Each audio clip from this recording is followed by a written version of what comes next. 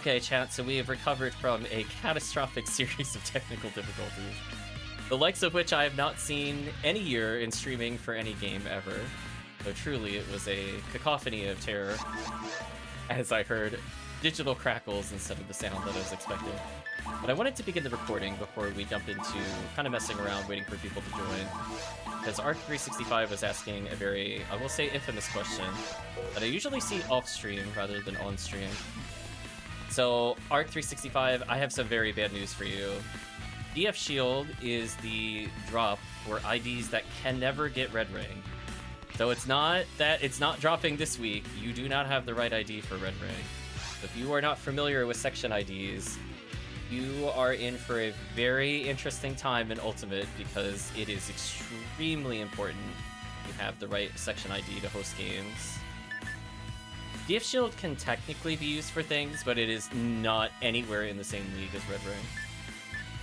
Just to be ultra clear. I think that's my roll 3. I think it's because I joined someone's game. I know Redria can get it. Yes, Redria is the one we play all the time. Welcome back 4. Hope you're doing well. Had to do a double take on the name there. We're just doing some warm-up games, but if there's runs people want to run today, let me know. It is drop rate week, so ideally something with a high number of enemies would be ideal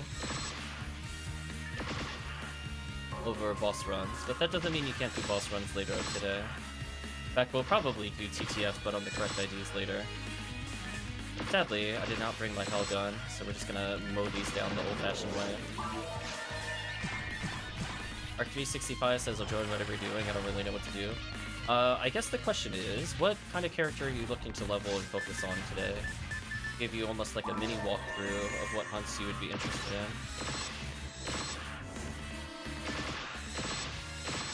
I think I just got unlucky with rolls there. Just your HuCast? Okay, well, there's a lot of different weapons the HuCast could be interested in. We'll kind of go through a checklist. I think you have a Disco Brave Man, but people always hunt that till the end of time with HuCasts. Usually you want some kind of partisan weapon, like a Jaya or a Yunchang, depending on the situation. If you don't have a good spear, we could end up doing stuff for that. Another good one that is usually hunted for would be either your set of vices, though some people just trade those, and or Xcal.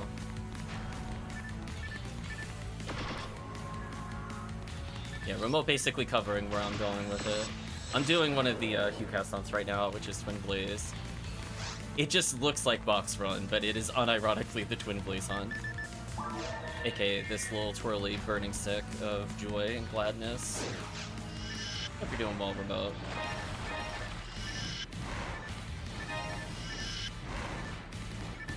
Yeah, there's other weapons that can kind of fill in slots, like some people will have charged Vulcans, for example. But probably if you're going to be focusing on Dark Flow, you will usually prefer a Vice, just to free up your slots a little more.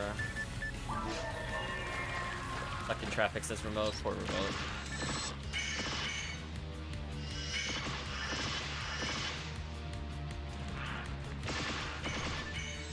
I got so scared there because I didn't trap shoot properly.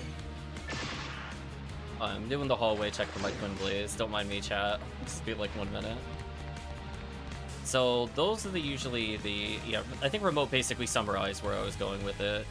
So it's not a super great week for Parasitic Gene Flow. Technically, Red Ring is whatever. Red Ring is eternal. People will run Red Ring regardless of what the week is, because it is like considered like the #1 to completing a character. But that's usually kind of like an endgame goal. You don't usually jump straight into Red Ring unless you have something that can defeat the bosses. So if you don't have, for example, Xcal to kill Worm Boss, D-Roll-A, for example, it's kind of brutal. Disca 60 Vice, Jaya week, I would agree. See, the funny thing is we end up getting Discas while doing Red ID TTF anyway. So I'm like, technically every time I do TTF, it's a disco run. I mean, there's like, what, 16 or 20 chances, depending on how many you kill in TTF? Because we usually go for like a near full clear kind of thing. Anyway, I'll exit to lobby since I didn't get my Twin Blaze. Rip Twin Blaze.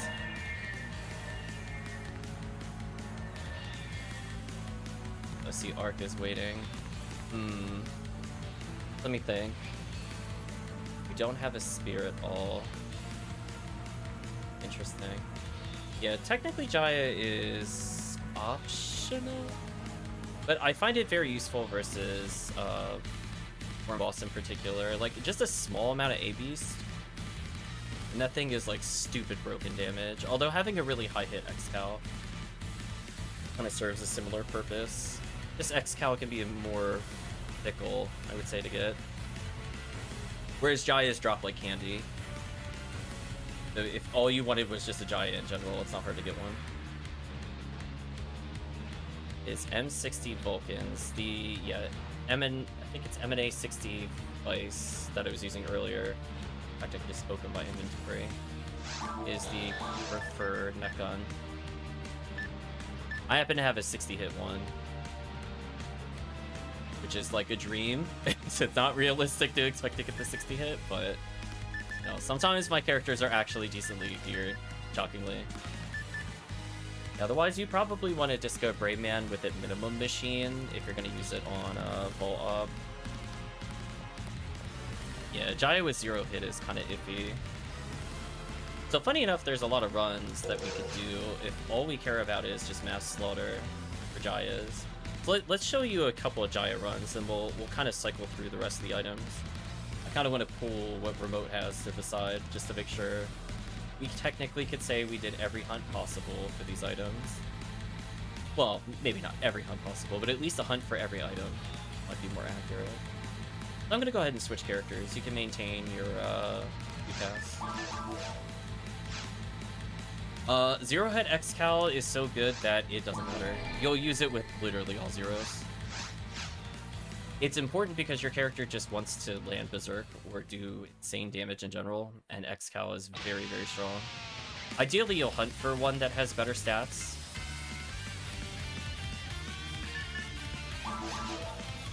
Jaya should be very easy to get with the percentage. It just depends on what quest you do. Yeah, Jaya, Disc of Brave Man's, people tend to get very picky with what kind of hit percentage it has. Just because of the standpoint is it's really, really, really, really, really not hard to get. Like, you will probably get more than one today once we start into things. Alright, chat, give me 1 second.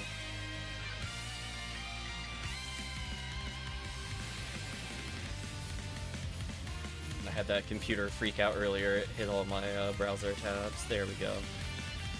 So I'm gonna give you a couple ideas of like how I've gotten all my Jayas, which is really dumb. Like, I don't know if I like hard recommend it, but like it happens. It's the best way to put it. So we're gonna start off with like ultra easy mode. So, you know, typically I don't like to hunt with UCAS for items. But there are exceptions to the rule. Okay, so we're gonna showcase a very silly run that you could do, preferably with your Force later. I believe Arc has a Force. Come join me, Arc. We're gonna teach you the joys of how I've been unlocking weapons while trying to do Valkyrie profile stuff, which I forgot to put into stream elements because I got so distracted by all the technical issues. Oh well, we'll do that next time. Read a reminder. So, are you ready for a really stupid run? So, let's introduce you to Blue ID's one of their best friends ever, the BFF of Cal's Clock Challenge. You will recognize this room a lot if you play Blue ID, or even technically Think ID Ultimate. Here's the strategy. I'm gonna walk in the middle of the room and cast Konvoy. That is the conclusion of my strategy. I hope you like the notes. Anyway, your job is to kill everything that doesn't die instantly. You'll figure it out. I believe in you. So why is this quest used for Jaya? Well, technically not directly used for Jaya, but you'll see people use it because they're unlocking items. So technically while you're unsealing things like your Lame to Argent to become an Excalibur, or your Adepts, or your Swordsman Lore, depending on the character, sometimes all you want to do is just Fireball. Like, you just want to just brain off and just win.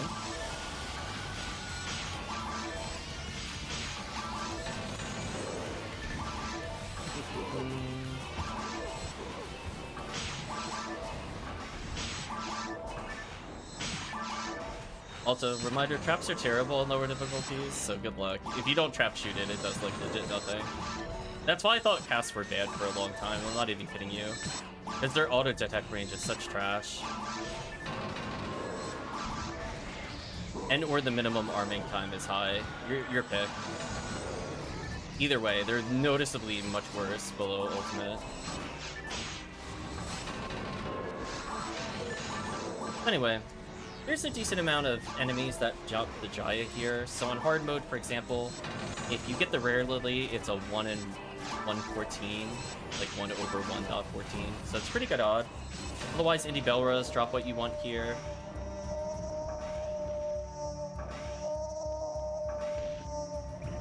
And then funny enough, there's an S parts you could get if you really wanted to in here.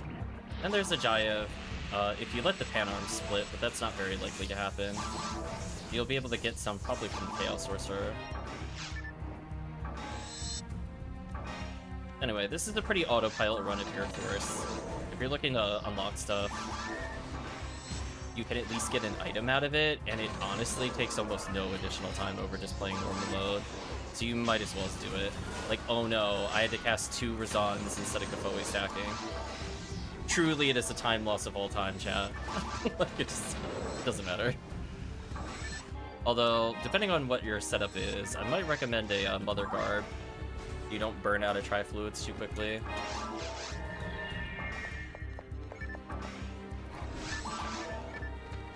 Then similarly, if you have like a somewhat decent team, so let's say you don't have a lot of S ranks, you got like a couple Force friends, maybe you got a Ranger or 2, then I would recommend doing very hard mode, even at low levels, because it's still good experience. And there's a better Jaya drop rate in general. So we'll showcase the difference between hard and very hard here. Yeah, every time I kill a sorcerer, it's a chance at an item. You get a Jaya, see, it didn't take very long. It probably didn't roll hit percentage, but if it did, then we're already done with the hunt. You can see, it goes by real quick. So it's not very hard to do these runs.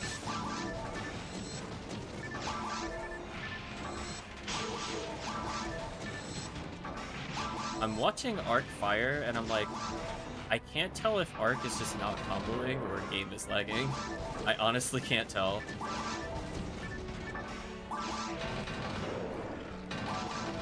I'm just seeing like single shots with pistol, which is very weird to me.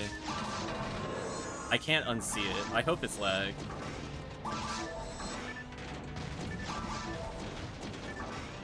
Ready these skill checks.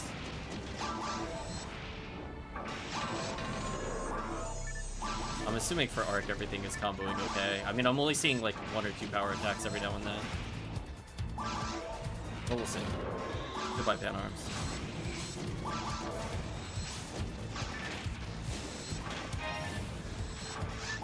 And usually I just kind of recommend dipping after Spaceship, regardless of the difficulty.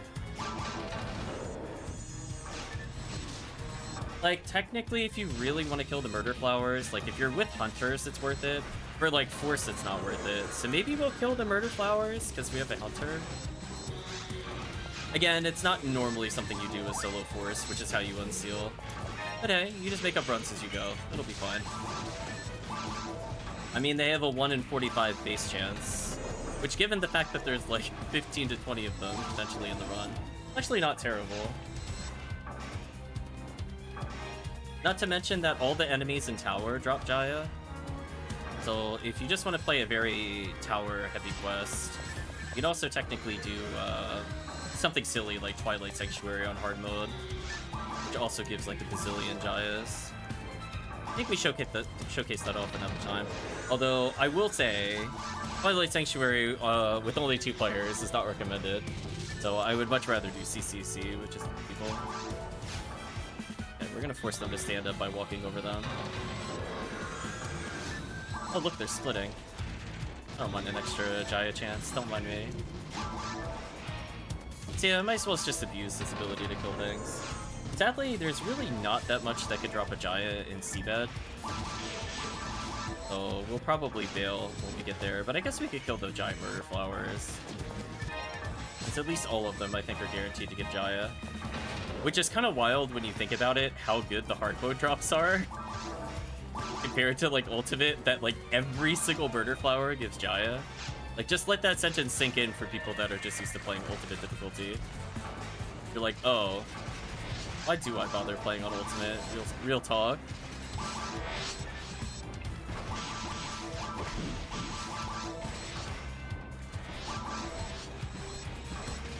Yeah, usually by this point I just reset out of here, but we'll try killing a Murder Flowers for extra chances. Welcome back, Nate. You're doing well.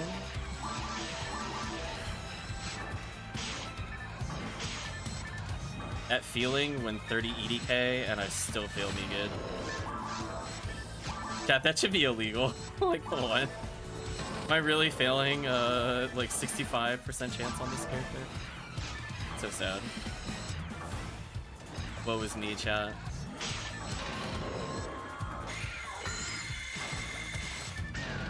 Yeah, it's a 1 in 35 chance with the boots. It's not too bad.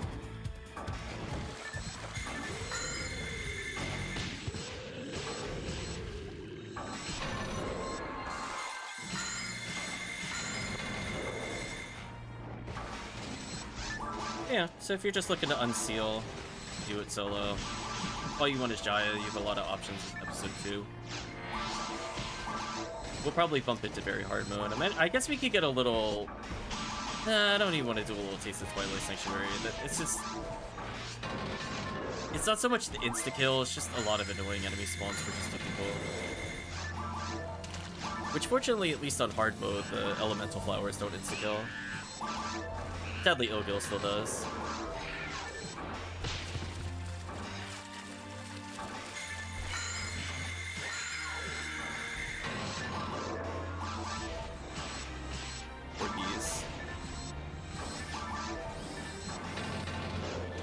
Yeah, I figure after we do some, oh, it's even beat now. I was figuring after we did a little bit of blue ID, we'd move over to purple. That'd be your advice chances. Yeah, look at that. See, that doesn't even insta-kill you. What a joy, chat. Although the confuse is kind of annoying.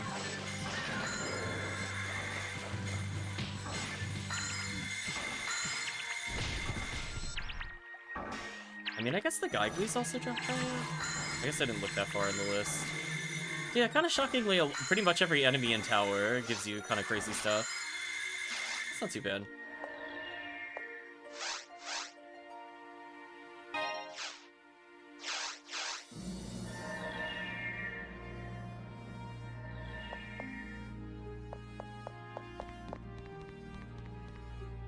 We'll do one more episode 2 on hard mode just to showcase what I'm talking about. And we'll move it up a difficulty.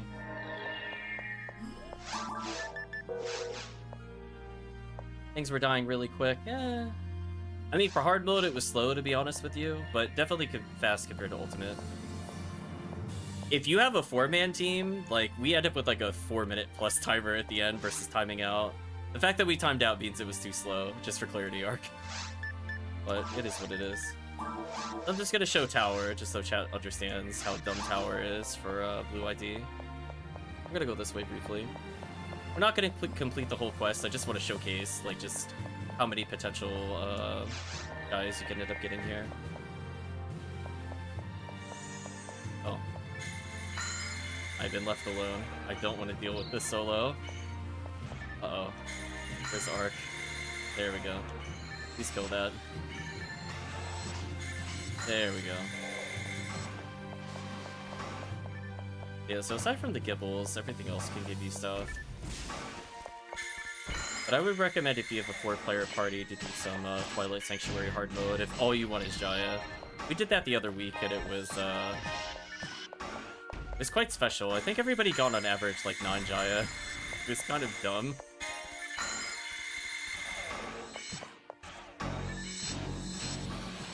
Look at me, unironically using ATP as the force with the lame to Argent.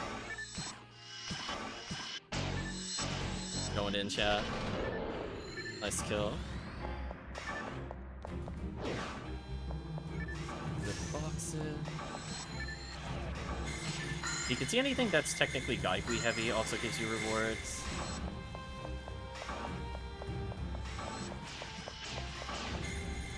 Nicely done. So if you have more hunters, you'll probably stick more to like Power episode 2. I guess it just really depends on what class you're doing there.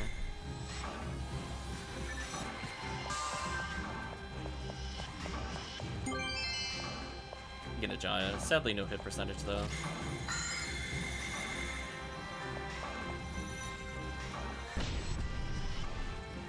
How did that not die? There we go. I'll just do a couple rooms just to showcase some enemies, just in case chat wants to see what some of the drop rates are. But we're not going to complete this whole quest. This quest is like the quest you should probably learn for resets on Ultimate versus doing it on lower difficulty. It feels weird being able to actually kill these.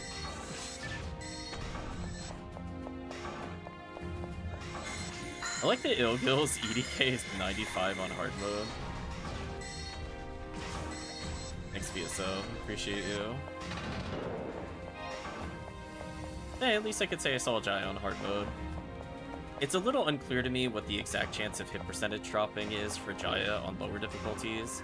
It's one of those things where it is quote-unquote on the wiki, but it doesn't break it down. Like, on normal it is 1%, on hard it is 2%, on very hard it's 3%, etc.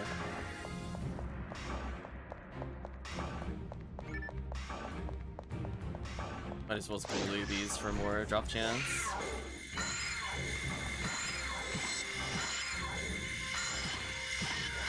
Nicely done. So you can see, like, if all you have is just a quest with really high murder flower counts in general, probably a safe thing to do Jaya, honestly, is like kind of a niche run. Especially if you're playing Hunter over Force, and you're determined to get it as Hunter for some reason. Yeah, like, see, every enemy here is dropping Jaya.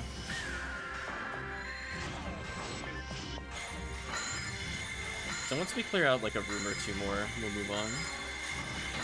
I mostly just wanted to showcase that everything here drops Jaya.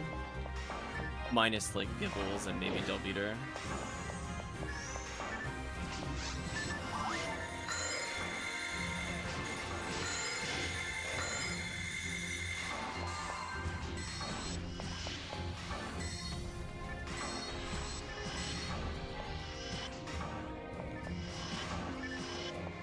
Casual Hue cast damage, don't mind Hue cast.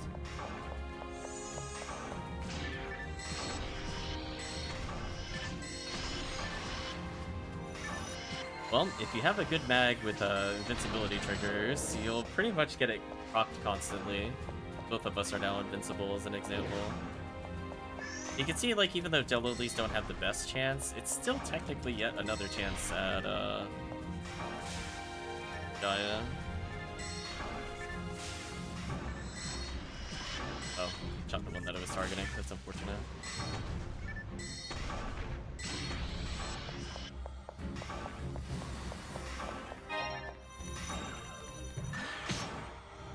I've embraced death.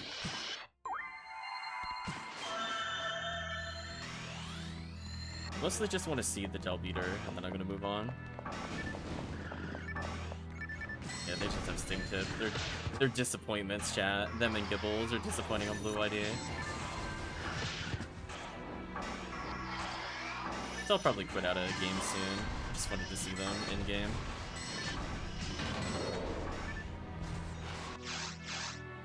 So, pretty much any tower run, but I said before, 4-player, probably Twilight Sanctuary. Low numbers of players or 1 player, so you could do that quest. Or, if your team is feeling a little stronger, you can bump it up to very hard mode. Oh, looks like we have somebody coming in. Nice. 3-man CCC is always welcome. And then, yeah, we gotta look at some of the other things to hunt for while drop rate is here. Game should be up on very hard mode. Niska will do TTF later, I'm not worried about that. Which is the best quest to get vices? I have to actually think about that. I imagine, ironically, that the answer to that is just going to be like Purple Pod, because you technically get Vice while you're on your way to other items.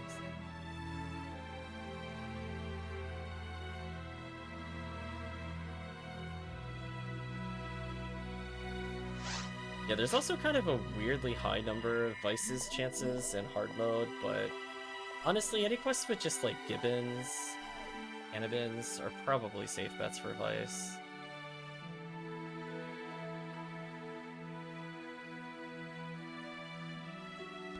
Also, I like White ID actually also gets Vices. I think I wrote in the guide a while back that technically there are good TTF IDs if you're gonna use TTF to level people. Personally, I don't like to do that. I always think episode 4 is just much faster for leveling, because it is. But in terms of just having casual people join, it's probably easier to get people into a TTF game than it is a episode 4.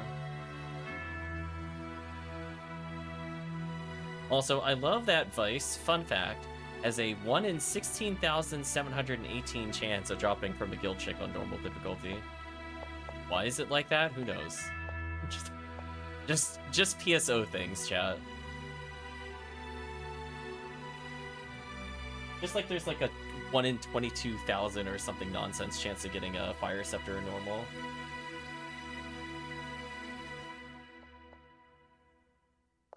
True shenanigans. Imagine your Uber just being a random hit percentage Vice. Anyway, we're just gonna go back to CCC quickly. That way we could say we did Jayas, and it looks like Ark already got one Jaya anyway. So this quest is a bit harder to clear. Typically, I would recommend, if you're playing like a really serious CCC, probably want a lot of Rangers. Maybe like 1 Force, 3 Rangers. UCAS can take care of some problem enemies.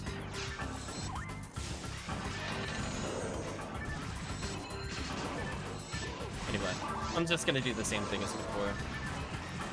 Whatever doesn't die to me is your problem.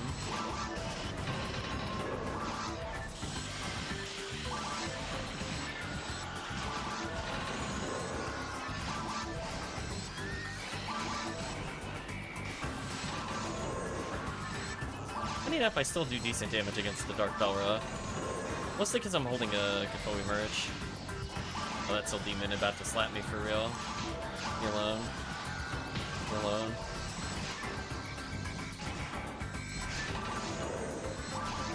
Yeah, it's just kind of an evolution of the other quest. This quest is also potentially used for XP. You just have like a bunch of Rangers. Bring all your hell weapons here.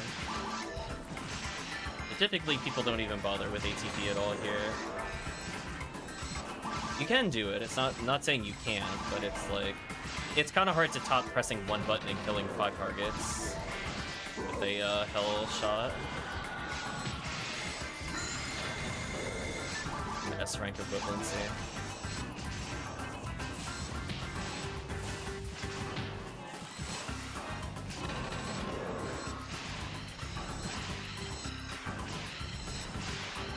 Poor lilies.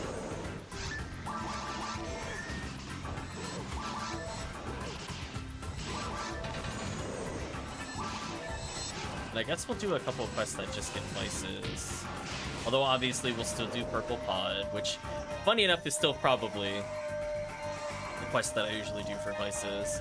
There are some pretty good episode 1 quests for vices, but I don't think they're in RBR currently, unfortunately. Also, I think we play those. As I said before, the big lookout for those and whether or not the quest is good is how many cannabins does it have if all you care about is vice. Technically, people can get it from like cave creatures, like the Volmers, If you're feeling masochistic and you are going for a Cycle Wand, at least your ult rare is Vice? Yes. But genuinely speaking, I do think Episode 4 is probably the best overall. Just because in that run, you could be going for Heaven Striker at like a V801 and Smart Link and 13s. There's just a lot more inherent value to the quest. This is really annoying. They keep spamming paralysis. There we go. Stop it.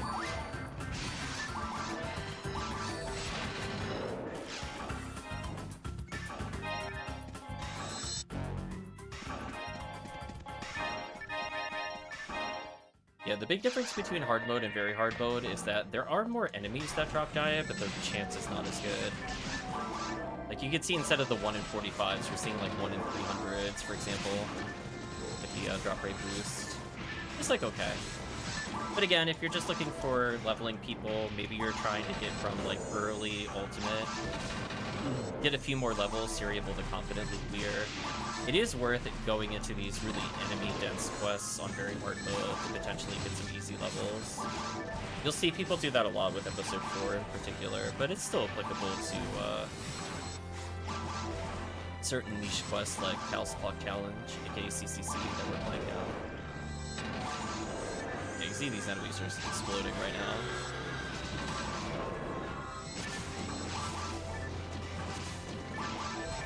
Poor enemies.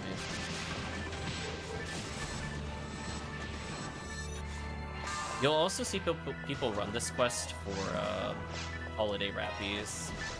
So for example, if it's Easter, you could get the Easter rappy that's in a little eggshell. So this quest is relevant for a couple different things. So this one would be like, if you're trying to get holiday rappy, but you don't want to struggle through the sins of Ultimate. Low and shield, new defense. I think I'll leave it.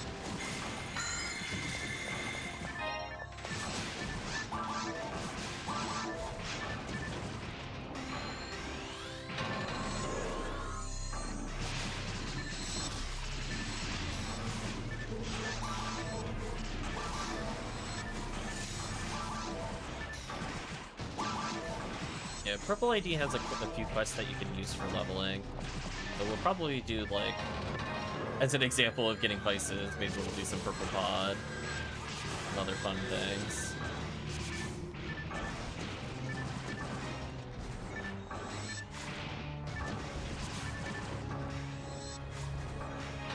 Yeah, Marissa A is the thing that gives you the vices. There's not like a ton of them in most quests. Like, usually it's easier to get like a lot of Buddhas compared to Marissa's. Which, to be fair, the Buddha has a better drop chance than Marissa as well. All givens are also not bad for episode.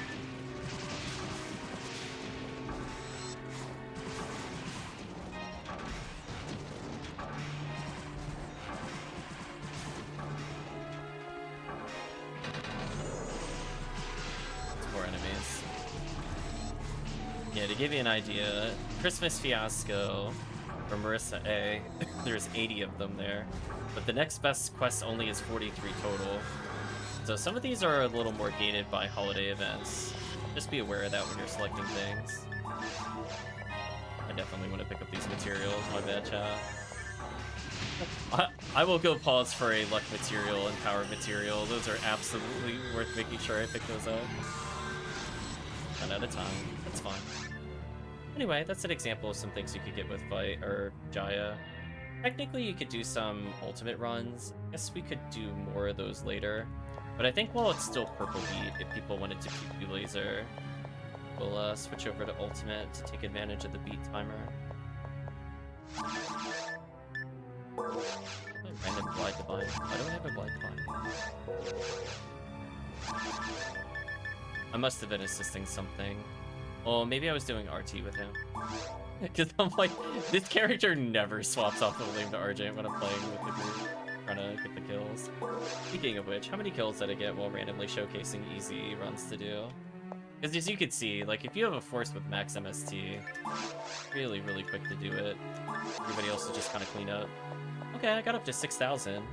Lame to Argent unlocks into an Excal at 10,000.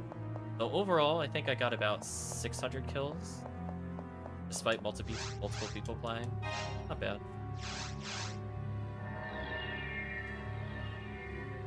So I guess we could explore what would make the most sense.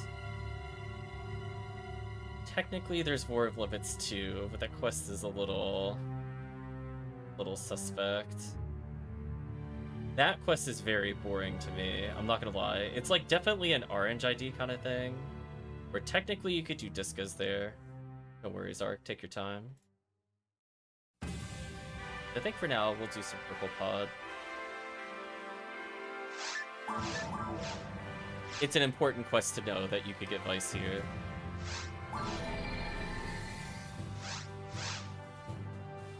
I'll play as a raw moral to carry.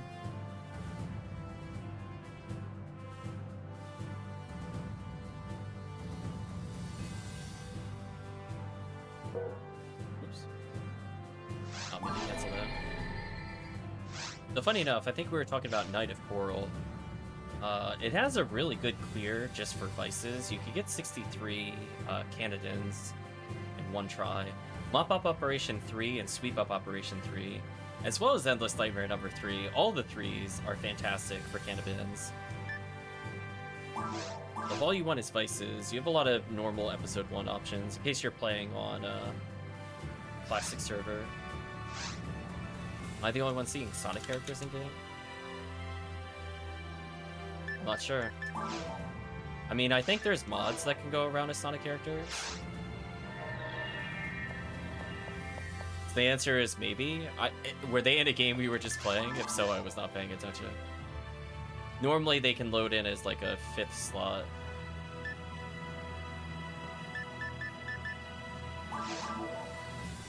But anyway, time to hard carry the party.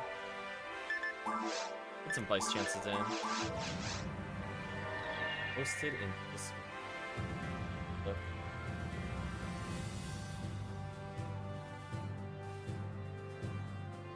Oh, interesting.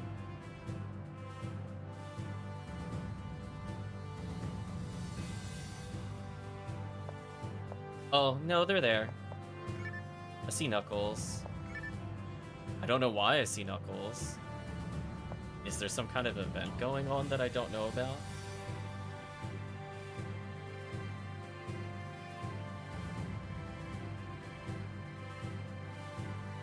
If there was any notification. Anyway, I guess I'll take a screenshot.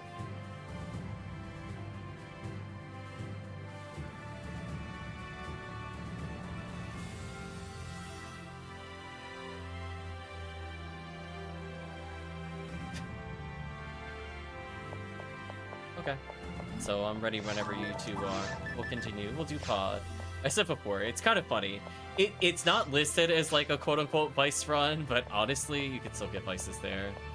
I guess every episode has somebody back there. There's Dr. Eggman. I'm not sure why they enabled it, but okay. These guys aren't cool enough, though. Oh, Sonic's back there. Oh, Open Your Heart keeps playing. Oh, I have the game music muted, so I don't hear it. That's probably why I didn't notice. Although, I'm kind of curious. If I go into the principal's office, is there anything in here? Oh, there's just another Knuckles. Damn, Eggman's small. Needs to get on my level, chat. Oh, there's Tails. I was gonna say... I was expecting to see Tails somewhere. I'll take a screenshot for Chris. I guess you could check whether or not somebody's posting it's in an event.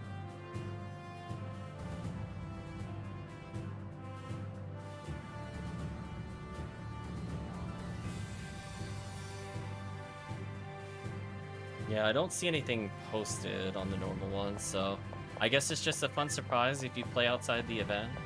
I don't know if it's for summer or Pride Month or whatever. I don't really know what they occasion it. We'll give Ark a couple minutes, otherwise we do need to get going.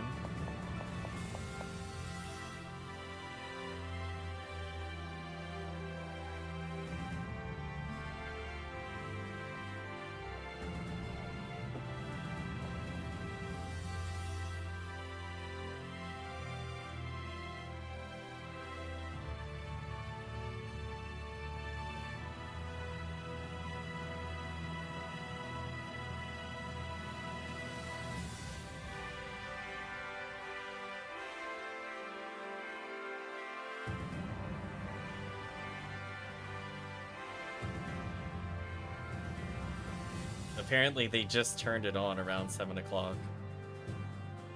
I'm not sure why.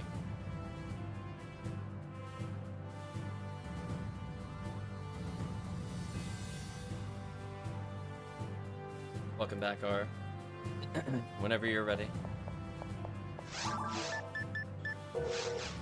Yeah. This is before. This is kind of an off-vice run, but honestly... Did you from game? I will say that might be depending on your computer settings. Generally, I can AFK for an eternity. I'd like to point out that my auto-disconnect is set for 30 minutes, chat. It definitely does not auto-disconnect me. Just want you to know. I'm being 100% real with you. I don't think this has worked for me for over a year. I'll be real with you. There are times I've streamed and I have definitely not been booted staying 5 hours in lobby. And not even lobby. I mean, like, in a game, I've been sitting there for 5 hours and it never boots me. So, I don't know when that broke, but happy Ephinea, I guess. I just know that at some point this year I did it and was like, oh, I will never leave. Because before it would actually genuinely boot me, I know at least the first 2 years that I played that it definitely did that, and it made me sad every time. Because I was like, damn, I just need to step away for a bit, get wrecked. Fools. Yeah, we'll do some episode 4. Again, these aren't like necessarily like the most UCAS friendly quests, but that's the nature of episode 4.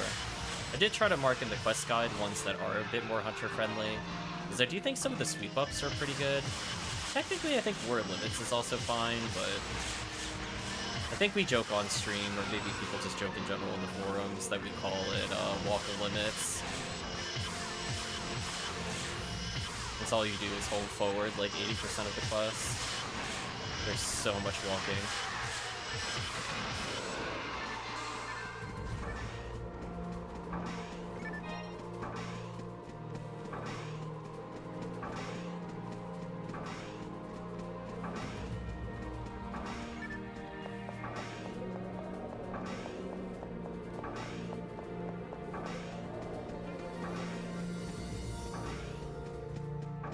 So there you go, Chad. Where were you when they activated the Sonic lobby theme? And then people crying out in terror when they accidentally put background music on after leaving it at 0 for forever. I guarantee you that's in the forums. I don't even have to be told that. I feel in my heart that it's true. There's guaranteed somebody that forgot how low PSO is and put it back to 10. There's always somebody. Like a Sonic fact right there.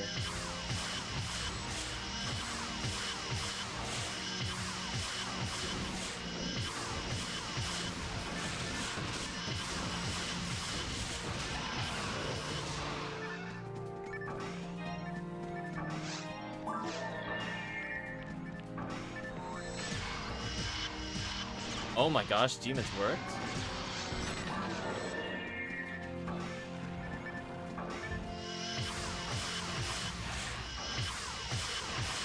Yeah, funny enough, quests with high amounts of lizards are kind of 50-50 whether hunters like them or not.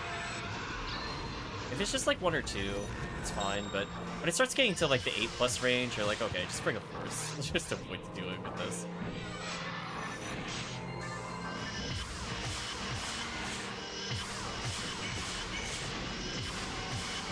There we go. Ertamperometer.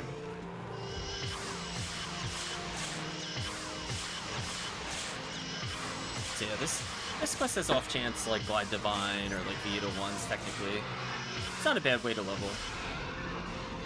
Not my preferred way to level, but it does give decent experience. And you need melee weapon? Wait, you have an X-Cal and you don't... What? Okay. I was gonna say, definitely high level play. Never leave home without your X-Cal. There's so many quests where X-Cal is good. There's really no reason to ever put that in the bank. It should be like a permanent staple.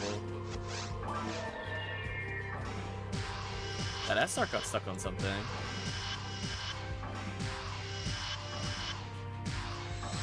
We'll take those. Demons, please. Demons. It actually would have been faster for me to just Vulcan it to death. That is so sad. That was so many whiffs, chat. That was brutal. There we go. Got there eventually.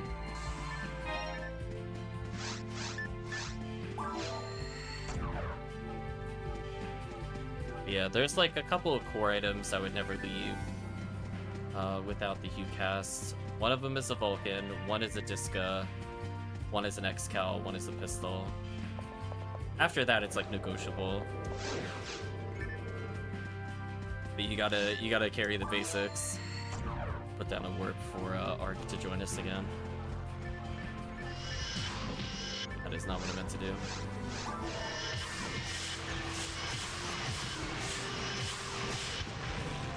Ouch.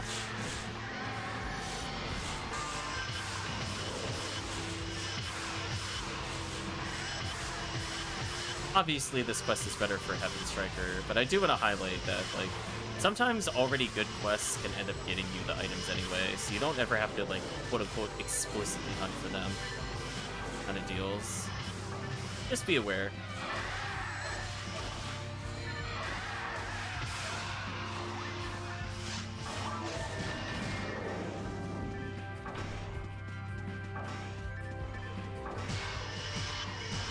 Jumped up. Demons, come on. Have to be kidding me. I'm getting troll chat. Actual trolling. So sad. At least we got a photon drop out of it. I probably want this. It's a power material and an HP material. That's worth picking up. Otherwise, I would normally skip going over here.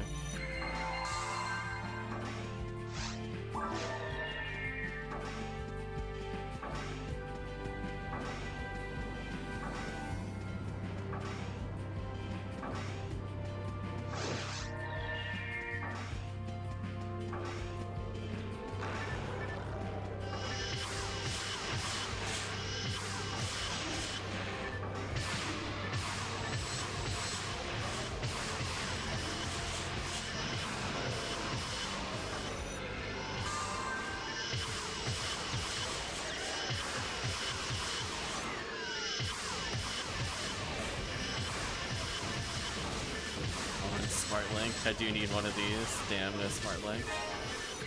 And I really don't want to spend Photon Crystal to go get one.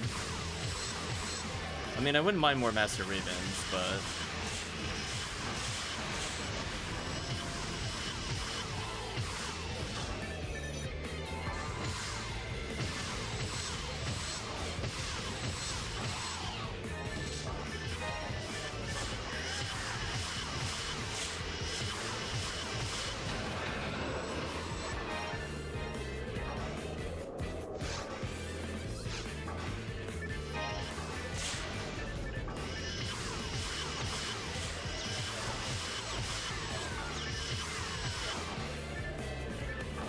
depending on the difficulty of the quest will really change whether I play Raw Moral or Force.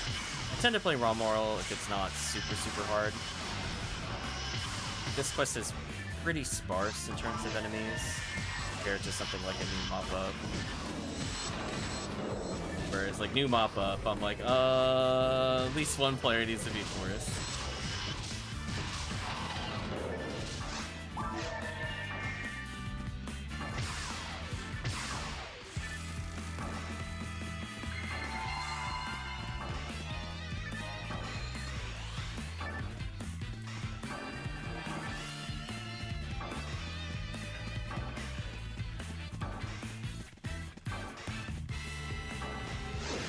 It's kind of the wrong week, I would say, for X-Cal.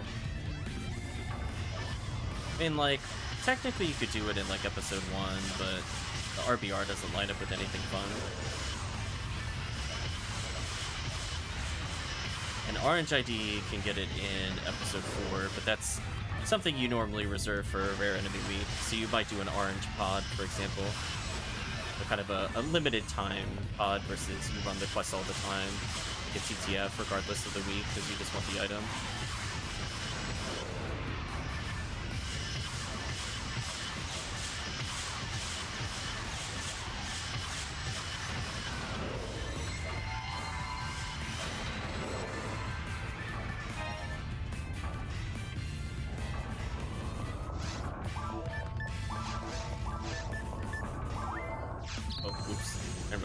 Synchro already. That was a mistake. On Yashvinikov. Make me happy.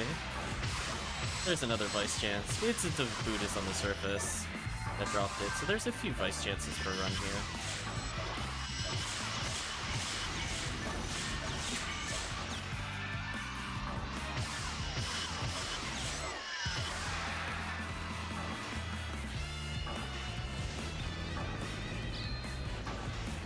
Ooh, Arc going along the lines there. Maybe a little brutal.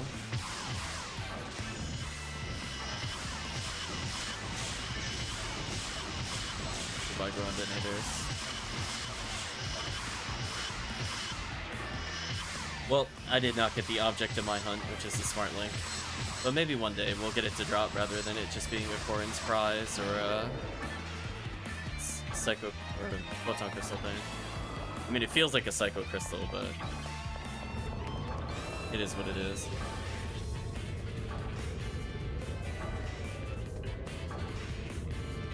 I was gonna say, Chad, if we get Conjure You, everybody is allowed to roll their eyes. Just want you to know collectively. You do stupid runs to get the rare enemy for no reason.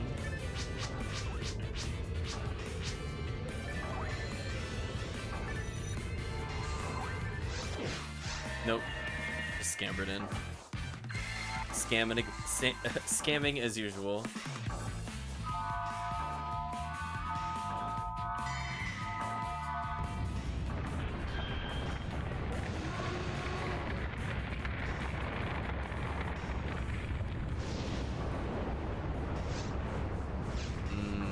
Yellow kind of sucks. I'll try to go for the orange here. Ooh, out of range. Never mind, chat beat me to it. I believe in you, chat.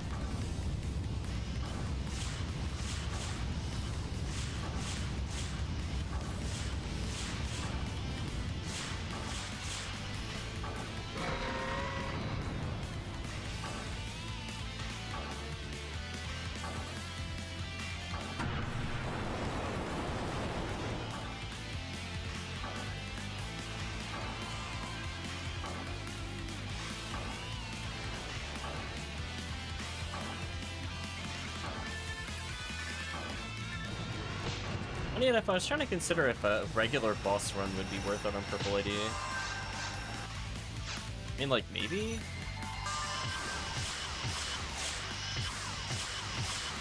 I mean, there's an okay amount of Zabutas and Marissas in the quest. Ouch. Getting bullied. Leave me alone.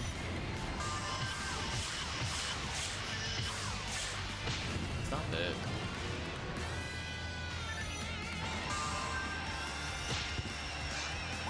We have 3 Trimates left, we should be fine. Oh, you're ultra dead.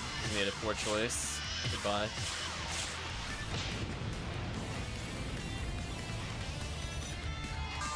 Perfect kill. Looks like they're waiting in ambush for the boss there. Good job, team. Fortified.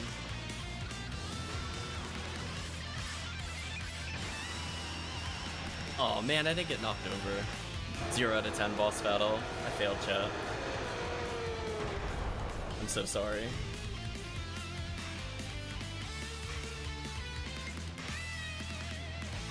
Yeah, like, Lost Berserk Baton is 54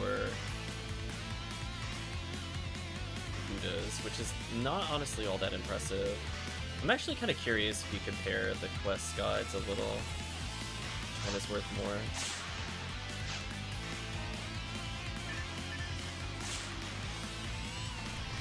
There's some interesting items dropping.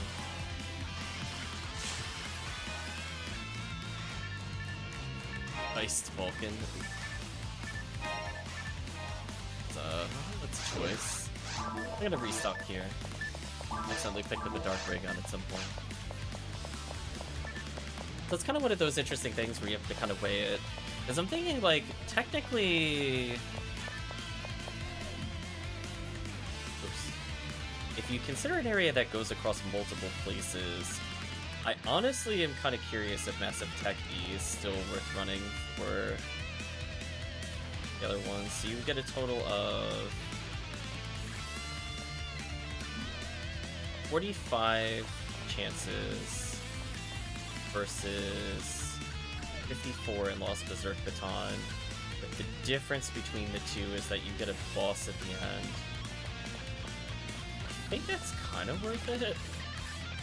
Though ironically, I guess regular boss clear is still worth doing for purple.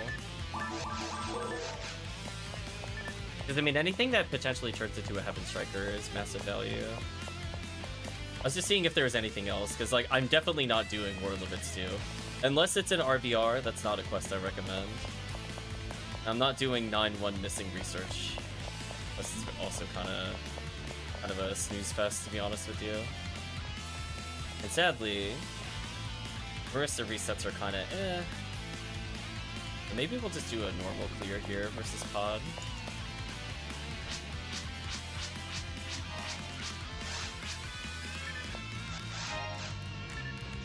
The only question is, should I play a Force versus a Ranger?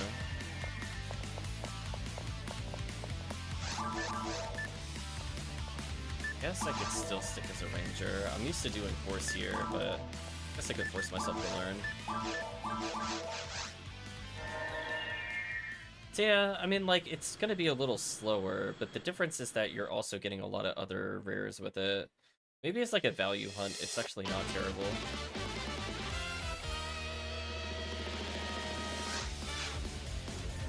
Right, because like Purple Surface is not the most exciting thing ever, but Purple Underground is actually pretty good. Right, you get Ophiel C's from Marissa A's. Tempest Cloaks are worth an okay amount. Yashmidikov from Goron is good. Heavenly Abilities worth some PDs. Obviously, Zoo and Pazuzu is still down there. Satellite Lizard Yowie is also not terrible.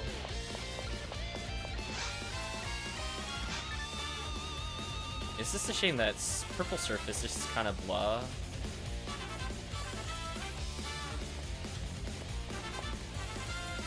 I guess the question is, they lost Berserk Baton.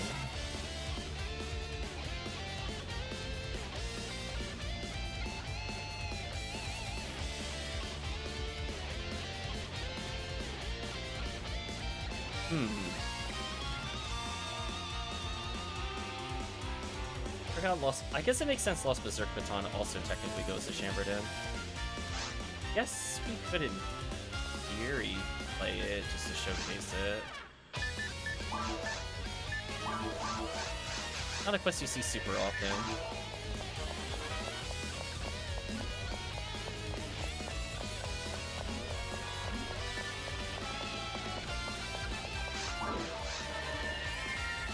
I think this will benefit more our drop rate week than pod will. Given that drop rate doesn't really impact boss drops. You just kind of want generic kills like this.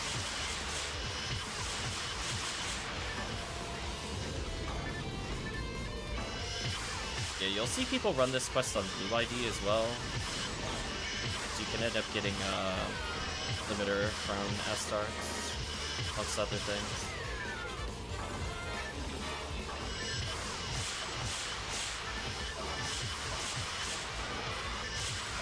I might as well do a slightly different quest. It's technically the recommended quest to fight Zabutas.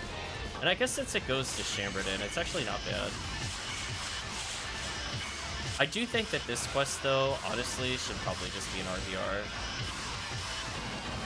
I would love to know what the reasoning is as to why this one was excluded. It's one of those ones where it's like clearly not as strong as the other episode 4 quests. Oh, hello. It's clearly not as strong as the other episode 4 quests. But it's still decent. Like, don't get me wrong. You'll still end up getting like about 100 XP a second.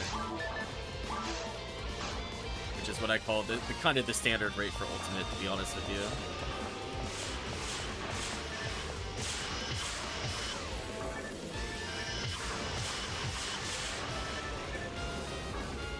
Plus I figure it's nice to showcase new quests.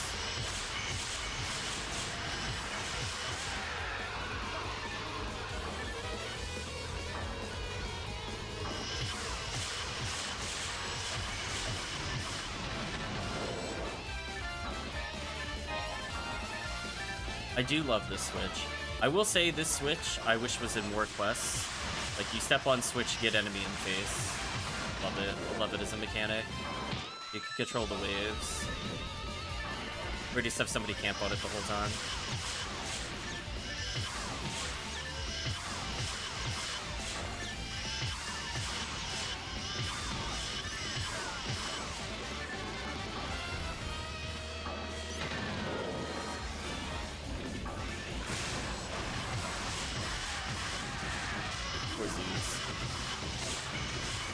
There's actually an okay amount of zoos in this quest. There's 46.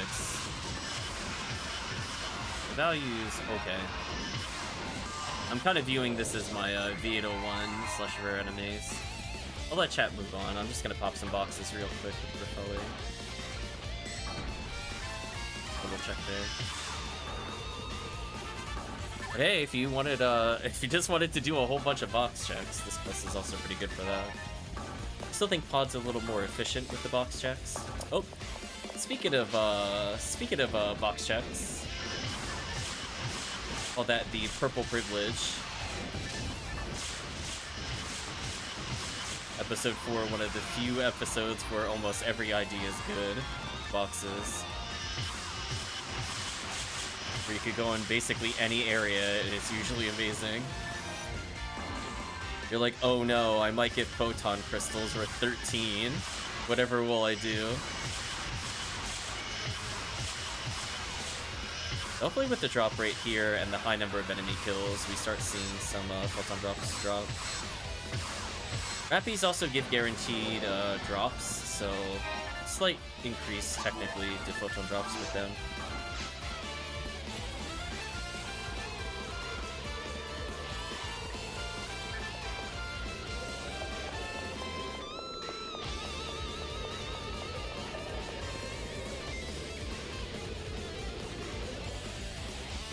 Like again, we have this summoning button.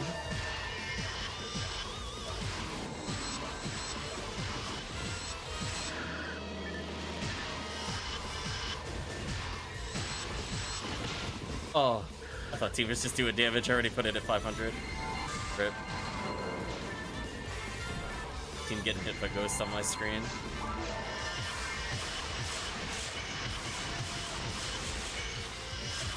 I guess Yanamir's not a terrible shield. I'm not sure what Ark's using for shield offhand. Just as a generic ATP losing shield for hunters.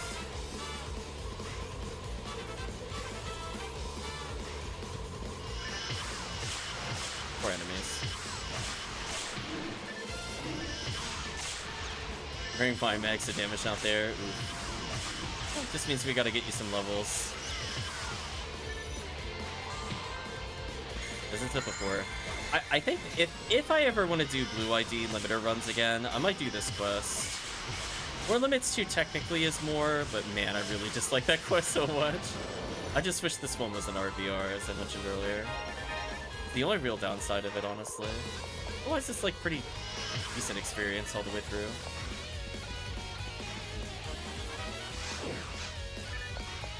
Don't mind me, just doing box checks.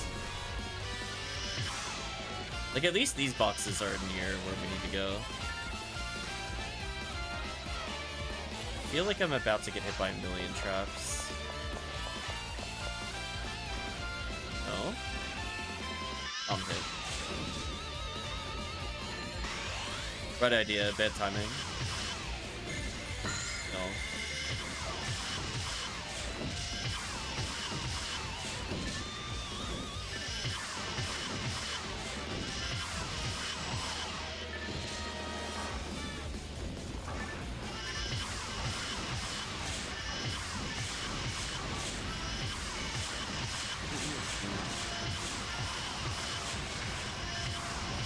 Yeah, I figured we do quests that we don't do super often on stream. For people that are tired of TTF and RTs. Like, look, I even did hard mode and very hard mode CCC. I almost never do those on stream.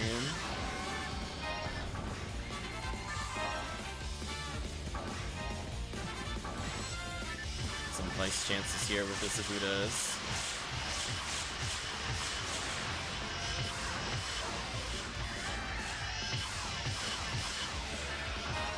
Yeah, you'll tend to see people do solid Vice runs during holiday events. I think, for example, Christmas Fiasco 1 is used to run it because there's a lot of cave enemies that give it, and it's Psycho Wand chances, and there's Cannabins and Mines, and Ruins has an okay chance of items.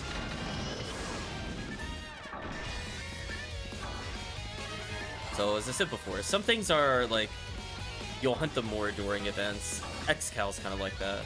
But if there's ever, like, a Sweep Up or a Mop Up 3, it's a pretty safe thing to do on Purple ID if all you want are Vices.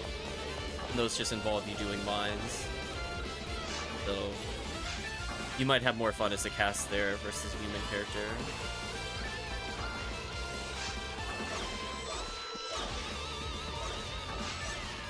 I like how I walked into him and I didn't get punished. Thanks, Rappy.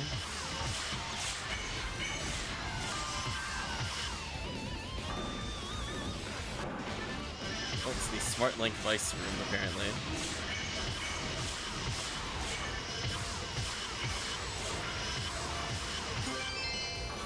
Speaking of Vice, one drop, but sadly no hit percentage. What a shame.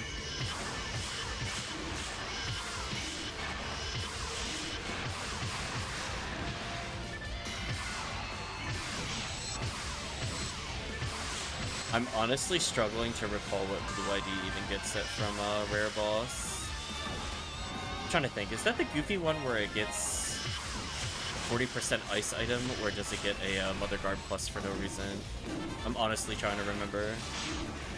I feel like it's one of the two.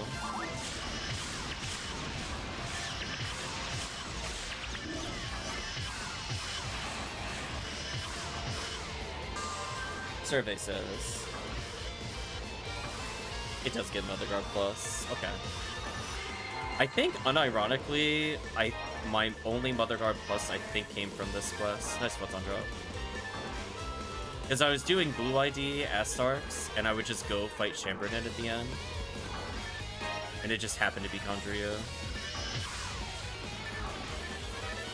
Because if you think about it, like, how often do you see me play, like, Pink ID or, like, Blue ID Episode 4 boss run? The answer is, like, essentially never. But that's because I just really badly wanted limiters, and the game said no to me.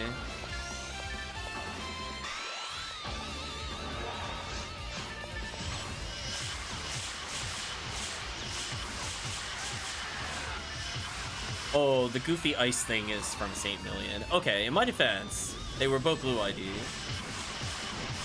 So I feel extra on point then. Dango says game says no to me a lot too. Welcome, Dango.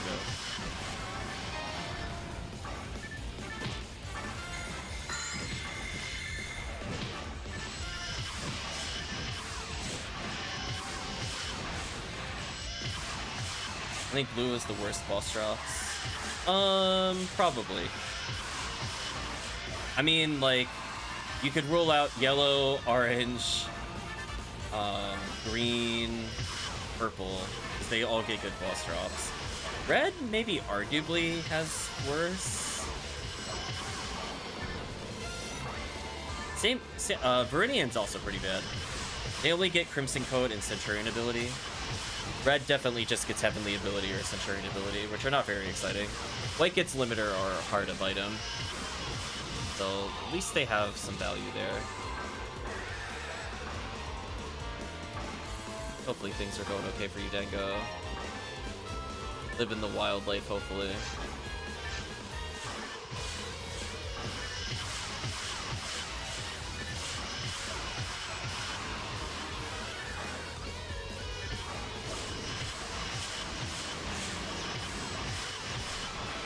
So funny enough, we could in theory do some XCal runs if Dan goes here. That'll be 2 players potentially looking for a good one. Boulder blocks lasers, interesting. Well, day off tomorrow and no raid tonight. Oh no. The true wildness. Well,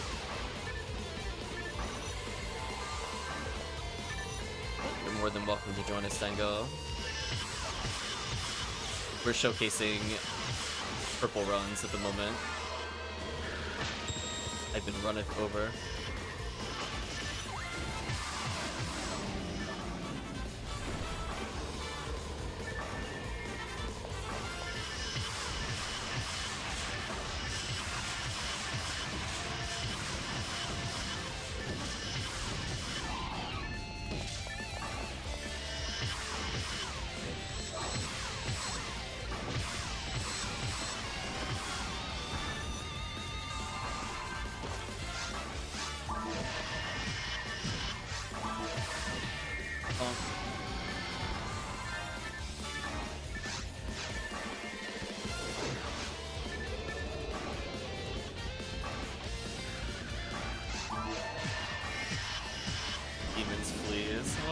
Proc chances. Holy. God, I demand a refund on this demon sniper. Actually defective.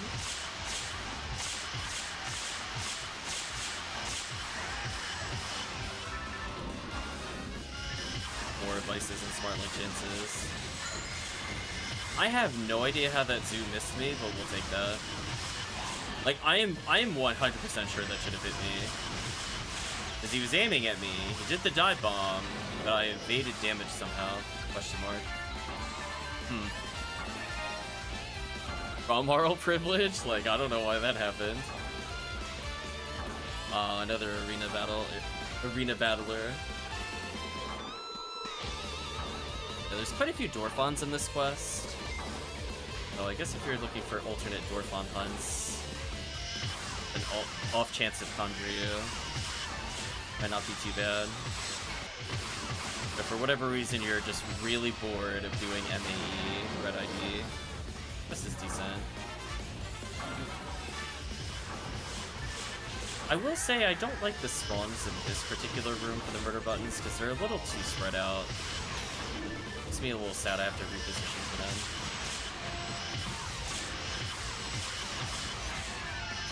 Like, how dare they not form neat little columns of death? How dare they, chat?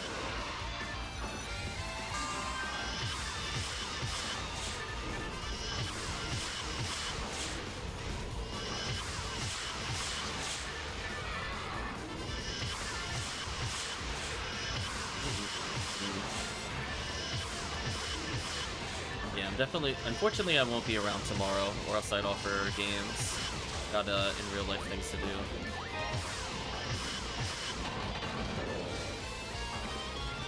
But I am looking forward to more received stars, I'm not gonna lie. Oh, I knew this would be the Dorphon wave. I was like, I knew it was overdue. At some point it had to be Oops All Dorphon.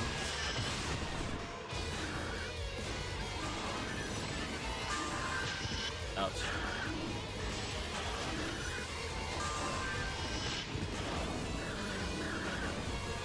Ugh, uncontrolled Dorphon is a disgusting thing. Targeting. God, I'm so sad.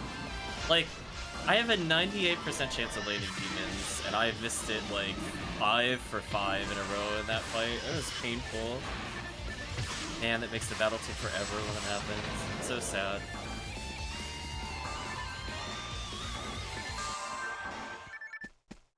Oh. I guess we finished the One Piece soundtrack. I guess we'll listen to the second game soundtrack. He was technically playing some from 3 just then. So we'll hear those songs again eventually.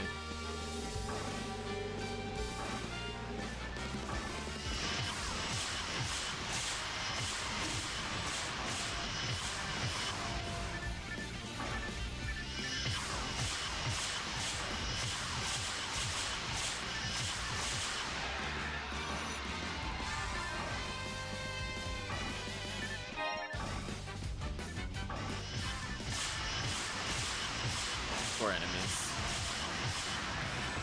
On photon drops.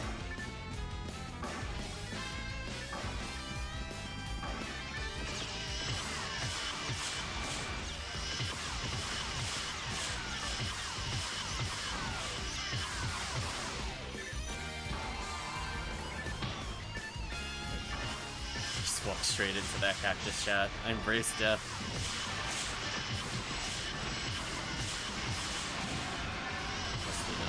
Those demon mechs. You can level 26. Might actually pick that up. I think where that dropped. I know it dropped somewhere in here, I just don't see it. Oh, is that it all the way over there? 1 second. We'll find out. It is. Might be an upgrade for me.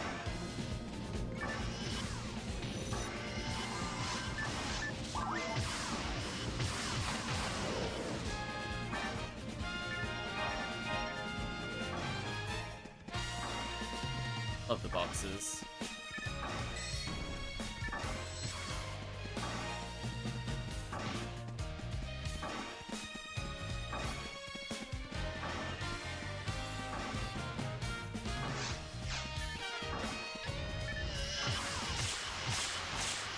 Yeah, we'll continue to do some episode 4 quests while it's even beat. Just because I know some people like the Pew Pew Laser. Damn, I disrespect killed him with Robarda.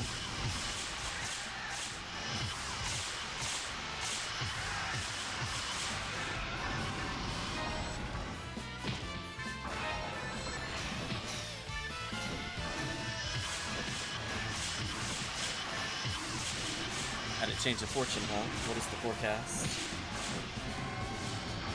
Hunters, Newmans, females. Interesting.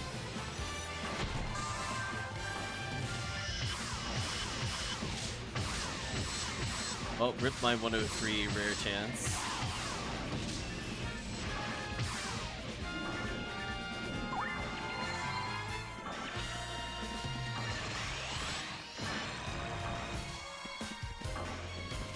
Apparently the time of the funeral is nigh.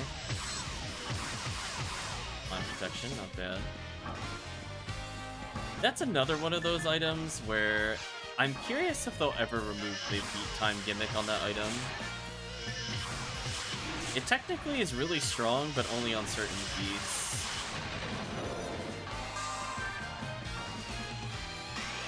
So it basically has this, like, it acts like a super versus devil, which is actually pretty useful for female characters to survive Lilies.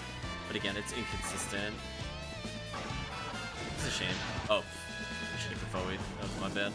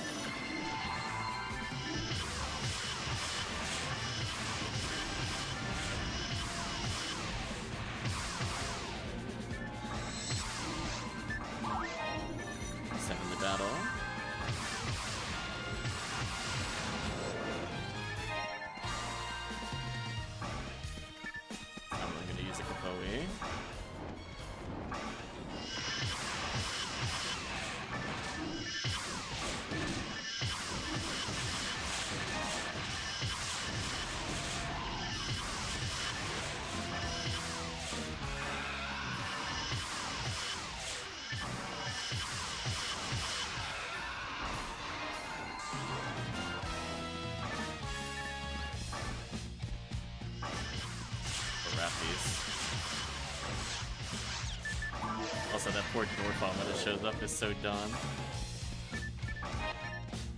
Poor dwarf bomb.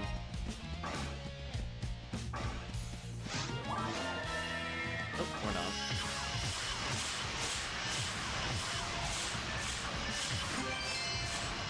Another Vice draw. Sadly, no hit percentage. At least we're seeing the point of the run. Let's not just take my word for it from chat. We saw Jaya draw, we saw a Vice draw. We'll move on to, like, X-Cows and such. AKA, we're probably playing 4-player Phantasmal World 2. To be honest with you, it's a good quest. At least the lucky coins guarantee some value. Mango says, what's with the lobby music? Apparently they just activated Sonic Lobby. I don't think there's an occasion, it just happened. If you haven't seen already, Dango, if you go into any episode, look behind the counters in each area. Take screenshots while you can.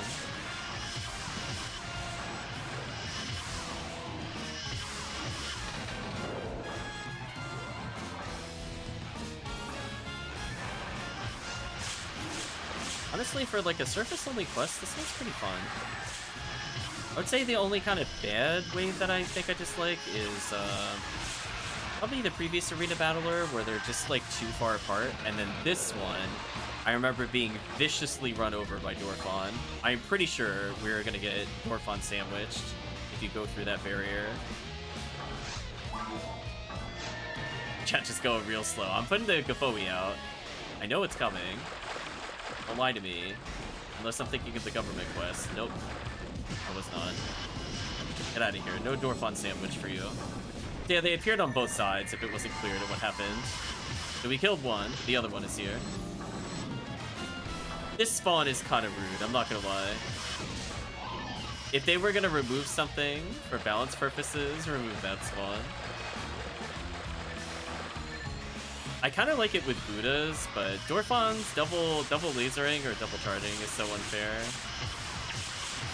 It's technically based off, I think, a government quest that does something similar, but it's like, it's okay. You don't have to take notes from the original Sega team. Something tells me they didn't know what they were doing. It's just, it's okay. You don't need to follow all of their best practices, quote unquote.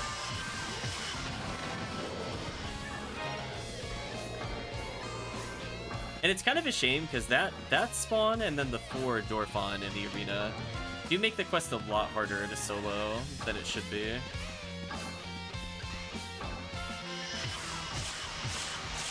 It's just not going to be as free as something like Pod.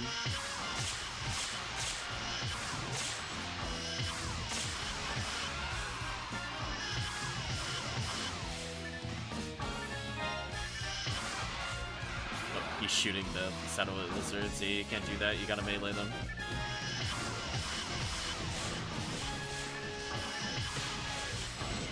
They are literally immune to damage, so you can shoot all you want. They won't take any damage.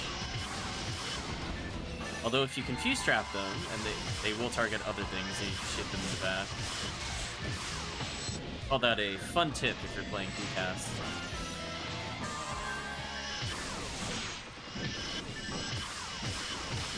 Oh. I was like, why did why did he start targeting me? And I was like, oh, never mind. I understand now.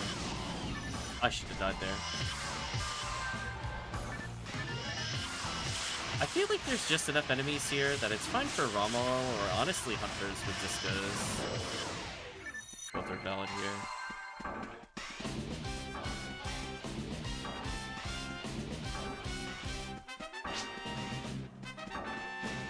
Mark says I gotta sleep after this, I'm dozing off. I was gonna say, didn't you just have coffee?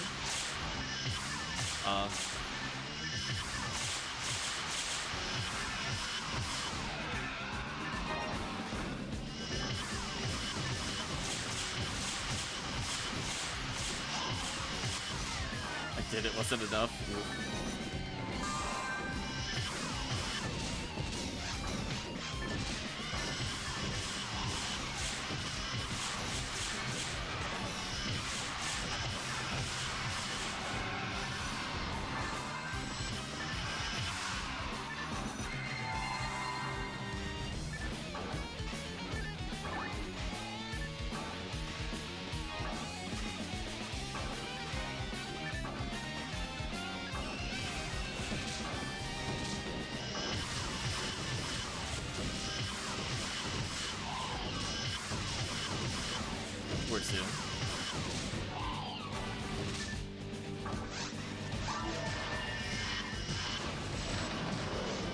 There we go.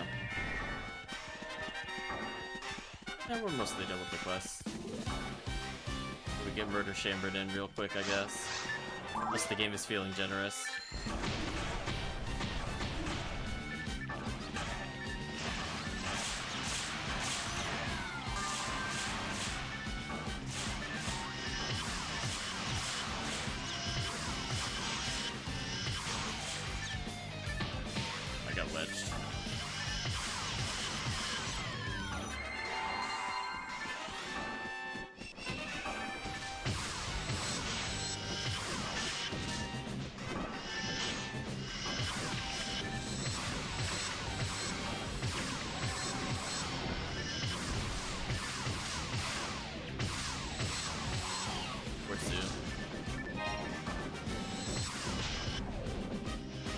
So sad I misaimed that.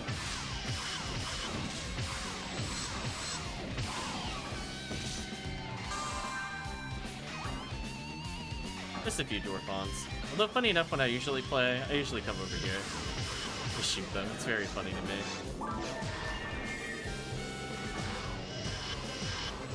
My little safety area chat. Don't tell the quest designers I just hide on the other side of that ridge.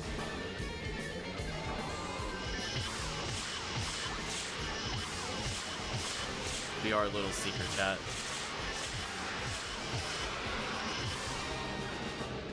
Speaking of hiding on the other side of the ridge.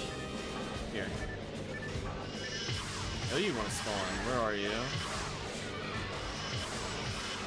Like over here or something? Yeah, but there's the second Dwarfon. Where is the second Dwarfon?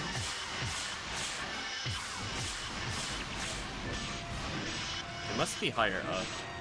I guess we just didn't trigger it. Redidoshi with max defense.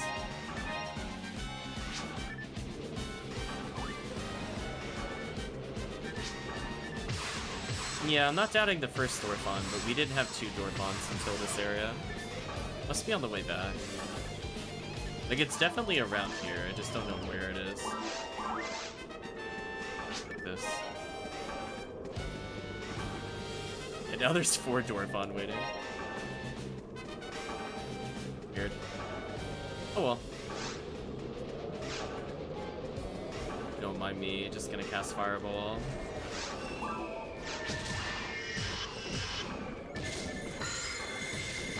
Switches were hidden under boxes, good to know.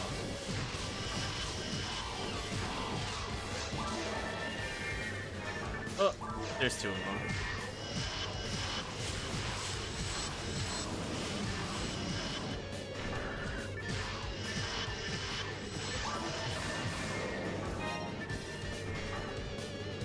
I have no idea where the other one is. Oh, there it is.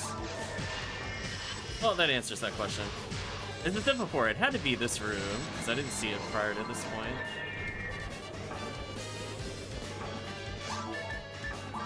Heavenly Battle, nice.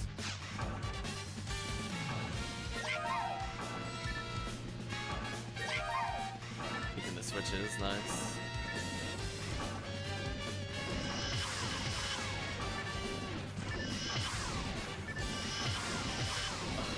Not targetable to me.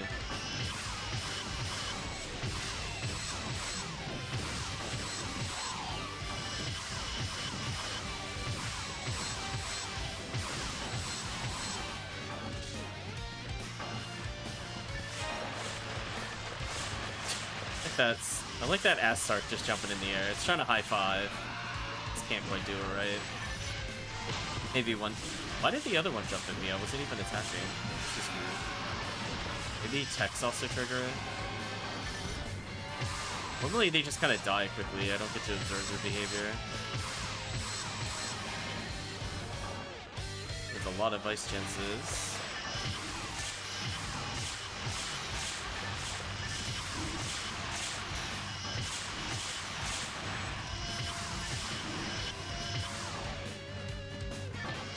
Well, if you're wondering where all the Zabuda were, they're like, no, you gotta finish the quest.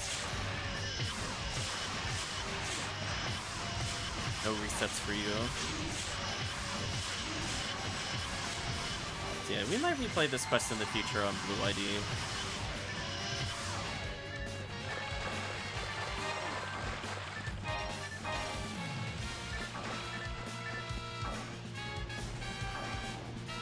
It is definitely at the booty end of the quest.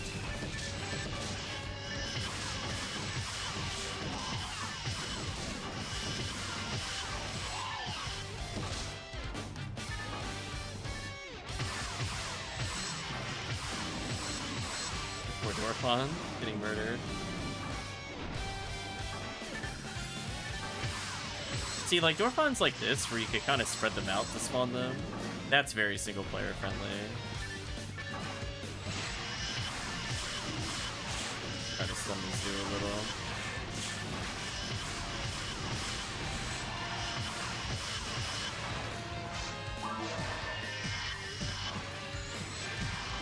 Oh Now Demons wants to land on the target that actually could evade it? Whatever. Chat, whatever. The nonsense.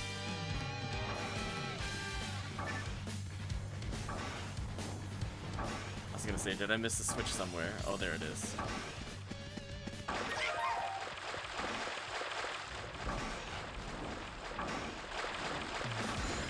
I was gonna say, it's loading Dorphons. I'm like, listen, like, I was like, there's no way it was the Dorphons. That's why I just Gafoed. I'm like, no. Big open area, no trust. Trust gone. Oh, I'm getting destroyed out here. Holy, stop it. Yeah, this spawn is kind of unfriendly to most players. Without paralysis, this is kind of rough. Don't have anything that paralyzes, sadly. Damn, I'm literally just getting confused. High damage locked over and over. Can't do anything. Please stop. He needs a Trimate to hopefully get out of this situation. Get a couple kills. Oh, come on, check out those two. The diagonal Dorphon. Damn.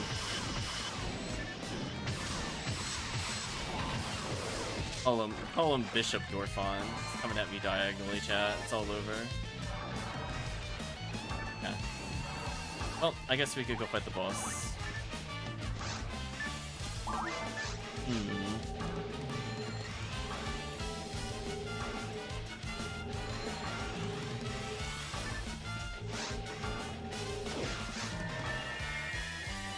Moment of truth, chat.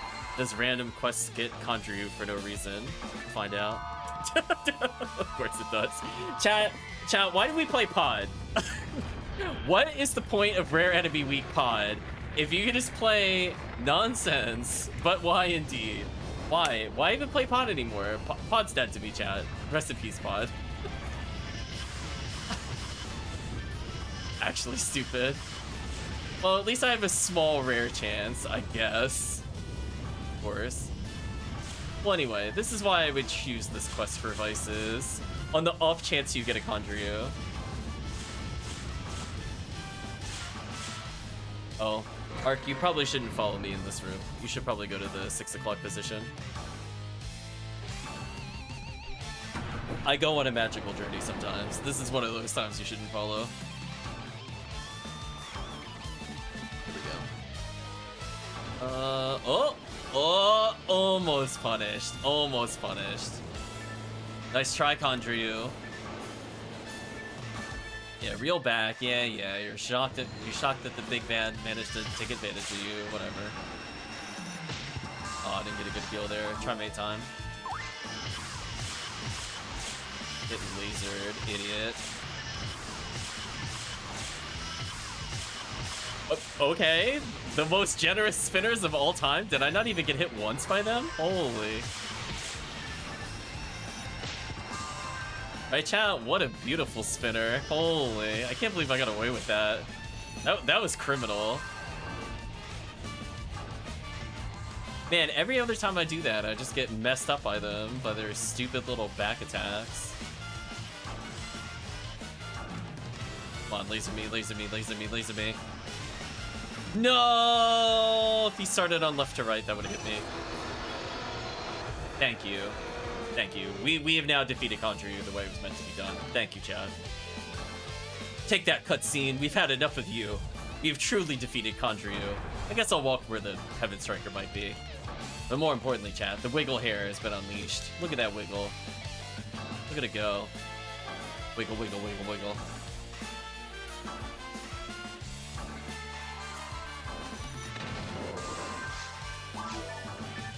Oh, no Heaven Striker. What a shame.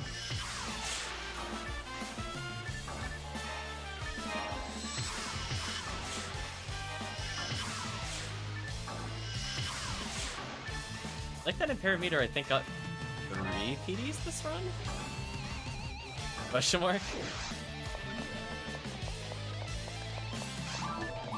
It's PD time. Oh, only 2. There you go. Eggman's just chilling out.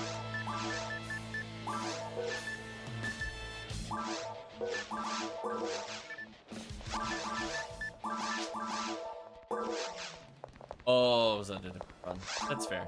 Let's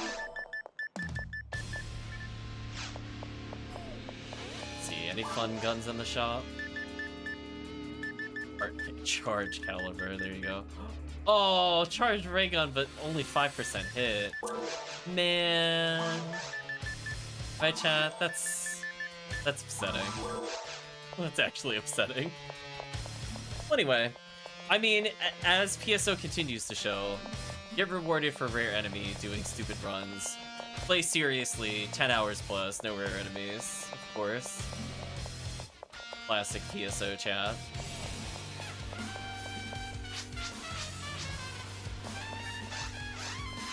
Ooh, only 10,000 for the clear? That's kind of bad. I'm not gonna lie, for how long that quest is, that money reward kind of terrible. Should have been at least 15,000 minimum. I mean, you're clearing 2 entire areas. MAE even gives more money.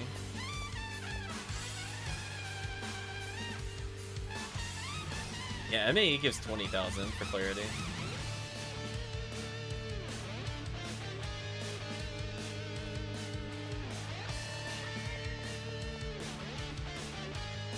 Yeah, and if all you care about is truly Marissa A's, there's one other quest we could do. Sleep well, Arc. Django is here.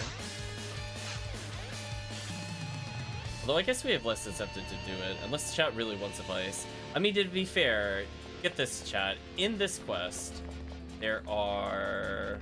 I think I read that correctly. 142 Marissas. The drop rate chance of Vice is 1 in 211. It should be nearly impossible to do this quest twice and not receive one. Again, I feel like these quests should have been in the RBR. Okay. Well.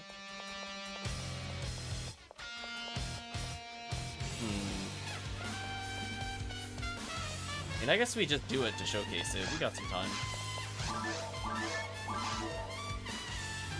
And we'll see what the team wants to hunt next. Should be a lot of XP for the team. This is going to be Underground Episode 2. Hopefully you get a lot of rest, Arc.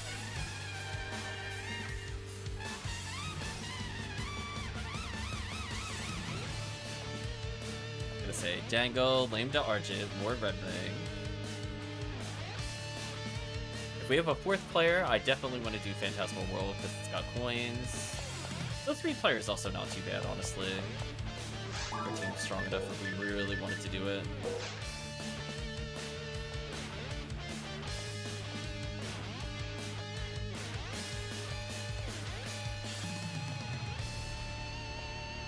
We'll see if we end up getting a 4th person filling in.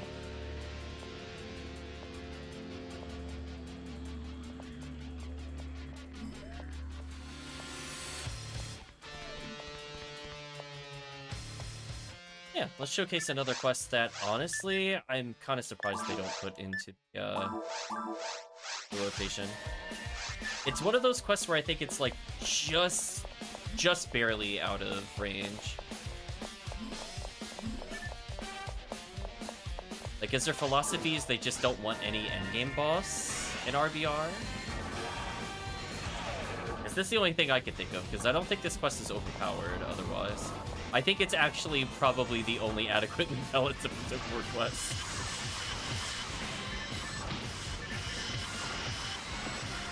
Yeah, let's see if we can get a Yashminikov here, some clues. We have a lot of Marissa chances for Vices. Who knows, maybe we'll strike it rich for Dango. In the meantime, this should be a stupid amount of XP.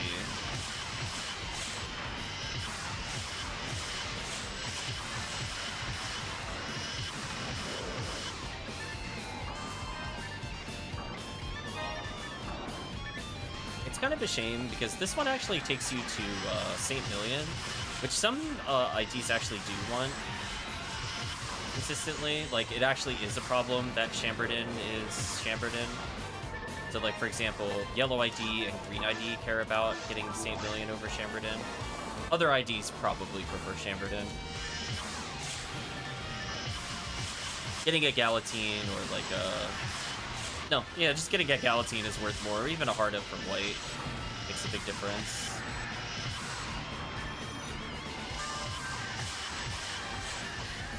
I think this is a quest I guess Hunters can do okay on. I don't remember any damage runes offhand, which is usually kind of the deal breaker for solo Hunter.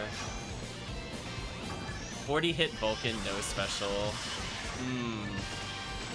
Right, chat? Just what the doctor ordered. And then we have to pick it up for chat. But everybody acknowledges the item that could have been. That's how that works.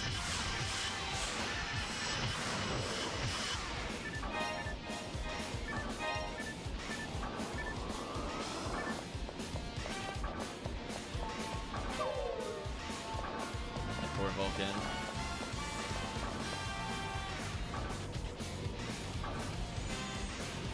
See, it has the rooms that you stand on, or the tiles you stand on to which you can damage, but it doesn't look like a beat room. I do like that there's like little boxes on the side if you want to explore a little bit. Yeah, if you really want Vice, this might be the best quest overall for Vice. Just because it is a lot of purple underground, a decent number of zoos versus a lot of Dorphons.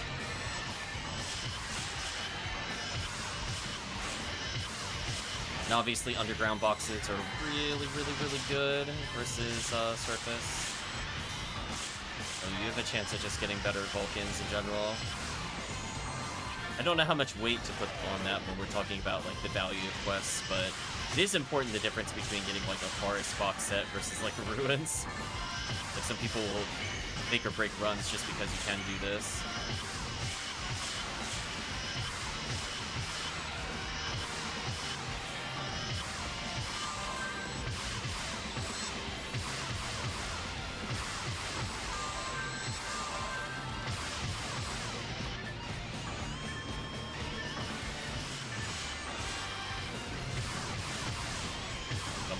Opening boxes.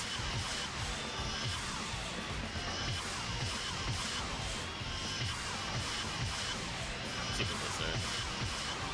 Get out of my face.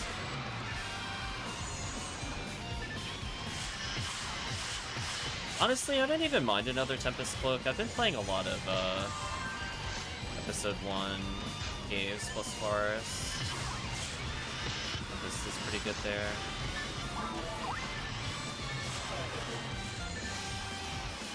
Funny enough, if I were to play my Purple Force here, I get an upgrade from it.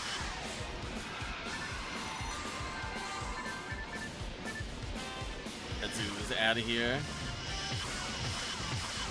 Just gotta believe on that one.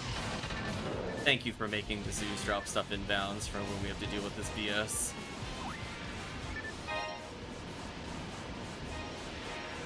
Like, listen. If Sega actually stopped them from going out of the room, then it wouldn't matter.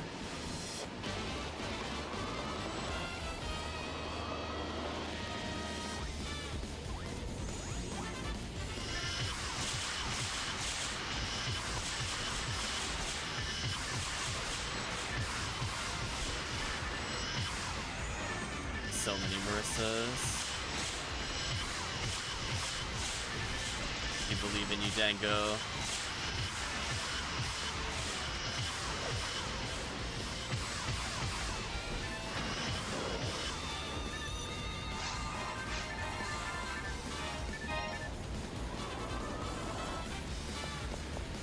Games are really making sure you can do some box checks.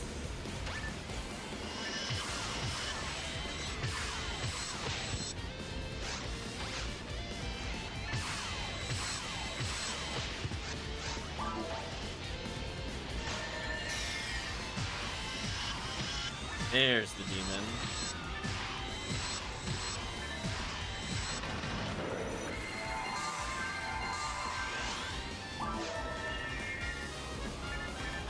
Hello, Fire Trap. Goodbye, Fire Trap.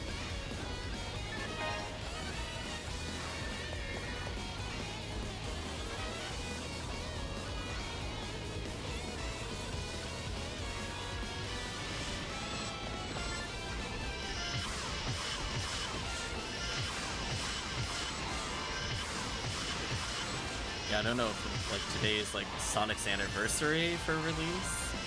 I don't know what the event is and why they turned it on. Other than I just saw they made a comment in the Discord at 7 that they turned it on.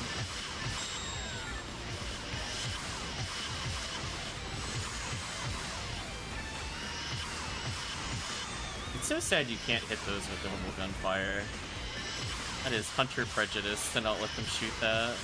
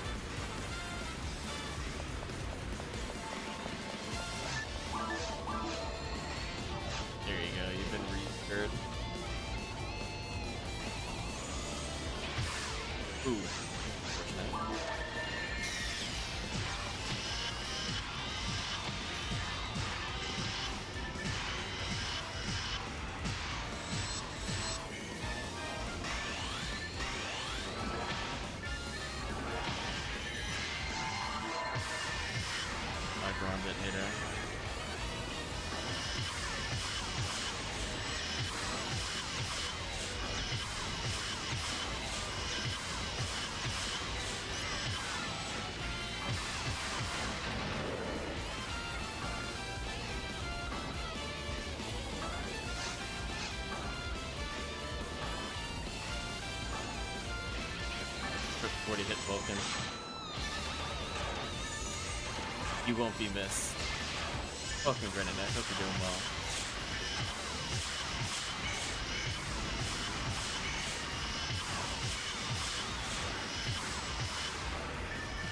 Not where I thought the enemy was. Gonna tell me what to do.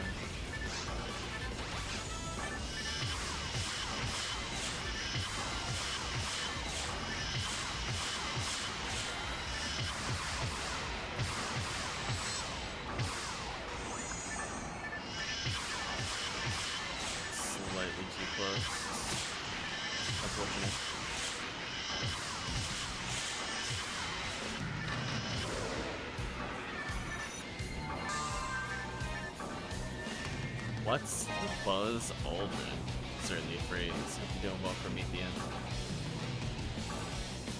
We're showcasing some quests, although we're about to go back into the what do the players want to run territory. What do you think, chat? What are the odds we're going to get Conjure You back to back?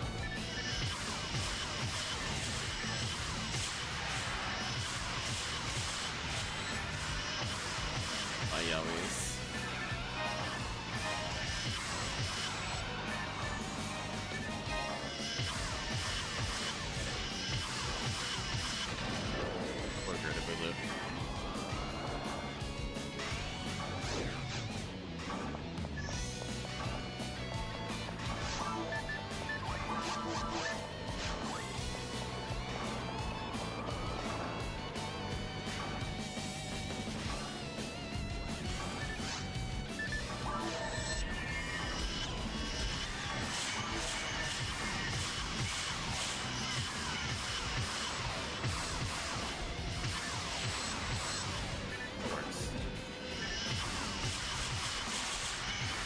Everybody just fears the Marissa. We're like, listen, we don't really want to deal with that enemy.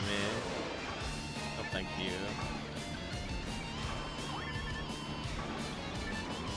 Kinda shocked the team hasn't seen a photon drop so far. We've been putting in a lot of work.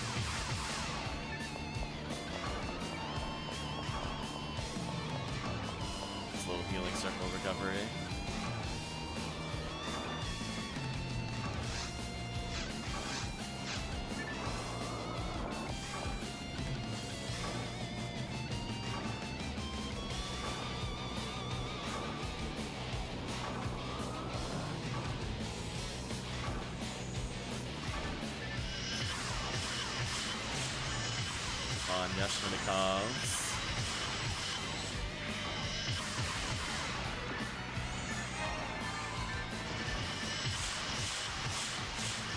They're so hosed. Goodbye, Wizards.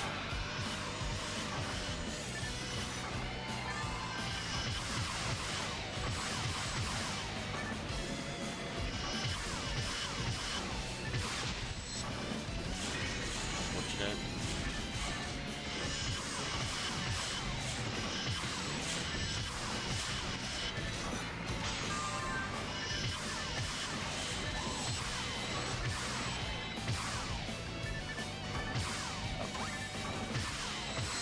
I was like, what's still alive? And then I was like, oh.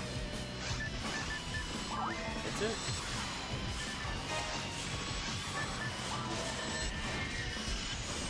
Teleport into this.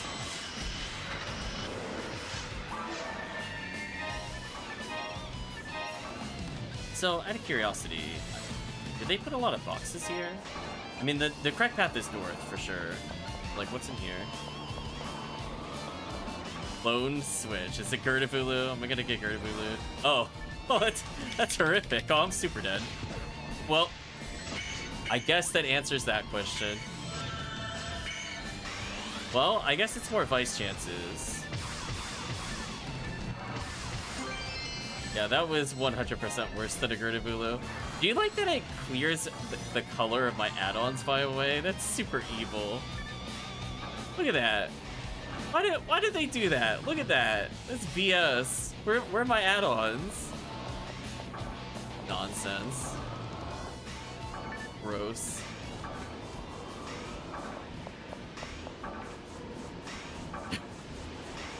I'm glad that switch is just press it and die. Like, it's just like, oh, you don't have Cure Freeze? I guess it's over. GG. You got outplayed. Don't press the button. Because that's why I was like, it had to be something in there. I don't regret getting more Vice chances, but... Oh, yeah, I definitely got destroyed in the Dark Room for sure. So you're doing well, Promethean. Thanks again for the gifts for the birthday. Did not have to do any of those things. But we'll probably be playing some games and support it that way. Granite Knight, correcting the high from earlier. We're doing well, Granite Knight. A lot of boxes. Like, it's worth at least popping them. That's a lot of weapons. Can we talk about that? Is that guaranteed 6 weapons? That's kind of crazy.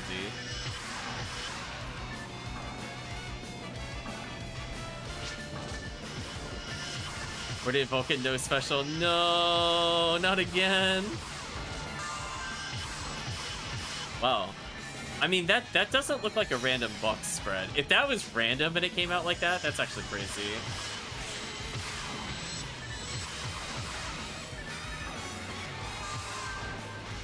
How did you get punished by Lady Luck, Promethean, after finishing your Funko Pop? Did it go down in price or something?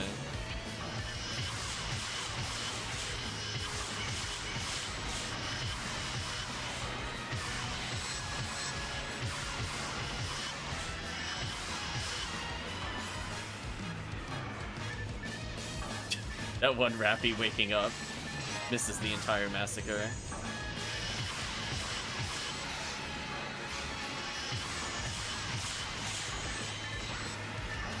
I have no idea how I dodged damage there. I literally walked into the enemy and it missed me.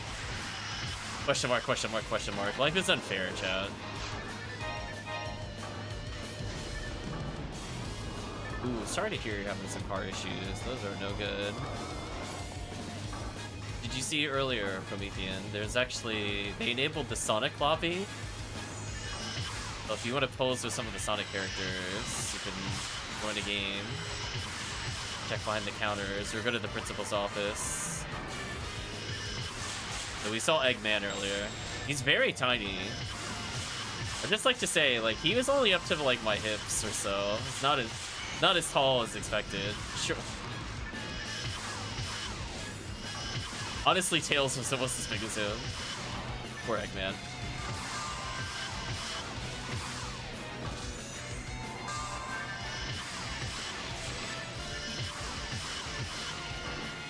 But apparently that's just a thing they can do for some reason.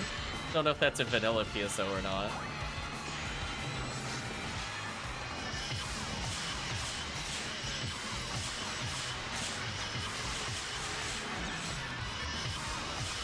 Oh, you would be most welcome to join Promethean. We'd probably do something like Phantasmal World, which is excellent for ROMRs. If not one of their best quests, to be honest with you.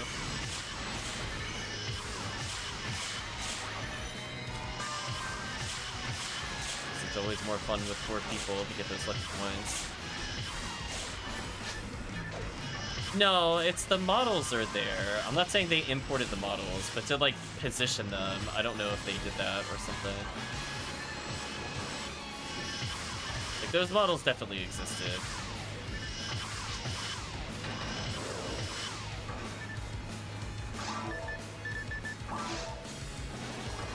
PQ countdown is 69. Though we're gonna move away from episode 4. We had enough QQing. We've been here since the 0-0 beat almost. I think I'm good.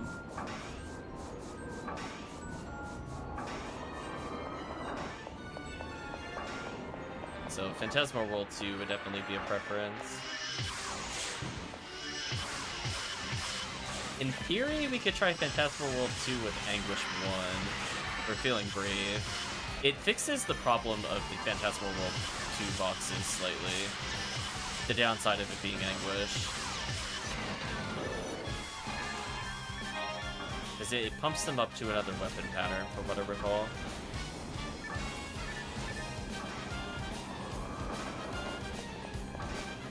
Like a meaningful one versus like just incrementing something that makes it a bit more consistent.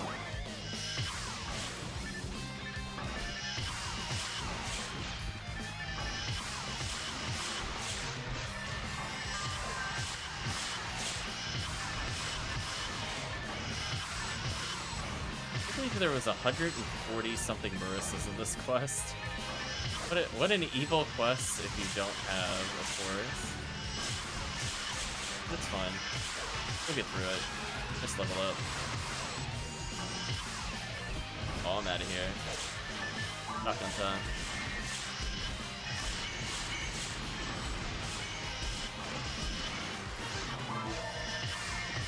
There we go. Threat eliminated. Haven't hit the satellite lizard a couple times, but it's okay. You can look at that.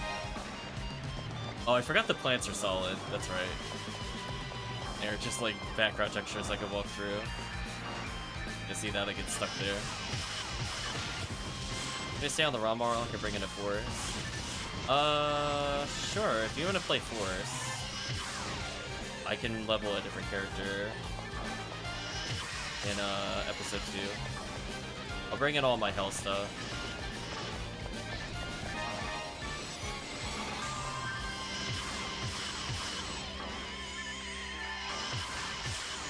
So yeah, so maybe next time it's XP week, I'll actually do Hell Baton with my blue ID character to try to get some limiters. Nice. Parameter definitely reaping the rewards of playing drop rate week. They've hit their quota. Play for about an hour, get 4.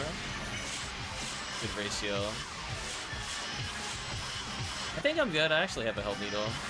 Shockingly. I'll be bringing Hell Needle, some other ones with us. I'll even bring Baran's launcher. That's how serious business it is, Promethean, with spears. I'm gonna get out of here.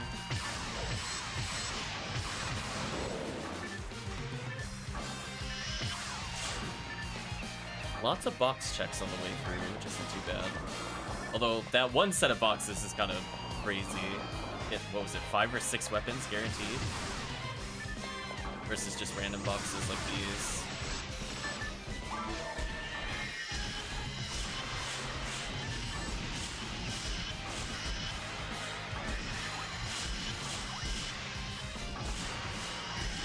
That works. I'm like, listen, all I want is the Marissa's dead. If I happen to hit Satellite Lizards, I don't care. Fine, threat dealt with. Demons, please. Trade again, chat. Where's the RNG chat? Where is it? Yeah, we'll do a couple of Pink Phantasmal World.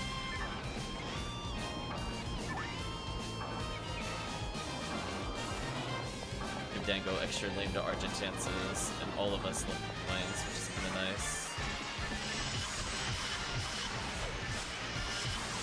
I mean, funny enough, I could end up getting a 60 hit just go brand for no reason from the lucky coins, so who knows? Maybe we'll get something of value. Force is wearing 3 limiters, nice. You're just wearing the training weights, you're just waiting to take them off. You're like, listen. You're wearing them for dramatic effect later in the tournaments.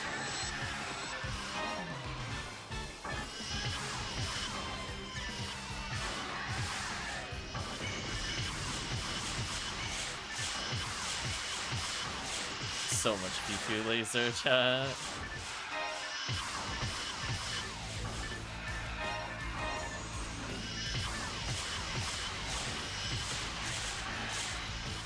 Damn, Missy got me.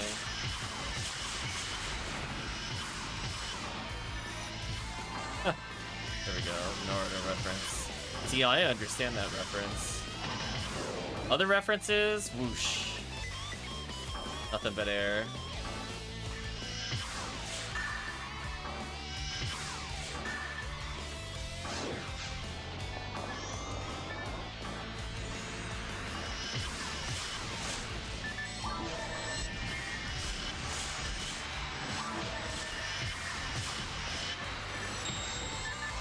I think YouTube recommended that clip to me, funny enough, the other day. Not really sure why it did. Then it gave me the Goku version. Maybe it's a sign, chat. We just gotta take off the training weights.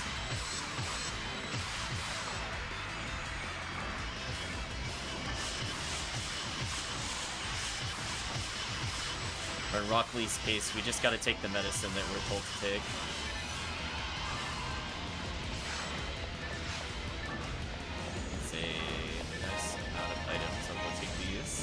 Saves me a shop trip later.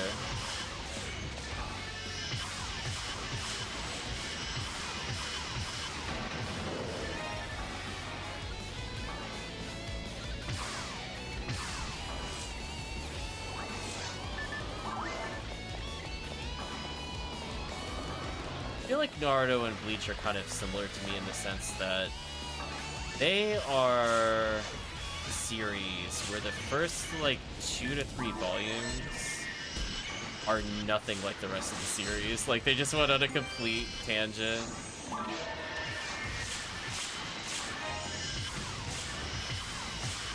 Very interesting the way they stylize or did the stories early on.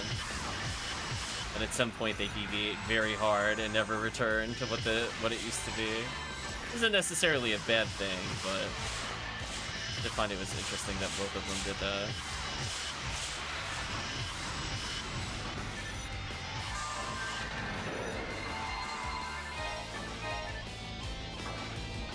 So many vices.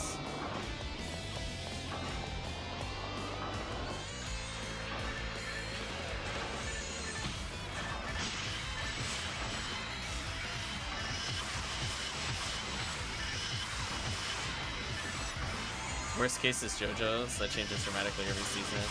See, I actually don't mind that. I will say, though, I'm not a fan of some of the more recent JoJo's. I think maybe it's just due to how I grew up.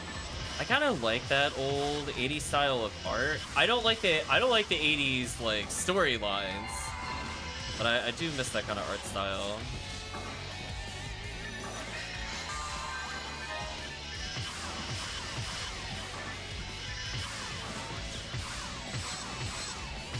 So, like, I had fun with, like, JoJo Part 2, for example, over Part 1. And I like parts of Part 4.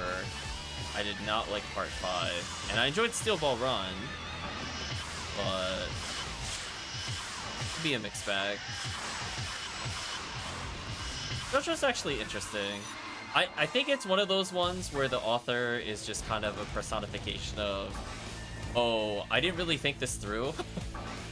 Which happens to quite a few authors. I mean, just look at Yu Yu Hakusho in particular. That author is all over the place. AKA the Hunter x Hunter person. Depending on what era you grew up in, I suppose.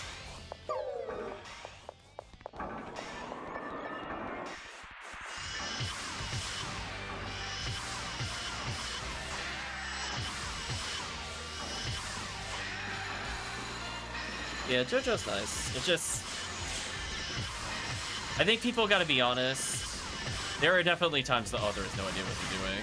And, like, they find their way eventually in some of the parts, but... I would have liked to have seen a little more storyboarding here and there. Oh, I don't listen to dub. I might watch the sub of Steel Ball. I think that kind of returned to what I enjoyed about, like, part 2 in particular. I think the author's name is Araki. It's been a while, like Laser Hero Araki or something like that. I think they were at their best in that particular one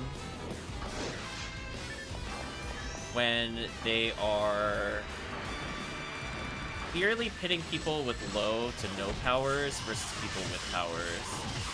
Like, without going into spoiler territory, because people actually care about that stuff, given that the series has been out for an eternity.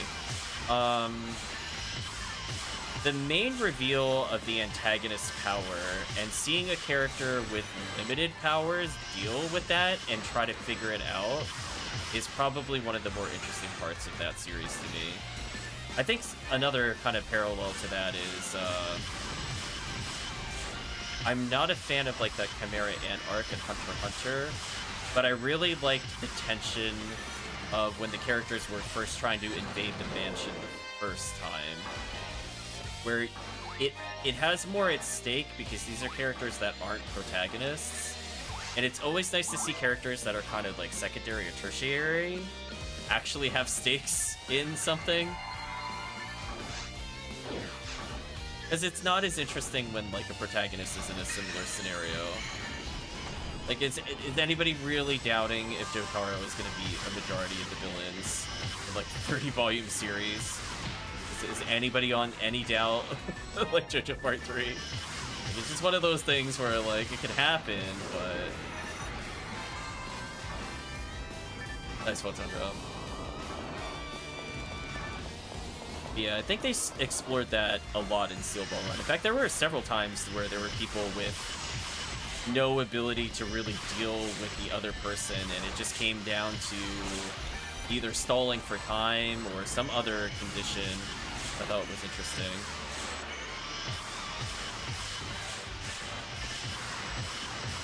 You're jealous of the name? Oh no. Certainly a name.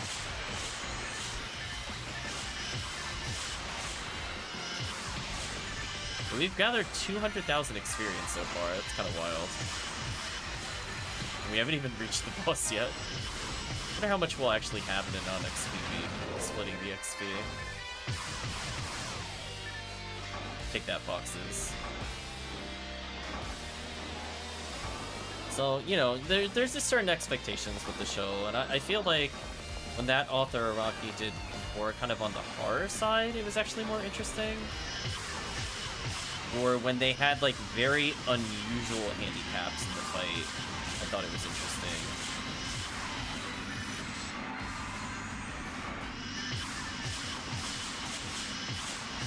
Which, fortunately, I mean, it is called Bizarre Adventure, so there are some very bizarre fights in it. And that's where I kind of enjoy it more, when it's not just, like, my power bigger than yours, arg, and then he wins kind of thing. I really did like how out there some of the encounters were.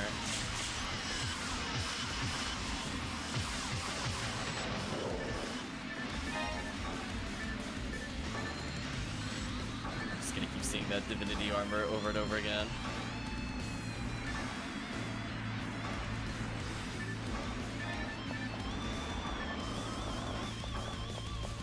There were some that were disappointing. The Arabia Fats fight. Is that the Sun stand user? I don't remember who that is offhand. I feel like that's true, but okay.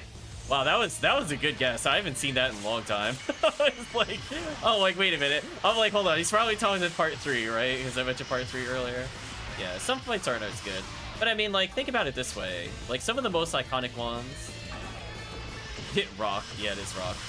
Some of the most iconic ones to me were, like, the Gambler. Darby was really good. Darby to me is, like, part 3. Like, you can skip, like, most of the stuff in part 3. You can't skip Darby. Darby is amazing. Ooh.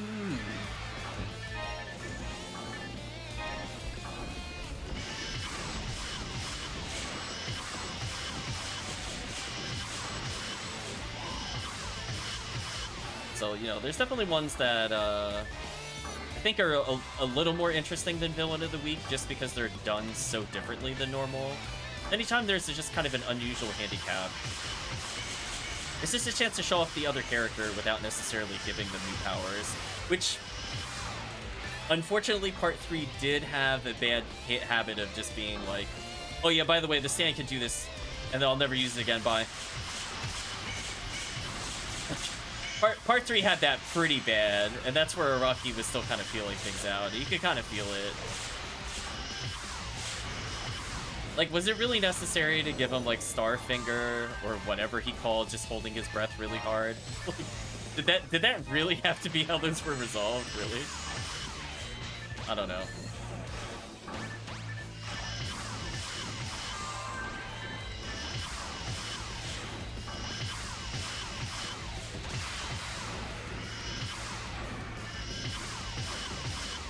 And again, I kind of like when they, you know, some of the characters experience the powers and they're not sure what happened. I like them trying to reason out, like, what is going on. I like that a lot. Yeah, we're almost at the boss. We're getting there. We gotta earn that boss fight, chat. I might as well just pop these boxes.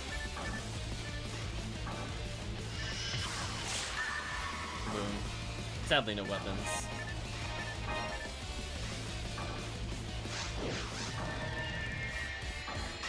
Discussing vampires from not the cards at dinner. Oh no, I'm so sorry.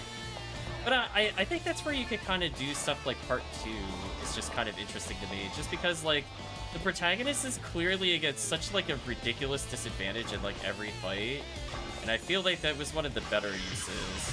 Like if you're gonna give the character like Hakudo no Ken, Fist of the North Star powers, which, let's be real honest, if people haven't thought about it before, they definitely just did Fist of the North Star for part 1. Like, he definitely just did whatever he wanted, Fist of the North Star style. So eventually, you know, they landed upon stands or a thing, and, you know, they slowly made it their own thing, or fleshed out over time. But yeah, there are just some that are just, I don't know. Like some of them I just check out because I'm just not interested in like the stand powers, or I just find the characters like really exceptionally weird to like completely unlikable.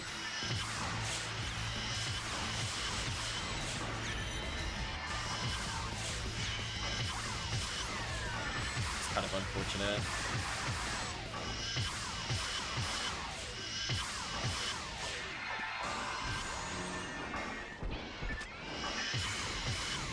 Oh, finished the soundtrack for part 2 apparently. Though it went to another one, the One Piece Pirate soundtrack.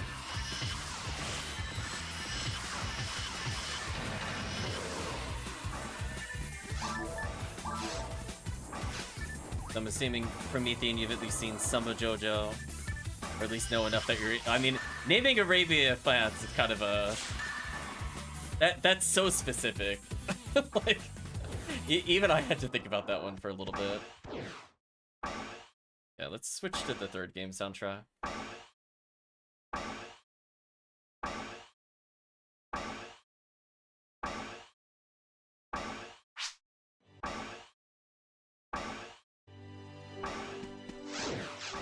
Forever Hard to JoJo's mistranslated names. Is it mistranslated or censored? It really just depends on what you're looking at. Most of the time they censor it, which is kind of annoying. They literally do that to avoid copyright. Like, it's intentional. Yeah.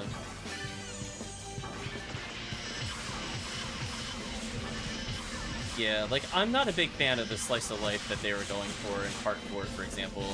I think Josuke is one of the most unlikable protagonists in the entire series, for example. But I really liked some of the framing.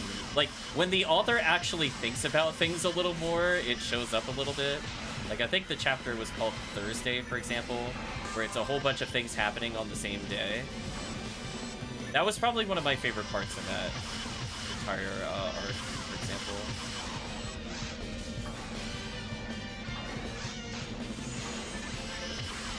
Only seen a handful of episodes, trying into arguments with kids. I'm so sorry for me again.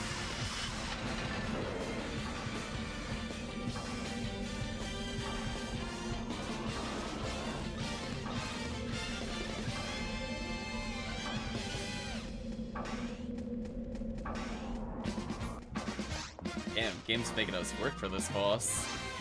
Are we actually gonna run out of even feet? Question mark? We're at 83 and we're not done still. In a while. I mean, I knew this would be like about a 30-minute quest, but...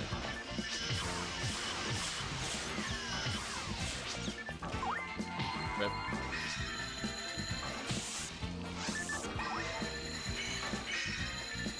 Yeah, like, I'm gonna be real with you, for people that have seen Part 4, I was rooting for the villain. I'm not even gonna lie to you at all. I was like, listen, when he blew up the kid, I was like, thank you. That character was one of the worst characters they've ever introduced. Like, please exit this character. Just, it's fine. I don't want to see this character anymore. And funny enough, I actually did like some of the side characters in Part 4, even though I don't overall like Part 4. I find it's kind of a weird balance when I go back to that show.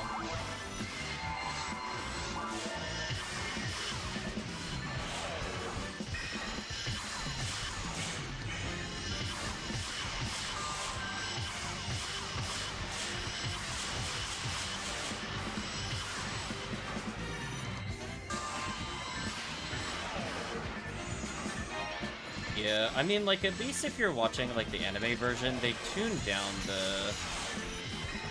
I'll call them Josuke-isms. I don't know how else to frame them. He is insufferable in the written version, chat. Never ever read him in the written form.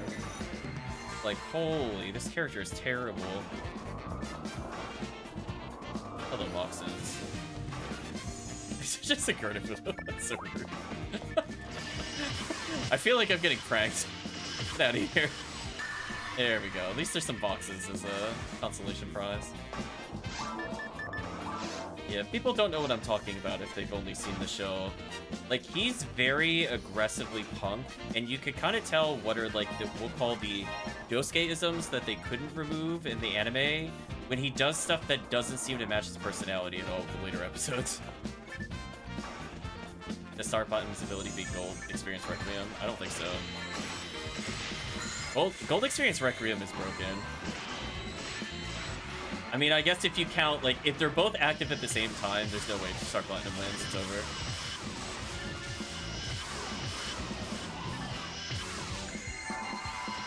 But, like, if he were to shoot a rock in slow-mo, maybe. Maybe she's a win there. Yeah, that Part 4 was something. But I'll give examples. So he'll, like... He used to, like, flip off the viewer in the written version. So, like, a lot of his beginning arc was about him going, like, oh, yeah, you loser, like, all this stuff, and he talked like a biker punk. It was very off-putting, to say the least. You disagree? Why? Star Platinum got really nerfed. Are you talking, like, peak Star Platinum, or, like, Steel Ball Run Star Platinum? Steel Ball Run Platinum, or not Steel Ball Run, Stone Ocean Platinum was terrible. He legit couldn't do anything. They nerfed him into the ground. Dan can barely time stop for 1 second. He's not winning. If you're talking like peak part 3, maybe there'd be a fight, maybe. Oh, you're talking peak? Oh, that... Oh, well, yeah, maybe.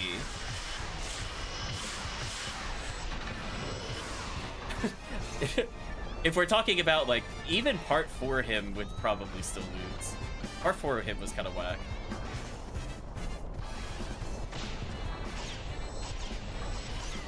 I mean, he got defeated by rats in part 4, more or less, equivalency. It's not having high hopes of him beating anybody at that point. They're like, listen, we gotta retire some of the part 3 characters. Whether it's a cameo or a flashback or whatever, they're like, yeah, we're gonna retire them.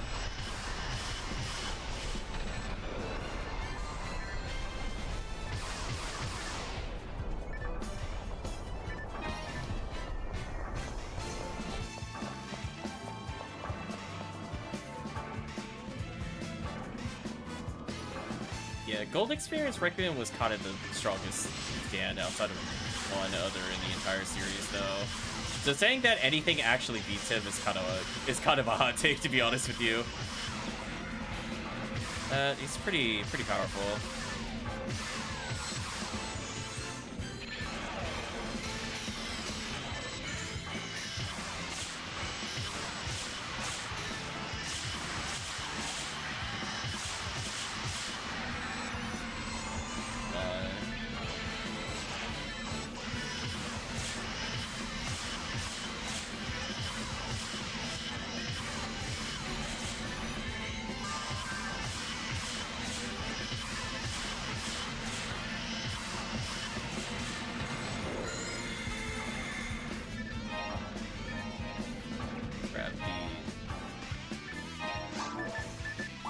If you're talking like anywhere near like JoJo between part 4 and 6 in particular, no contest he loses.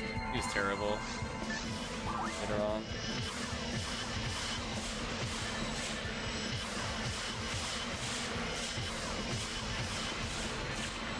Grab these.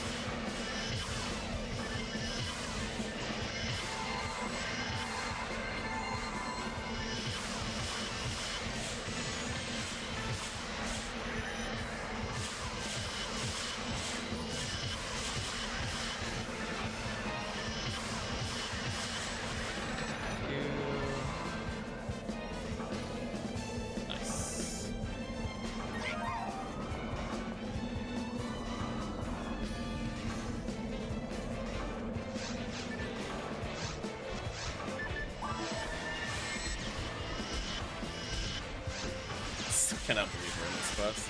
I thought we would have been finished at like the 80 mark. What a quest. It's like Twilight Sanctuary. We can only do like one a stream. Come on, Vices. Oh, I'm being pulled in. Oh no. Not the pit, chat, not the pit.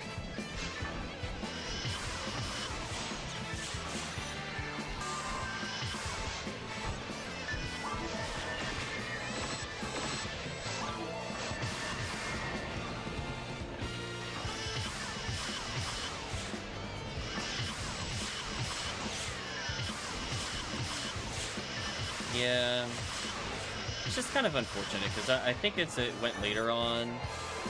I kind of like more what part 2 was in terms of the series. Like, part 1 was okay. I don't know if I'd really want to read it again.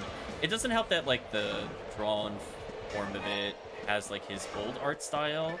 Like he started to transition into like the more iconic look and feel in part 3. So like the anime version will clean it up, and parts 1 and 2 are based off his more modern style. But not exactly the most telling of stories, to be honest with you, in part 1.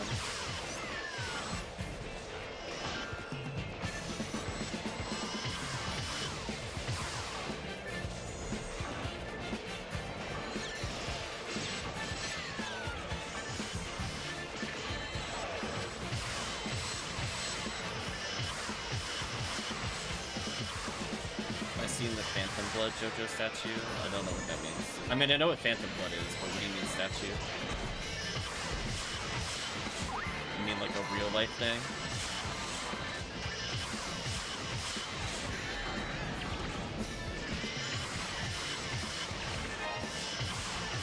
I think that's the name of part 1. Like Cannon Blood, Battle Tendency, Stardust Crusader, etc.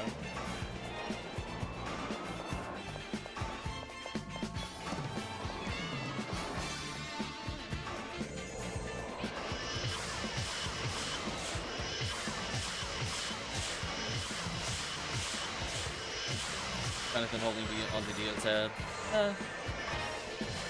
Yeah. I don't really look into the art that much. As I said before, I kind of like the builds of more like the 80s characters. And part 3 was kind of like the end of that, where it's like a slightly more modern take on the 80s art. And after that, I just didn't enjoy the art style as much. Like, it was clean, but it wasn't... I don't know. It just kind of looked like every other manga to me after that point. I feel like it became very homogenized. It became more about the pretty boy characters rather than, like, other things. Not my preferred style.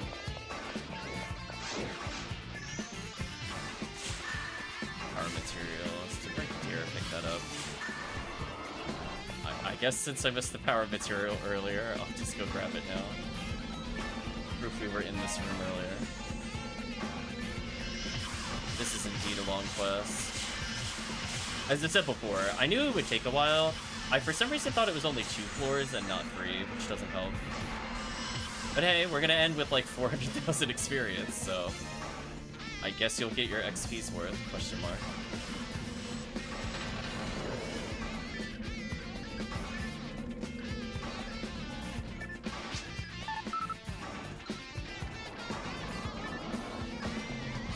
Yeah, I think they're putting a healing circle here? Why? Please tell me there's not that much more. Alright, chat, please. Holy. Only 9 beat left. I can't believe we entered at like 65 or 64. We're almost at a beat. That's crazy. What a quest.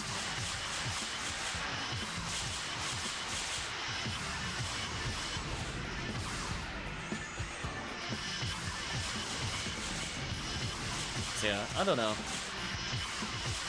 I mean, like, I think the problem with it is, like, as I said before, you kind of feel the author didn't really think things through, or they changed their mind a lot. And, like, some of it is kind of, like, pressure from the outside, like, how they handled a certain character's removal from the show/series for a bit, and then they returned said character. You know, that was definitely not their original intent kind of thing, and you could tell. But I mean, there's just like so many dropped plot threads, and part 4 in particular. It's probably one of the ones that has the least satisfying conclusion to the things that it raises. Like, you could definitely tell they were trying to set up for a very different power for the antagonist. And they did that as well in part 3, where like the main antagonist has everybody's power, but then they drop that and it's never brought up again. Or they bring up like the use of charisma and then it's never brought up again. There's just like a lot of things that are just kind of mentioned and then they just legit never come up ever again. Part 4 is like that, but much worse. There's entire characters where they just don't have a resolution to their story. So I would say kind of buyer beware to an extent with those. Yeah, Alien. I am shocked I have not seen a single PD while streaming. We're going on almost 3 hours and no PDs. And we cannot say it's from, you know, lack of enemies killed. Let's put it that way. All we've been doing for like 50 beats is shooting enemies. Holy, where are the photon drops? And please. I mean, I guess Vice runs technically have lower PD counts, because you're more likely to receive the Vice over a PD, but this is getting ridiculous. Yeah, as I said before, they just kind of introduced things and dropped them. You know, there's the mysterious stranger that helped him in his past, where clearly they were hinting at some kind of ability to be, like, pushed through time. They were trying to protect themselves from the future. They're like, yeah, I don't know how to make this work. I'm just gonna make it something different. Do you know what I mean? Like, you could... it's very clear they were going for it. It's, like, unambiguous this is what they were trying to do. And then they changed their mind or forgot at some point. It's kind of like when you go through part 4. I'm gonna ask you an honest question. What is the height of... what is his name? Kurosuke? What is the... I should know his name. Why don't I remember his name? Rose? No, not David Bowie. No, not Kira. He's the protagonist. He's the character of increasingly ambiguous size as the series goes on. Is that Rose? I don't remember what his name was in English.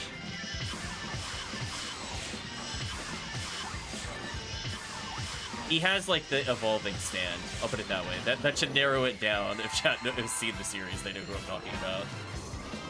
Forget what his name is. Oichi, thank you.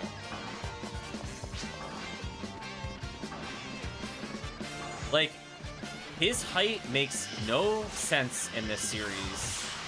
And it bothers me, and I want you to all know I'm bothered. I don't know what his height is. He's like 2'3" and then sometimes 4'5". It makes no sense. There's like a drawing in the original. He doesn't even come up to the kneecap of Josuke. I'm like, how short is this character? But it's like he's so small. And then what's really funny, and you can see it in the anime as well, after he has a fight with somebody, they shrink. So does he like steal their height? Like, it's not... I don't think it's intentional, but it really bothers me. Just want you all to know this. Like, he fights the mannequin person, and the mannequin person, like, loses, like, 1.5 feet of height. Like, no joke. I don't know how intentional that was. But you can tell when that character is against characters like Josuke, and suddenly Josuke is, like, towering over them, and they're barely up to his waist. So I have no idea how tall that character is supposed to be. You can seriously find him in a panel and he's a different height every panel. I kid you not. It really bothered me. I don't know why he was drawn like that. It's not the hair, I promise you. That character is legitimately different heights for some reason. I don't think the author understood what height they wanted to make them. I definitely think it's the work of an enemy stand. That I can agree with. Tekkium would agree, as he's looking at the steering wheel.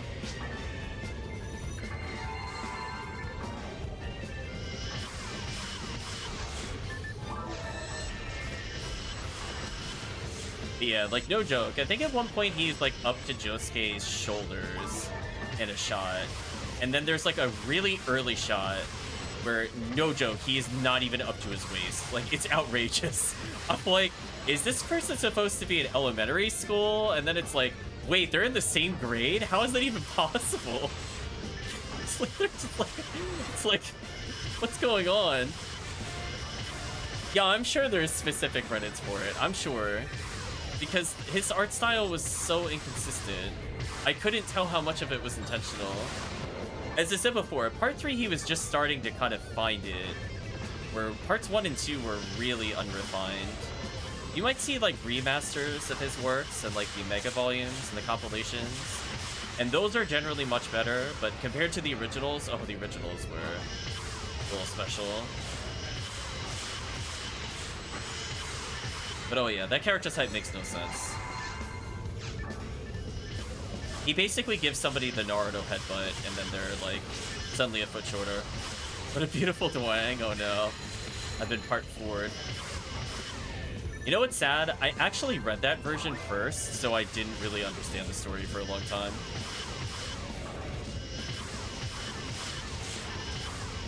I had no context, I just started reading it, and I got to that point. It's quite something. I mean, to be fair, Josuke was more likable in that one, so I'm gonna call him out.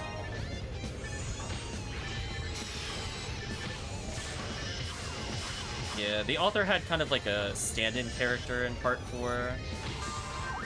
I rooted for him over the protagonist every time. Oh, I'm so dead here, I think. Oh, no, I survived. Okay. I thought I was gonna get frozen into Goron Detonator Smackdown.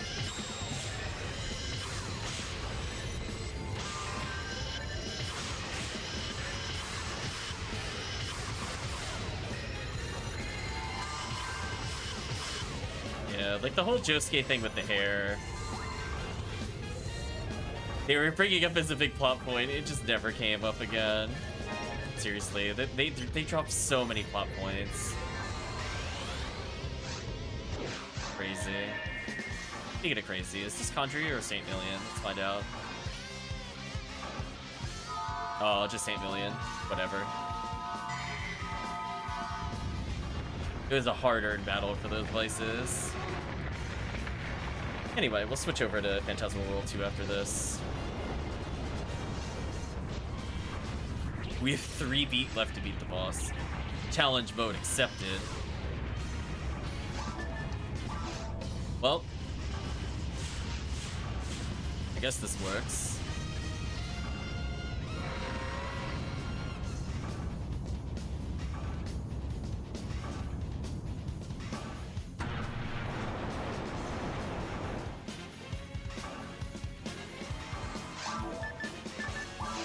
Yeah, there's a lot of characters where, like, Part 3 in particular, they weren't really good at naming them, and some of them didn't really get named until the game, ironically.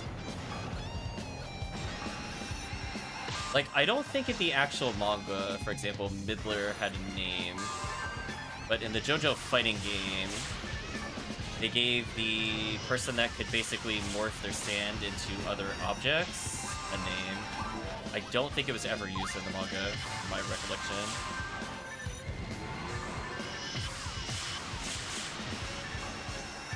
Oh, it's really desynced. This is unfortunate.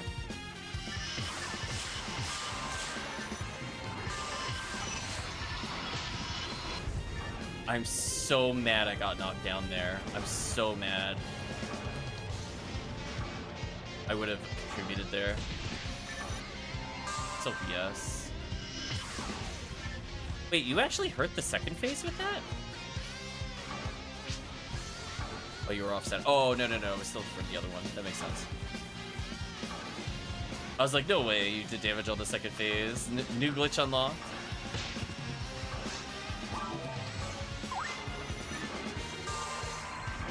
Don't expect good mechanics. Honestly, you just have to kind of run around with us. We don't really need anything in Phantasmal World other than buffs and maybe debuffing Gibbles. Yes. we don't need anything too crazy.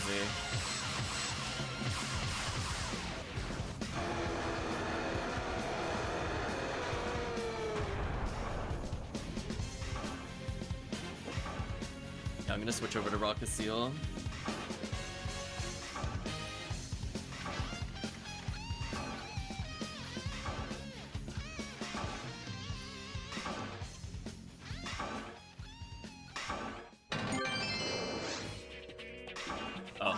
This is the rare that I get? Okay. I mean, I guess I got one, I suppose.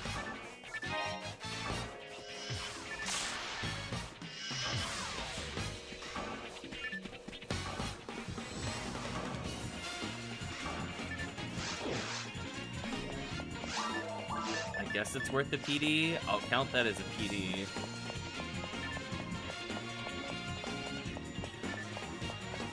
What am I doing in terms of share bank space? Super great.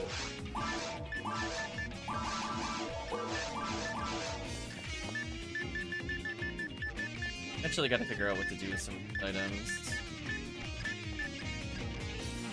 Mostly just need to make my other hunters so I can put away these Discos.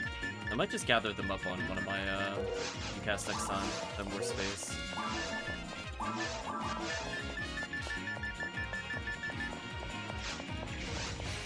Wow, we used up almost every single beat of the beat clock. That's kind of crazy.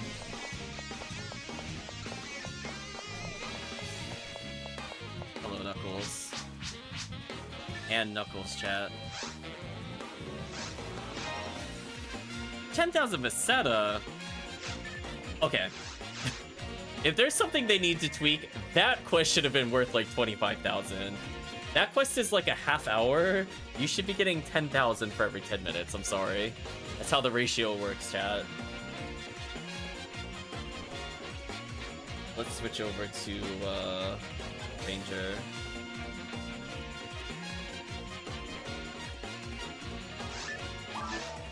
That's the correct bag.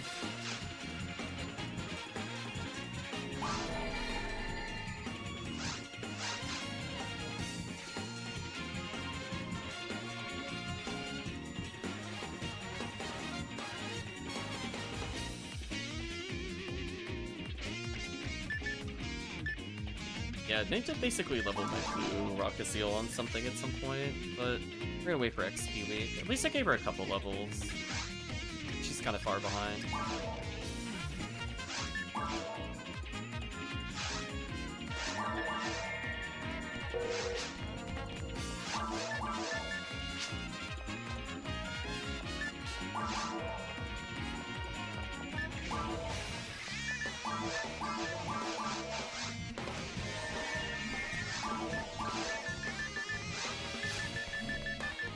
Time, chat.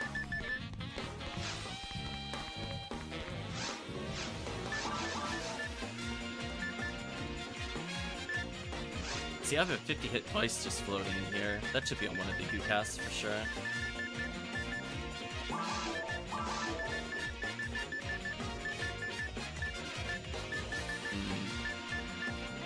Tech rifle.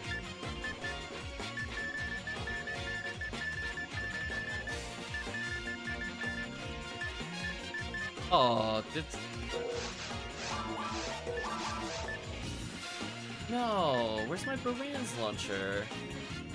I mean, like, I'll do the quest without it. It's just really annoying that I don't have it. Yeah, I don't know. They enabled something in the lobby. I don't think they've given an official reason other than they just did it. So, you'll see all the different people buying different counters. I wonder if Tails is somewhere. I haven't seen him anywhere so far. I've only seen him in the principal's office. I wonder if he's in the equivalency in this quest.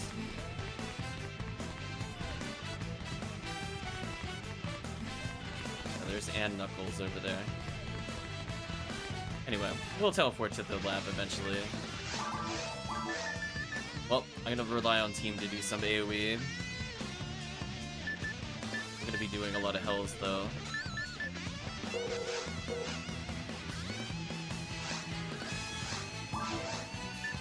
That's my level 2 time.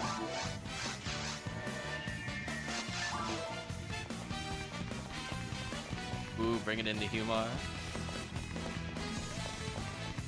Almost thought you were gonna play the Huna World just to give her levels.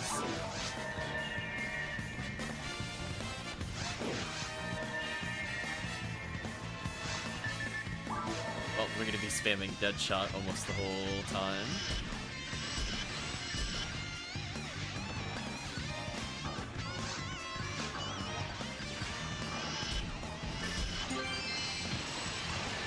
There we go. I was gonna say, I was crazy overdue for a photon drop. Like going almost 2.5 hours and like a 400,000 XP quest and not seeing a single photon drop. It's kind of wild, chat. We killed like 600 plus enemies. Like, it was not a small amount. With drop rate up, it should give a pretty good odds of receiving it. Oh. I'm gonna separate from chat. I'm gonna go the other way. Also open these boxes. Yeah, as long as we enter a room, it'll spawn them. Nicely done. Just a nice little ambush towards them.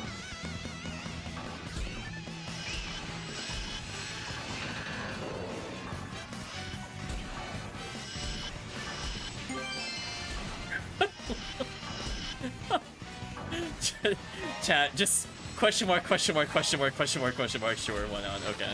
Well, I guess we're slowly evening out to our 1 PD an hour. It took about 2 hours and 46 minutes, but we got to our second PD.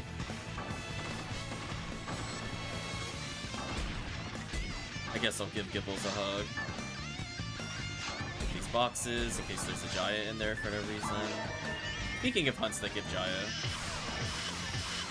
there's a little heavy striker shots there.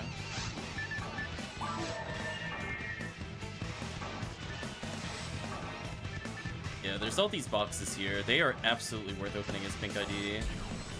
If you see me going out of my way to shoot them, it's because they actually drop good items in this area. I'm just gonna hunt surely goes better than last time, hopefully. I mean, I'm up 2 PDs, so as far as I'm concerned, I've won the run already. Mission accomplished. I don't expect literally anything to drop, so if I get anything at all, it's a victory. I'll kill these, not because I have to, because I want to. Made it a personal mission to murder them. Yeah, so by the time they kill the other thing, I'll be in position to hell these.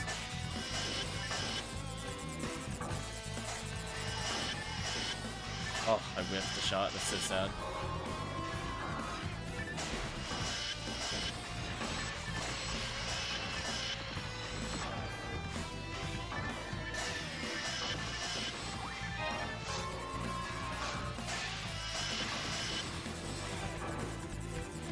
Absolute massacre.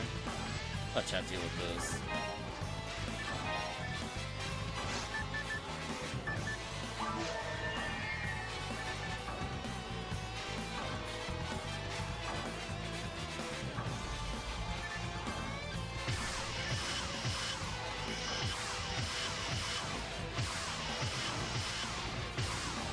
In my defense, I did decent damage there. I almost killed it in time. Invisible wall, please. Release me. Show mercy upon me.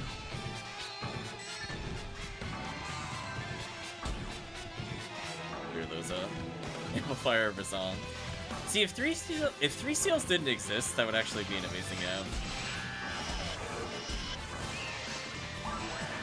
Okay, I'm gonna switch to Hell Handgun here, because it has a 100% chance of landing the final hit.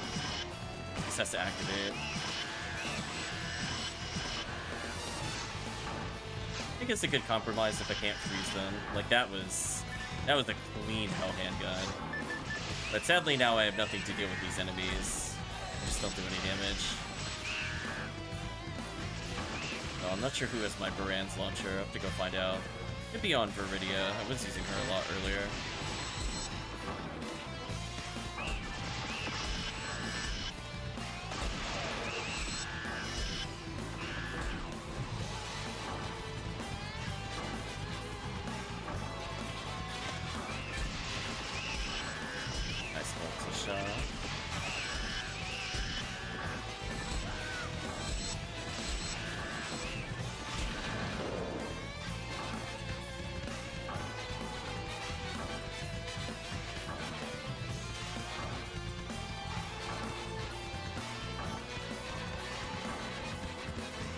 I can't believe I'm at 25 lucky points with this character already.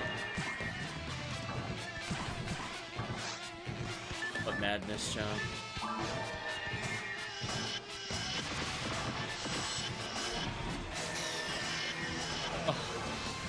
Oh, props, please.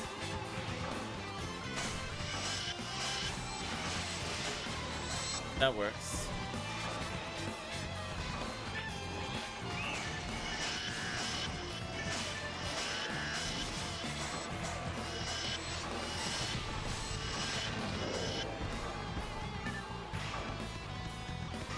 We managed to get Arcajaya, and we did see Vices, so I mean, like, technically we've seen almost all the hunts at this point. We just need to see Jiska at some point. Anyway, if you need to restock on supplies, just make sure to grab those before you touch this button. Make sure to never skip touching that button. Put the fear in you. Oh, there's an awkward time for the music to pause. Guess I'm still watching YouTube.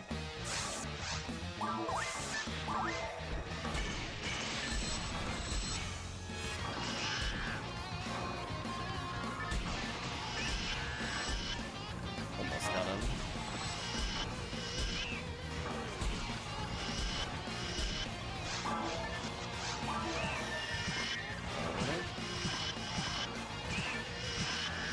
There we go, that's one.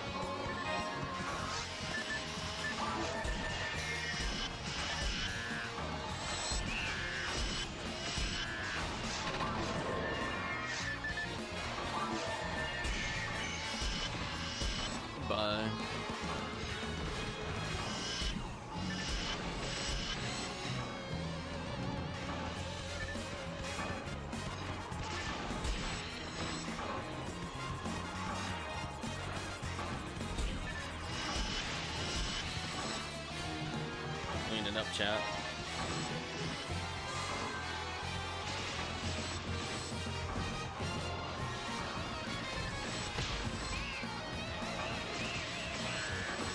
Thought I heard my phone going off.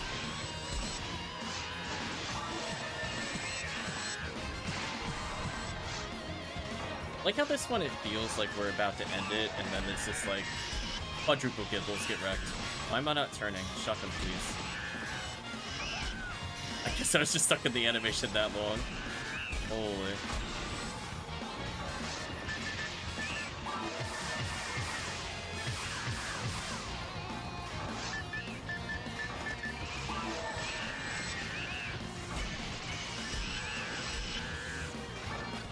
Yeah, I guess I could have freeze-trapped them a little more. I mean, we've been mowing them down almost instantly. I guess I can afford to do this. Since I want to save at least 2 for the gibbles. But I'm gonna get a reset here anyway.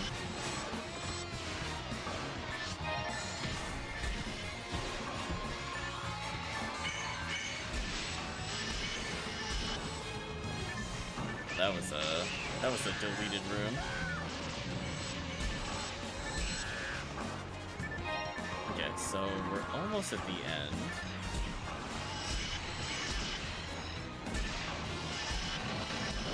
So yeah, it makes the sound like we're done, and then it's like JK, 4 gibbles. Like, get ready to get gibbles, chat. Get gibbles on. Ooh, both the cast users. I was trying to avoid Dango so that way we could freeze the other side. Oops. That's unfortunate. Oh, good luck, other team. Just where we'll leave. I'll snipe a little bit here, I guess.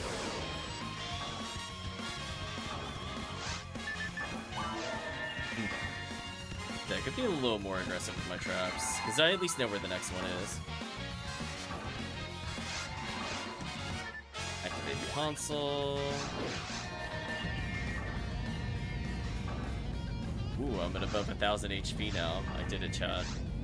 It's finally leveled enough. Yeah, this is where we potentially want to be very aggressive with freeze traps. When we jump in, we're like, nope. Nice double kill.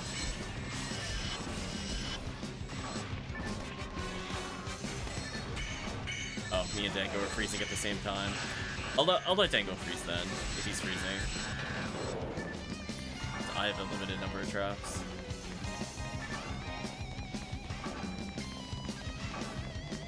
On the plus side, I'm at 14 traps now instead of 13. That's an improvement over the last time we ran these. Our freeze trap growth is terrible. Which kinda matters for runs.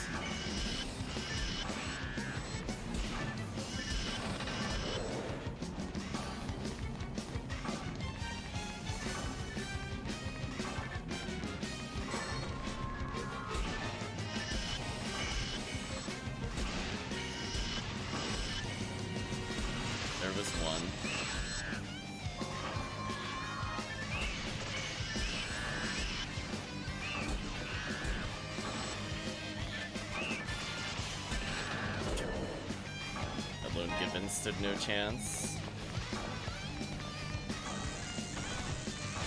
We'll do a couple of these, then I don't imagine I'm gonna stay up too late because I do have work tomorrow.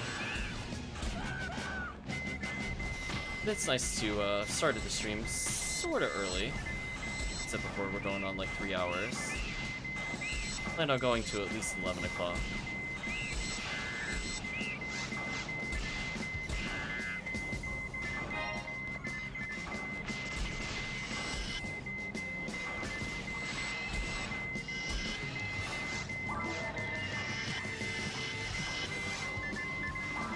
I love that Hell handgun. It really is still useful even when I have the Hell shot. I just really need to kill a far target or hit these gibbons. Ooh. Oh, where I got stuck there for a second. That's weird. Sadly, I can't hit these boxes through here because I don't have a fireball. What's the plan for Friday and Saturday? Gotta make time to play the best RPR this week. Probably not. I actually like drop rate more than rare rate, to be honest, assuming that's what you mean.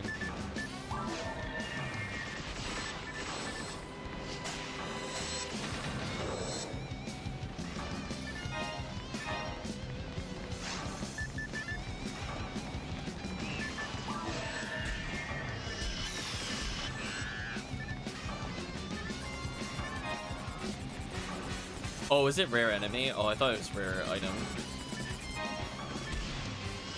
Oh, yeah, I'm not bothering. Rare enemy week over. See earlier streams. If we play, it would be challenge mode. That would be it. Not wasting my time with rare enemy. Full of lies. I like how I couldn't shoot my own trap. That's fine. We'll get there eventually. Is she so short she can't trap shoot that? I think she's actually too short. I feel like you could do that with other characters. I feel like I'm not making that up. Like I legitimately can't trap shoot unless I use pistol. It just doesn't work. There we go. That got remote. It's like, yeah, I couldn't with shotgun or Heaven Striker. I don't know if I can trap shoot with this. Yeah. But see, it's not targeting.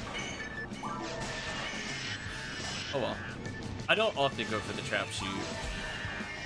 But apparently when I do, I whiff like a million shots. Yeah, but I mean, like, every weapon missed. Like, I don't know what to tell you. Like, there, I can't trap shoot with pistol. It just doesn't work. I tried, though. I know. We're apparently in challenge mode.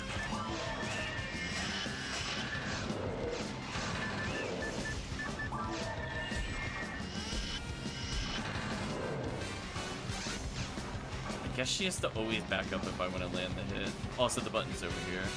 You're wide open! Who knows where? We're doing well. We're finding out the limitations of my character. Oh god, I almost left it enabled. That would have been terrible. Leave me alone, random enemies.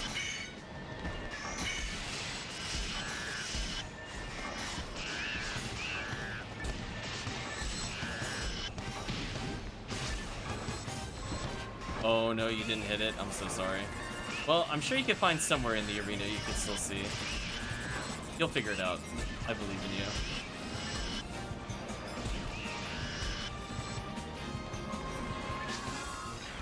This corner. Telling everything today, Chad.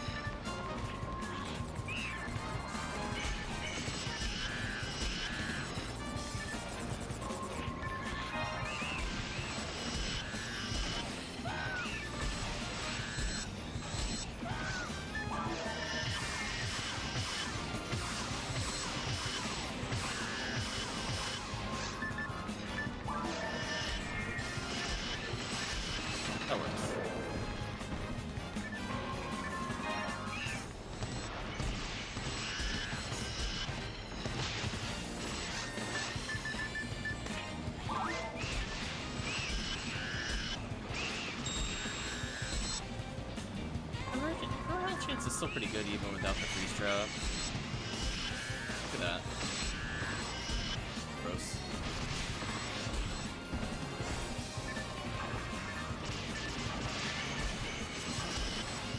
I honestly wasn't sure if Dango was out. I put it up the freeze trap. Like, I swear I can trap too. I just can't shoot them. Love timing my shots on my first normal misses so I could just land the hitter specials. Kinda nice.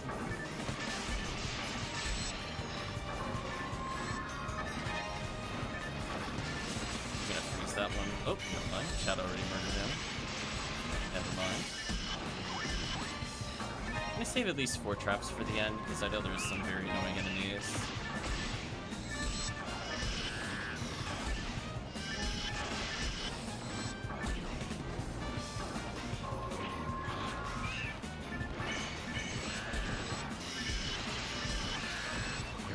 home. Having this kind of a nice casual clear here.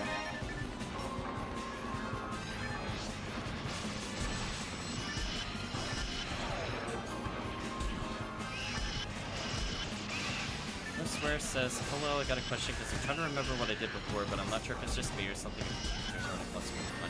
If you're having a lot of frame rate issues, I would change the DirectX version first. See if you have a different performance by toggling it. Most of the time when people say it runs at like 5 frames or 10 frames or whatever, it's because they have an incompatible DirectX selected.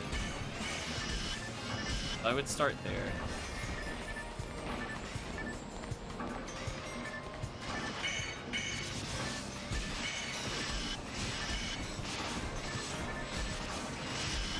Because otherwise this game doesn't really require anything to run decently.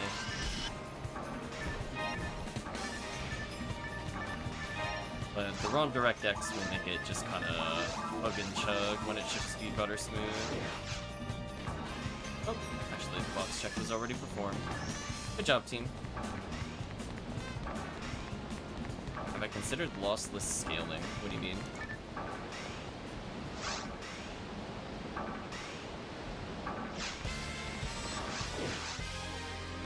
Hello, Sonic. Is Tails over here or something? Oh, Eggman's over here.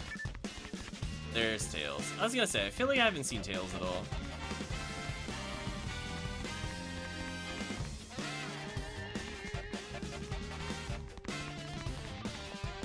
You get your lucky coins. Yeah, if all you want to play is Hunter, HuCast, if in terms of what character is the easiest class to play, it's probably not HuCast. Hunters are a bit more difficult. Contrary to what the game tells you, they are not beginner mode characters.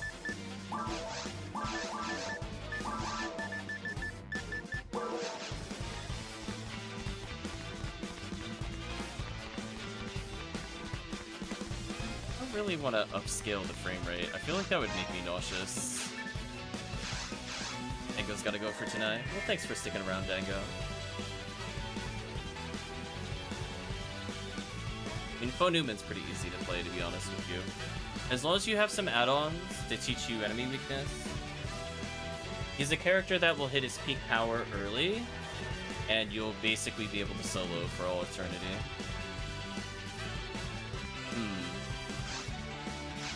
Well, without the 4th player, I'm less likely to go in and do another Phantasmal World. What does the group feel like doing?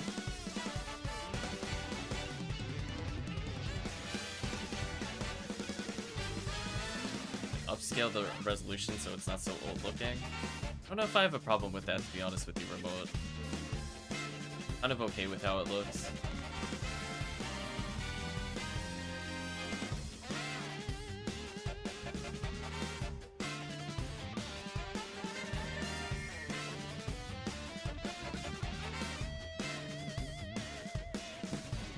Lossless scaling is a Steam game? I mean, do you mean you launch it as Steam, or are you saying it's an actual game? I'm actually more confused now.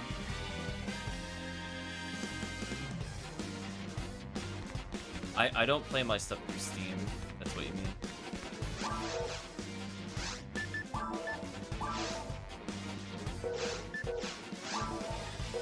Let me put this stuff away.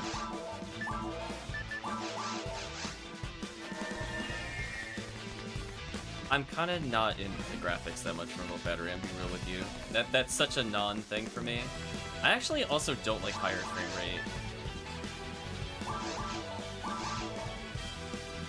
The problem with higher frame rate is that a lot of things actually care about it being locked into a certain frame rate, so I don't feel like causing unintentional issues by upping the frame rate. I've played enough of Yakuza games to know what happens if you have uncapped frame rate. Just like, listen. I don't want it calculating too fast. Stupid things are gonna happen in the game at some point.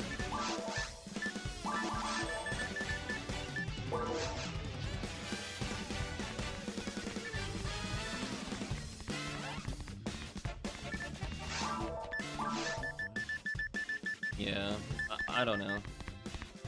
As I said before, I don't have any interest right now in hooking it into Steam. I feel like that's gonna make an absolute nightmare of stream setup. I have to have like so many things open for it to work properly, and then just hope I don't get Steam notifications. Doesn't sound worth it to me, to be honest. I guess what we'll do, let's do some Viridian. I haven't done Viridian in a while.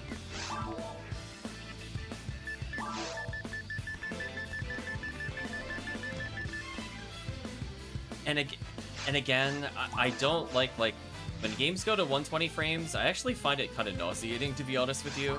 It has the opposite effect, where I'm like, ew, everything is like really blurry. Yeah, I'm thinking XRD. It's kind of like, I don't want it to pop like real-time film footage. It just makes me feel nauseous, to be honest with you.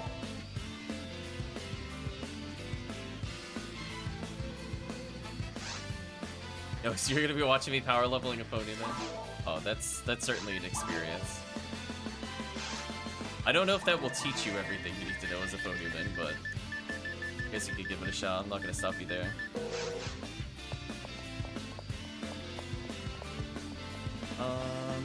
Actually, wait, no. We have a cast. I didn't think about that. I could play a cast into this. Might be smarter, actually. I'll host the game. Air hand cast Kafo, we win. Pretty close. There's no problem with having multiple characters. It's just I would focus a character that's actually good at single player first, and then it can help you play as your other characters. So for me, I just found it easier to climb as Ranger compared to everything else. And then once Ranger was established, I made like a bazillion characters. So like having a force with like a completed mind mag shortcuts so many things. Does this character not have a... Okay, who has my Brand's launcher, chat? Hold on. It's important that I bring this here. Where is it? Who has it? If not you, who?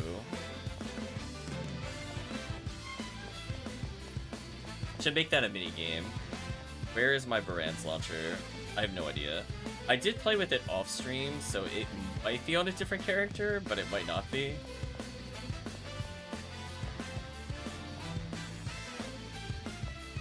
Mainly because playing 2 because no one is willing to play solo to play with friends.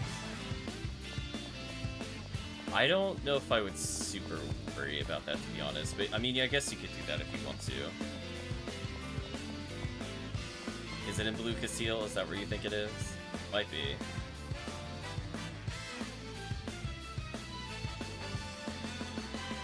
Somebody has it. It is on my Blue Rock Castile still. Alright, let me go grab it.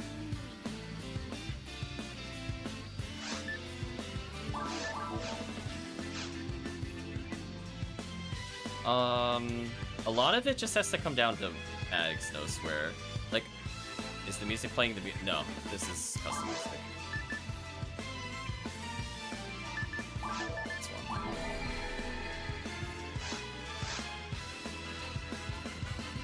Yeah. I feel like No Swear has the mentality where I see a lot of players do it. I'm gonna be honest with you. If you feel a force is weak, it's because you aren't leveling your mag. I'll be real honest with you, like, forces are like the most broken thing ever when you're leveling them. They are like the fastest characters to level, but it all depends on you having a mag. Right, but like what was the distribution? And were you using like level 8 techs, level 10, level 30? Because you could just steamroll all of lower level stuff. Do you have mind materials?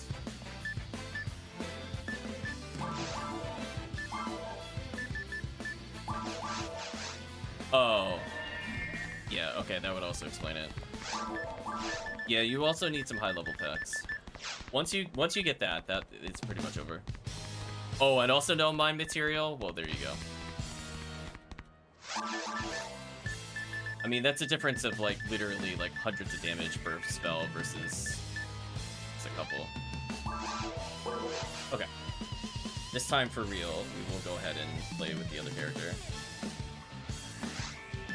Yeah, I mean, this is where, like, if you have a high-level character, just use them to feed text to your force, and then you're fine.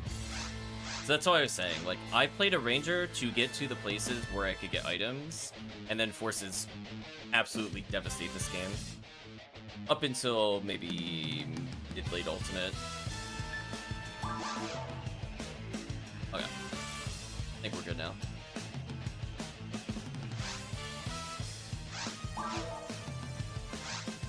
Also, Anniversary is going to give you more materials so you know what to do with. Very true.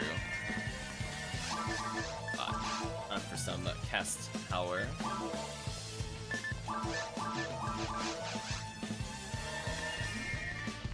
I mean, I would argue that Ranger literally stays dominant in early game, stays dominant in mid game, and stays dominant in late game. Worst falls off late game.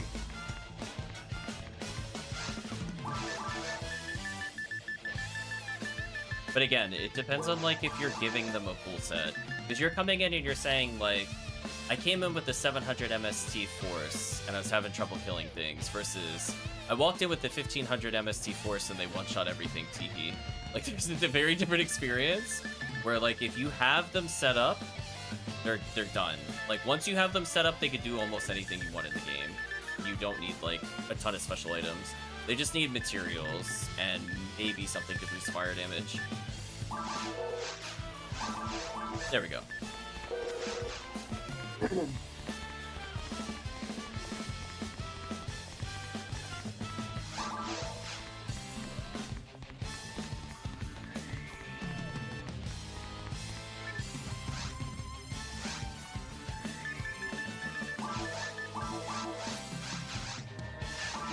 Funny enough, with episode 1, I do think the Force does beat both Hunter and Ranger, but only in certain quests. It really, the problem is, like, if it's like vanilla quest, Force is terrible.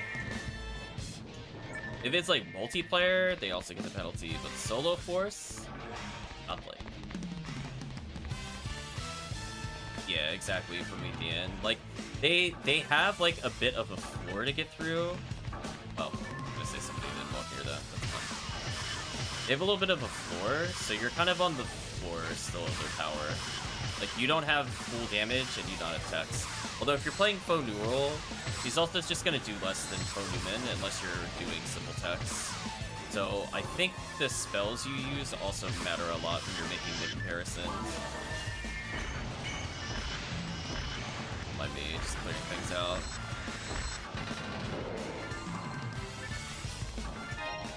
They're actually pretty good at ruins, just not multiplayer ruins. That's why I want to make the distinguishing factor. I actually really like Force Solo, just not Force Multiplayer. Force Multiplayer booty. They're like Chaos Sorcerer and Darkbringer. Yeah, we're not doing any damage. No worries, no swear. See you again later. So, like, you have to play ATP Force in multiplayer, which could be kind of brutal. I could still be decent at it. It's just barrier of entry is like way higher than if you just play the other ones. Nice. Good luck so far, team. You got the 50-50 door, although I don't know if it's actually 50-50.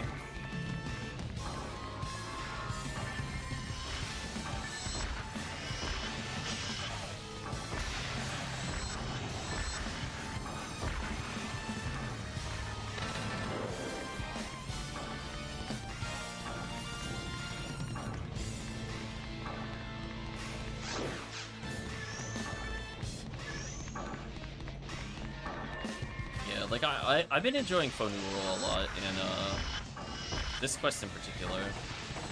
Just because she gets to skip her worst matchup, aka Full Off, and she gets to do a lot of single target damage. So think of it this way.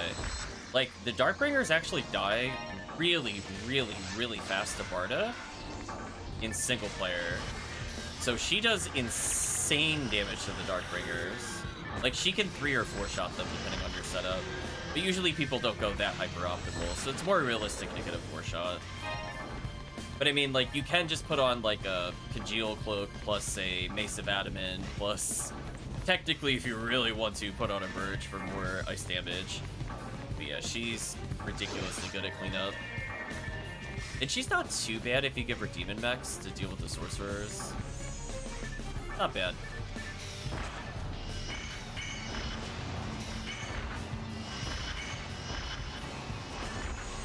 Rest in peace, my money. He went to a good cause, which was murder. Here we go.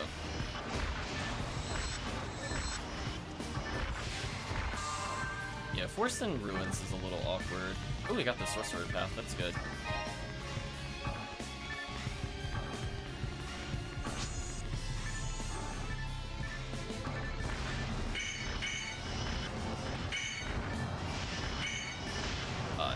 I'm gonna go behind the group. Team, just ignore me. I'm basically trying to force the Indie Belras to look 2 different directions, so that way the team doesn't have to deal with the Quadrifire, because getting hit by a Quadrifire really sucks. Yeah, see how 2 of them started turning towards me? I'm manipulating their AI a little bit there. Look at that, chat. Look at that AI manip. Although, we locked them pretty good with freeze traps here. For this room, I'm gonna ask that Promethean spam Rafoe. Spam Rafoe like you better believe it. If you don't, we're gonna die. Oh my gosh, there's so many things to kill. Oh, it's gonna be bad. I gotta refreeze. So many. Uh-oh, he's using Defoe instead of Rafoe. It's gonna get ugly. Okay, we're cleaning it up at least. After this, just try not to die to the Chaos Springer that's over there. I don't think you want to be there, to be honest with you. I'll put a freeze trap down to protect you. No worries. I'm gonna protect you here. Put a confuse trap down. I'll let them fight themselves for a bit.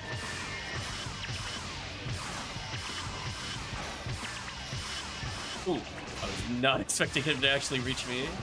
Got a little jump scare. Get out of here. Honestly, I would say for like... There's one room I'll need you to not cast a spell in. You need to get rebuffed. There's one room I need you to not cast a spell in, and it's the Falls room.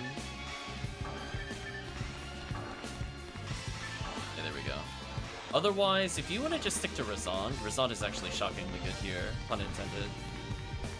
Basically, it kills the Indie Belros and the Claws are very annoying for us. I can't believe that hit me. I'm so sad. I'm so sad that hit me.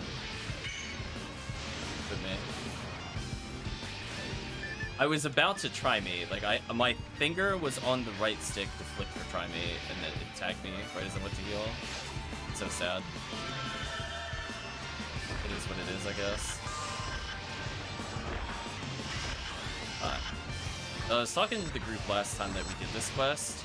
You gotta really delay the freeze trap, so like don't shoot it. I'm gonna wait. 3, 2, 1. Wait. There we go. Walk away. Perfect.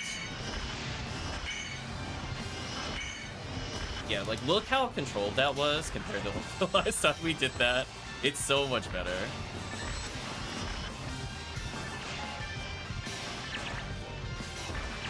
Okay, I got 8 freeze traps. That should be enough for the final round. Still got some more to spare.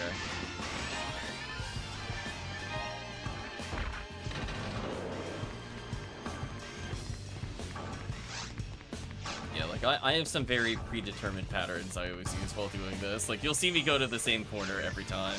I'm just so used to it at this point.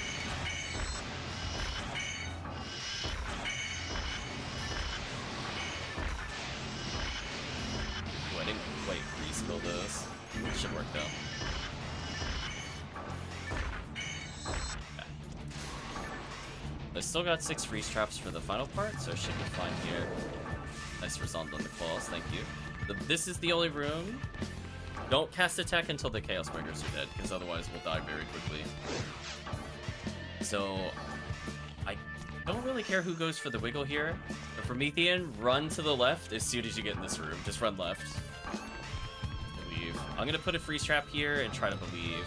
See if I can believe my way out of here. This might work. And now if you want to debuff them, that's fine. Just want to make sure that until those guys are frozen. Oh, hit me right as I went into the freeze. That sucks. I think I'm in trouble here. Oh, actually, no. Never mind. No longer trouble. I'm gonna put another freeze trap down here. I'm gonna stay over here. I'm gonna put a freeze trap here and a freeze trap here. This should be fine.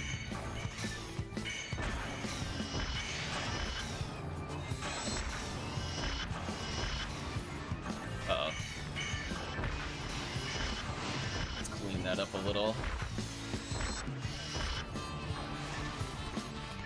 Hey, Chaos Springer. Bye, Chaos Springer. Get wrecked. Okay, so let's see if we get the fun room or the falls room. Falls time.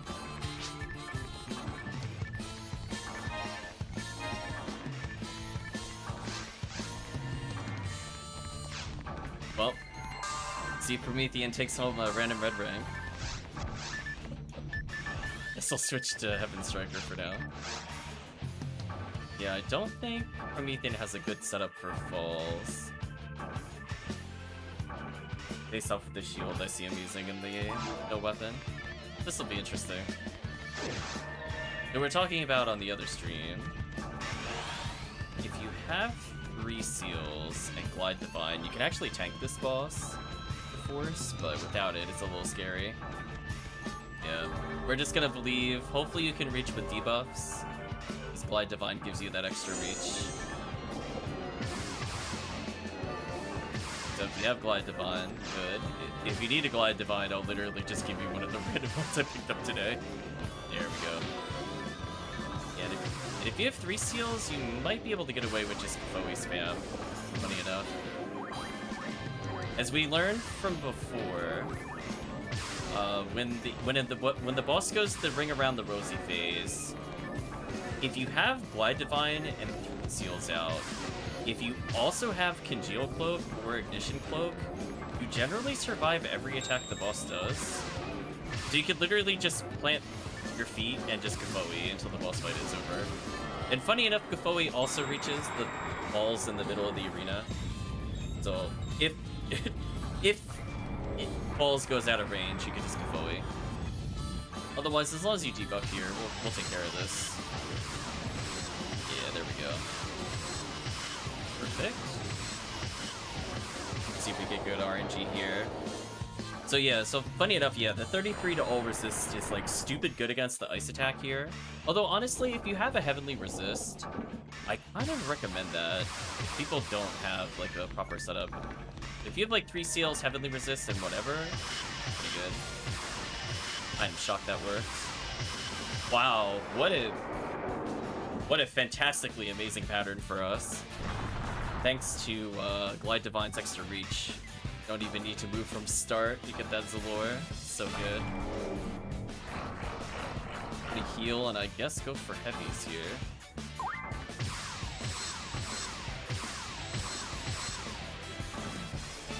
See what the boss does. Ooh, how generous.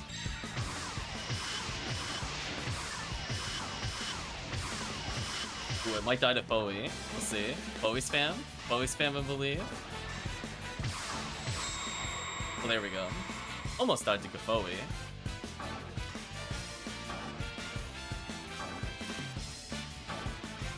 Yeah, Gafoe is definitely better than nothing, but Foe Numeral has a big advantage over Foe Numen here. Armor for that pun. Excalibur's him.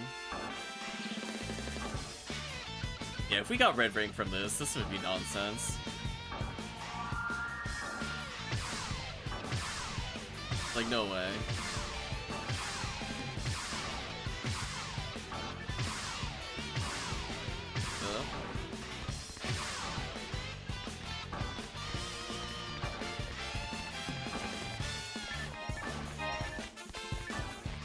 No worries. That's fun. Eventually I need more money, but I could probably hand in some and at least negate some of the cost.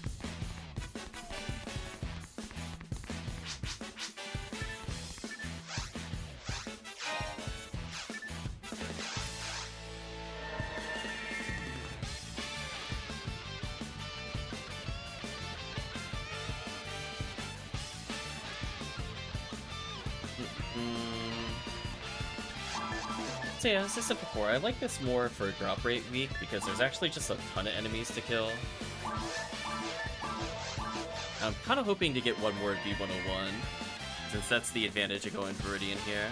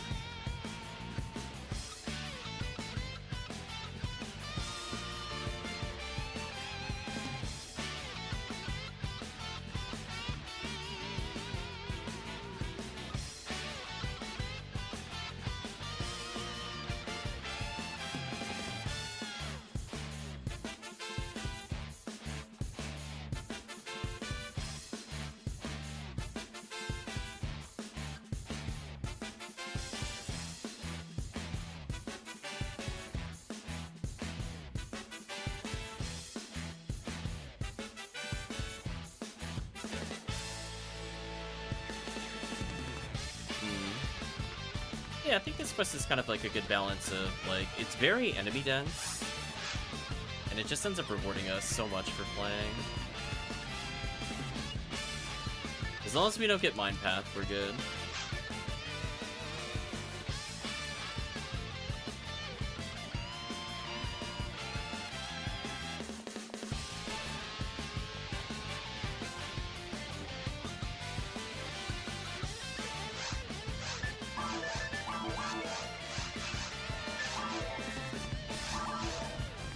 It's almost like we're going back to the old TTF where you used to be able to do the Sinnoh Blues in order to get one on the way to Red Rank. And as such, I don't expect this will ever enter RBR. That's what I was gonna say there.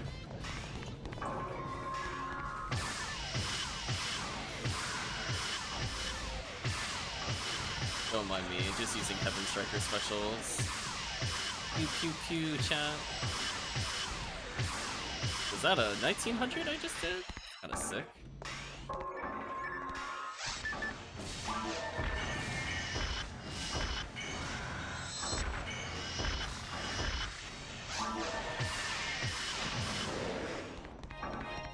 Uh-oh. The end of the song. No. Just awkward pause in the soundtrack.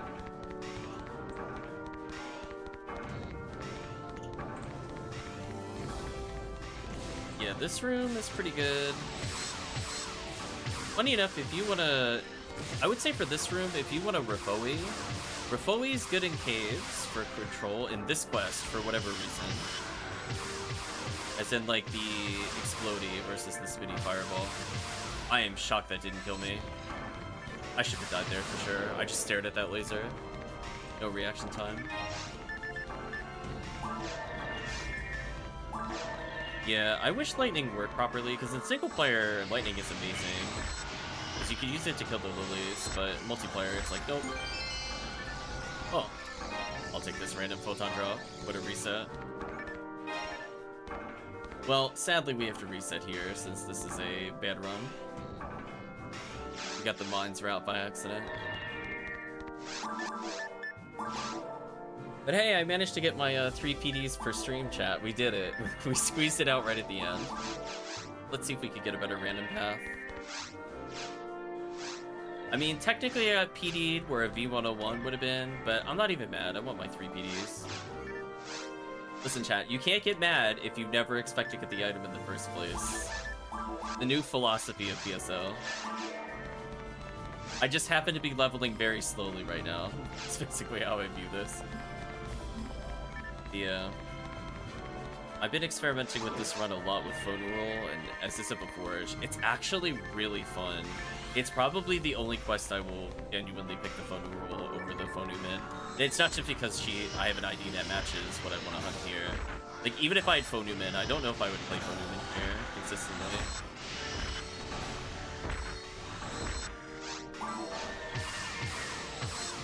Good.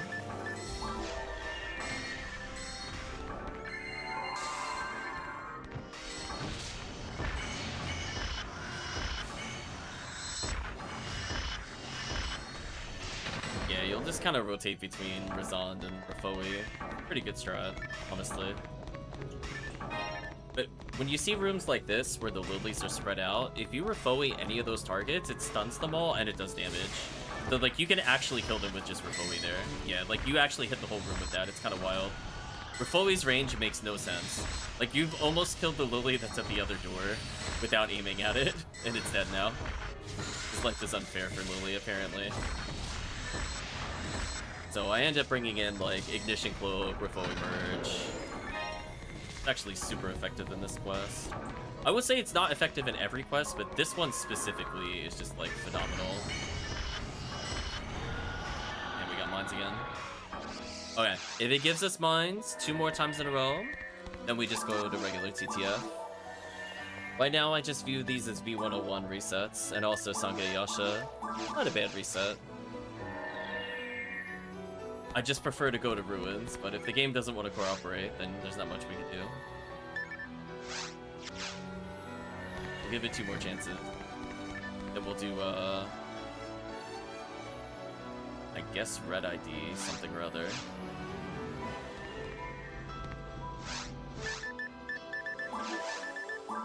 On V101s or Ruins Path. I'll take either or.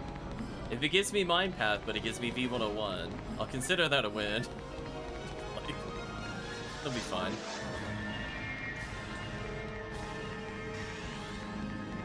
Buffs. Music is very upbeat and happy right now. And Rafoi just saying no to the room.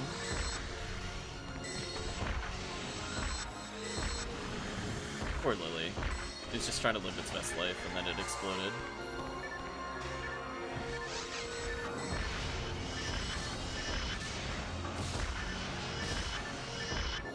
Nicely done. And funny enough, those little shots of, like, Razond or Rafoi really help me, because I'm using the Baran's launcher. So, like, anything that slows them up, I'll take it, honestly. You can do literally 0 damage, I'll consider it a win. There we go. Now we're having some smooth gears. Get out of here, other Lily. Yeah, look how good that clear was. Rafoi actually putting in the work, killing Grass Assassins, regular Bowman, well, or Crimson Assassins. Alright, 1 more reset. Better not see that door open again. I'm gonna shake my fist. The least I can say, I did try to get V101 again today.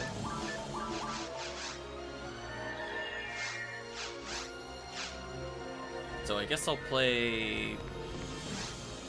If it goes on and we don't see it again, I guess I'll switch into Yukasil? Or Red ID? I guess? I think that should be fun. Haven't played her in a while. She's quite fun.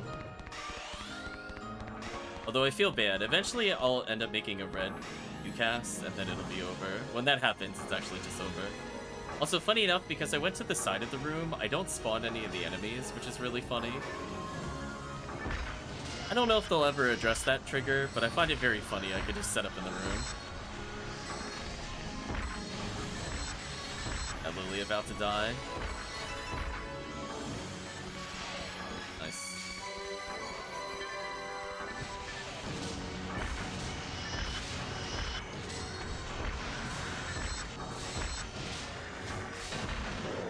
Nicely done, team. Good cleanup.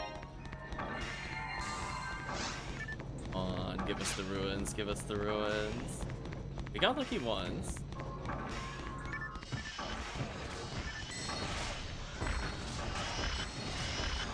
Yeah, they're ultra done. Get out of here. I'm sorry. Excuse me? Excuse me. Excuse me. What is this? What is that? No. No. Stupid final impact. What a troll. Where's that on our Discas, right, chat? Like, save that for, like, actually useful rares. Oh, nice. See, there we go. We threatened to go and switch out to TTF, so then it did this. Works every time, chat.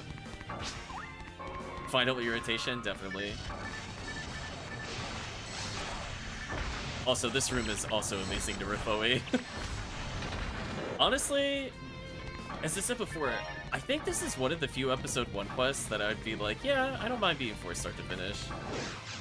Rockhouse looks like the other Rockhouse Kokosame a little bit. I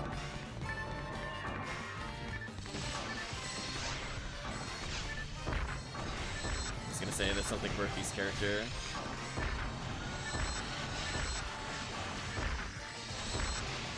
Yeah, this quest made me a believer, an extra hard believer in Rifoe. Like before it's like, oh, Rifoe stacks, and I'm like, no, no, no. Long live the Rifoe king here. It's actually wild.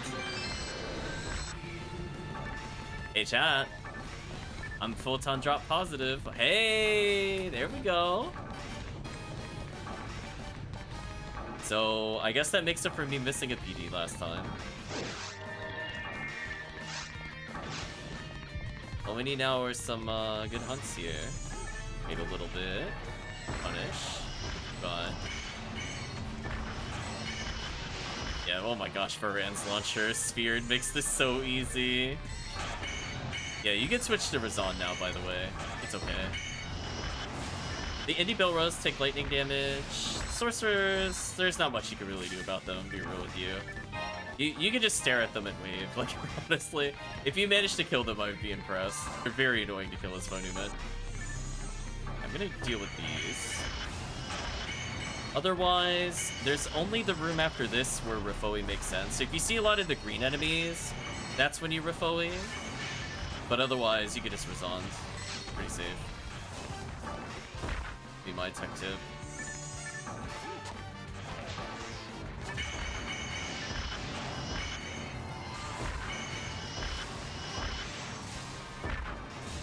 Yeah, see how he's still turning to me instead of the team? This makes it so easy. Yeah, this is the room where we need the Rifoe spam. There are so many targets, you can't even properly debuff them. That's how you know this quest is wild. Like, just good luck trying to debuff. You will hit enemy limits so fast. I think I can kill with another freeze trap here. I'm literally forced to do it because I can't target them through all these things. Okay, good, good, good. Thank you for the cleanup. Yeah, those Rifoes help us get the combo kill through the wall of enemies. Okay. I mean, I guess I could technically still freeze trap this one if I want to. I guess that's an okay strat.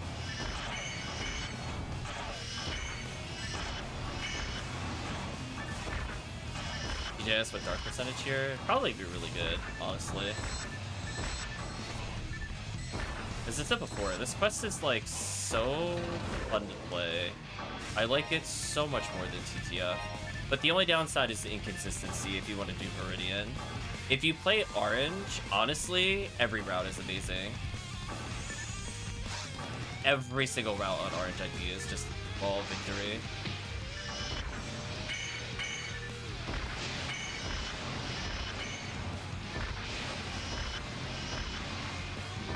Should probably pick up the escape doll, honestly.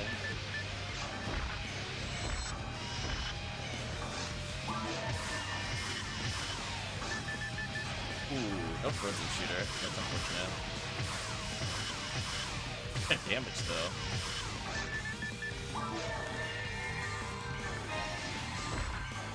Nice. So this room is just super delayed. So people try to preempt a freeze trap need to understand that it takes like forever for them to spawn.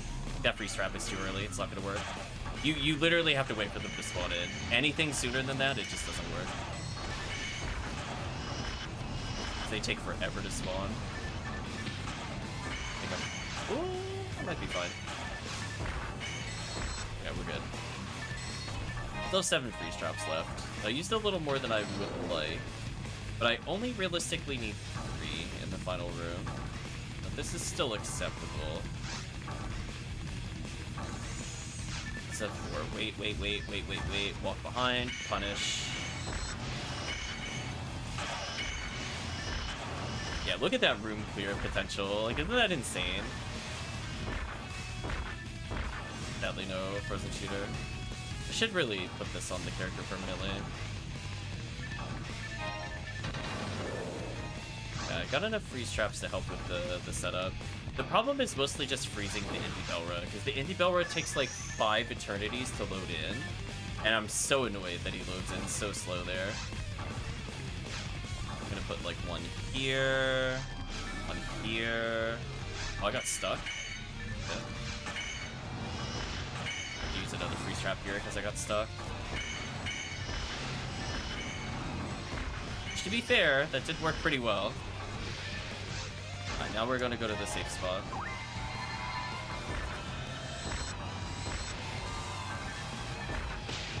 Ow, somebody lined up with me. That hurt. Alright, so we're gonna freeze the Indie Belra, or not Indie Belra. Well, yes, but mostly the Darkbringer.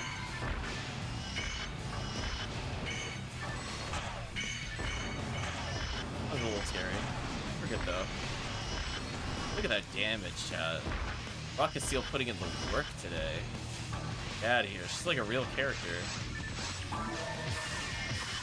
Oh. I almost died to like the most telegraphed attack of all time. Just saw it going like, oh, what's that? What's the giant thing approaching me? Surely it'll be safe. Okay, we got falls again. Okay.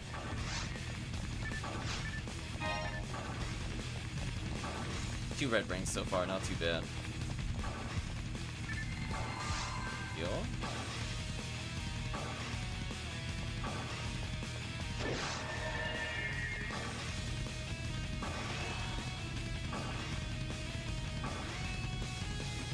Yeah, I really like that there's a couple of quests in episode 1 that are that dense. You don't really see that.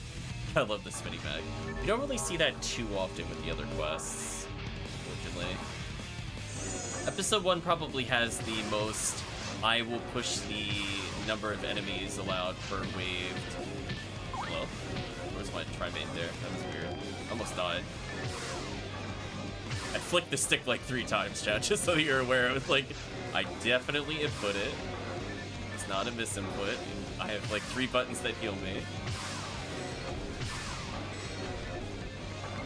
There we go.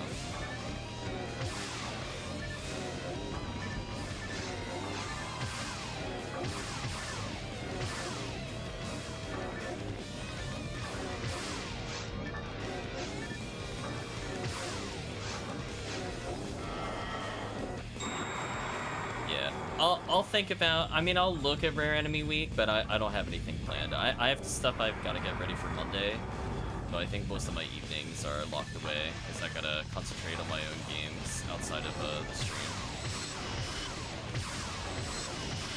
This little ladder climb, as I like to call it. Normal heavy special until the boss dies.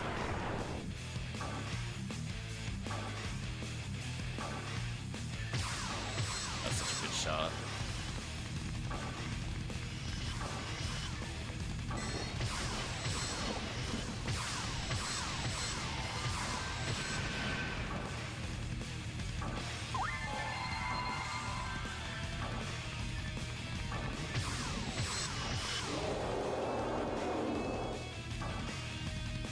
Conjuring runs, I don't know. I don't believe in them anymore. Listen, we literally played like 4 runs outside of Rare Enemy Week, and 2 of the 4 have been rare, boss. And even if you count like 2 other super joke runs that don't lead to where we need to go, it's still 2 out of 6, which is infinitely better than what we were doing during Rare Enemy Week. That is some serious damage.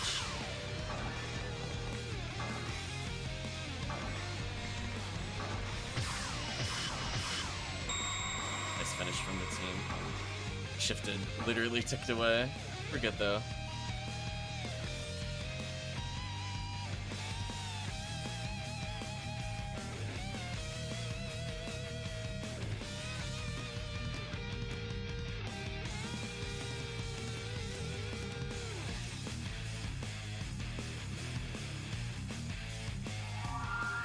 Let's level up for the team.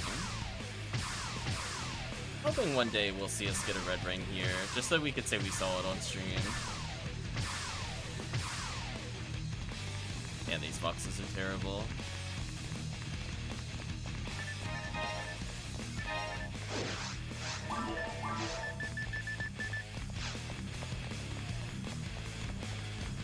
I guess we'll transition into actual TTF now.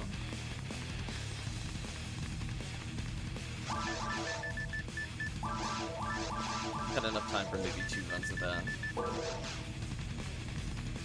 Hello, random materials. Or scape dolls, I can't tell. Primates, we'll take those. Takes me a trip later.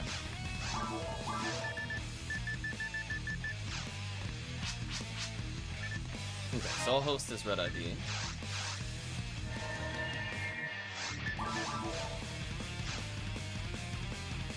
Don't enforce this for today. No worries, Promethean. Do you want to play Ranger?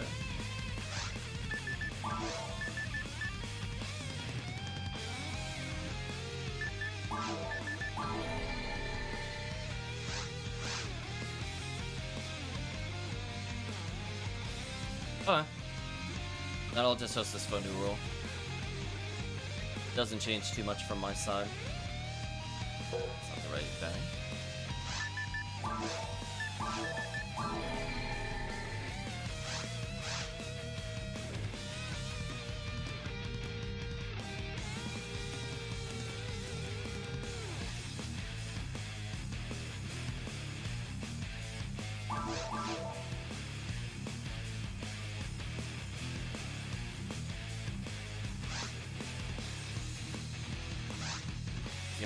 I'm enjoying the music, but we've clearly transitioned to Fist of the North Star.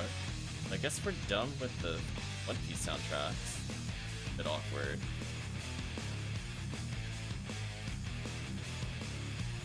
I feel like we didn't hear some of these, but it's fine. If it says it finished, it finished.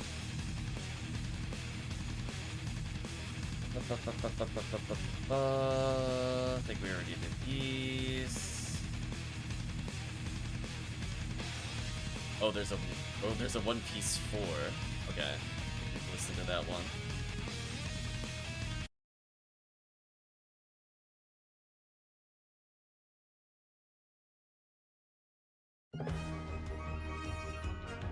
Guess that works.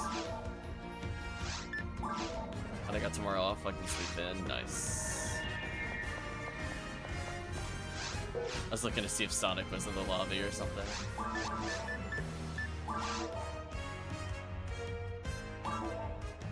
I'm not gonna put a password, this should be fun.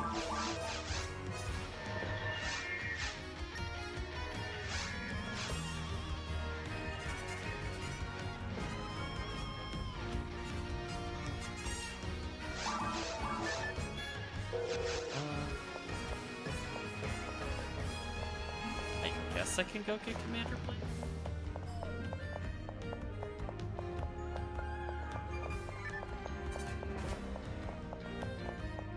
Better than nothing.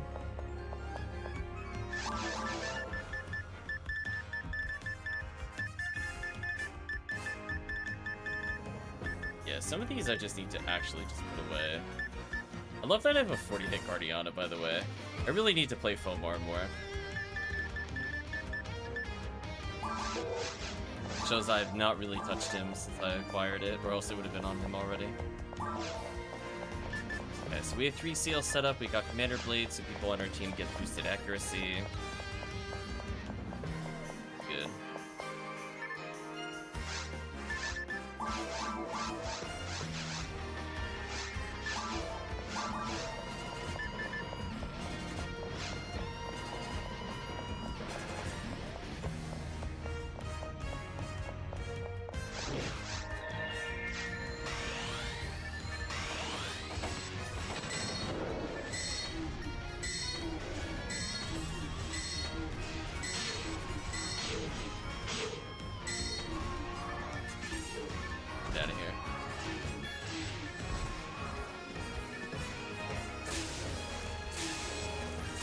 See if we can get a better Red Saber for this character. In theory, it really shouldn't be that hard.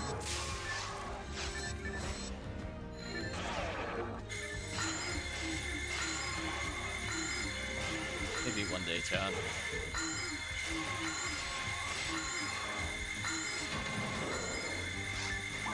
I'm just gonna teleport.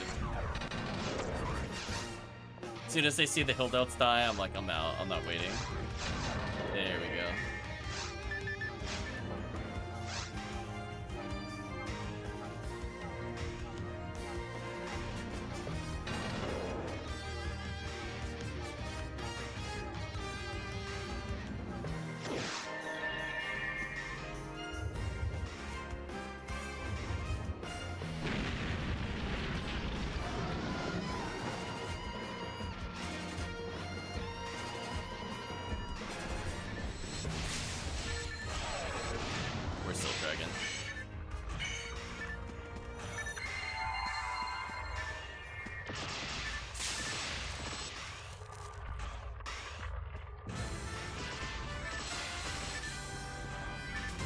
See if we can time the shot for the insta-kill. Ooh, that was... Oh, we landed it, just not enough damage. That's so sad. That was so sad. So close. I think everybody hit, it just wasn't enough damage. Darn you, HuCast privilege. Right, chat? We know on HuCast that would've killed.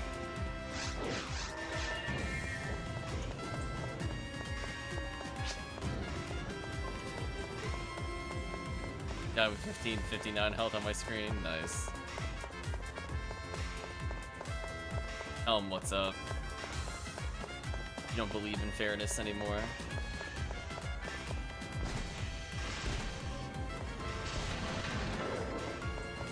Look at me, I'm helping.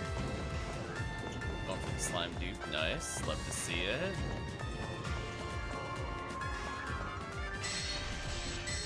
I can Refolia the Volmers, stunlock the Lily, Folia it in the face, because it knows what it did.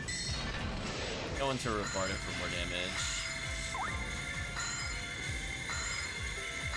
Pure Poison should not drop here, chat. Every time I see it, I become increasingly sad.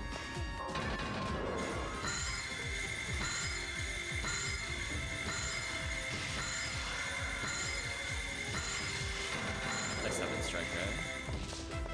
Pew pew. As long as we kill these, we should be fine. I'll set down a Ryuker for later, so I can just instant leave later.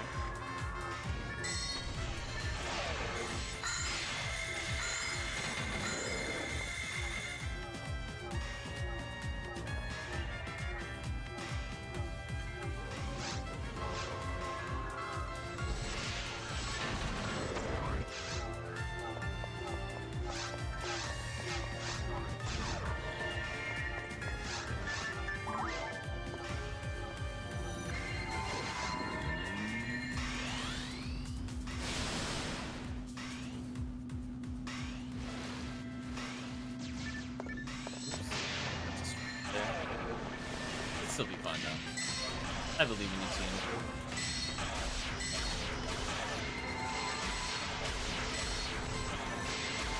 Nice, we all 5 frames. Love to see it. Let's see some time.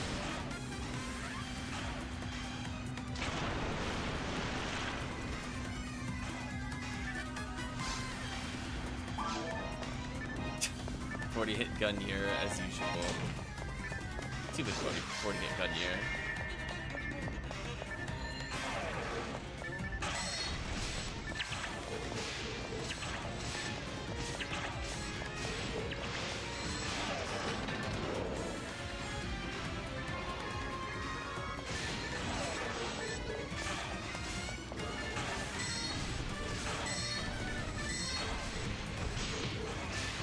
Wow, 3 seals actually stepping in big time there. Thank you, Gillis. Bonk and bonk. Basically, I'm gonna just debuff here and walk away.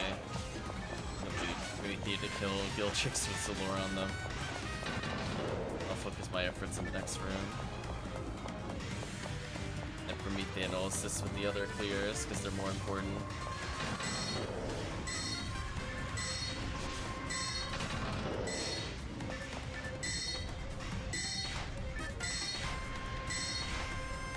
Pew pew chat. This is my life now. I'm clearing the canavan.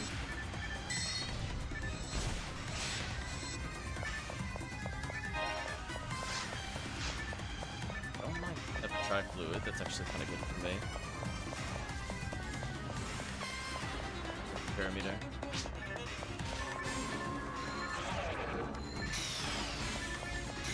Well.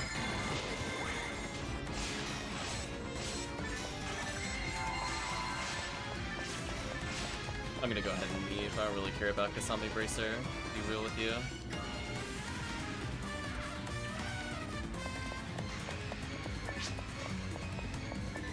It'll be fun. Just waiting for you to enter the room, honestly. If you're waiting for me to buff you, I'm never gonna buff you if you're not where you're supposed to be. I thought we were just waiting for Promethean, which is why I was not buffed there.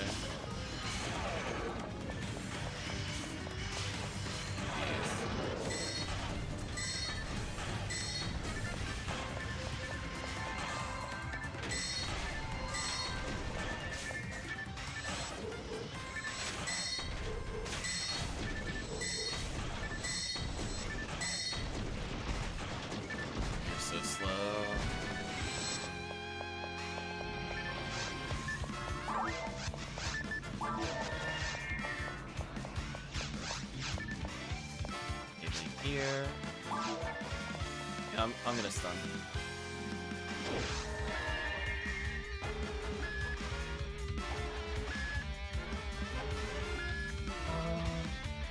Okay, so I think I set up the camera, so I should be good.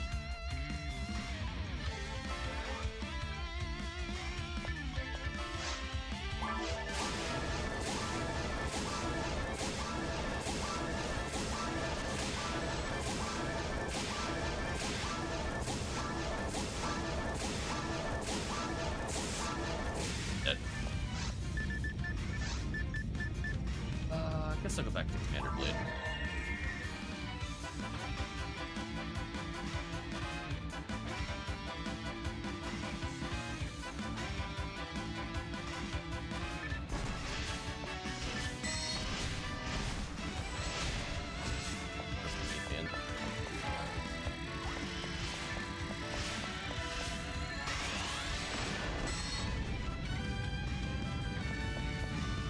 Fireball, resign. Wow. Well, we are having a surplus officially. That's always good to see. Nice. BT got a photon drop. Leave me alone, Claws. I want nothing to do with you.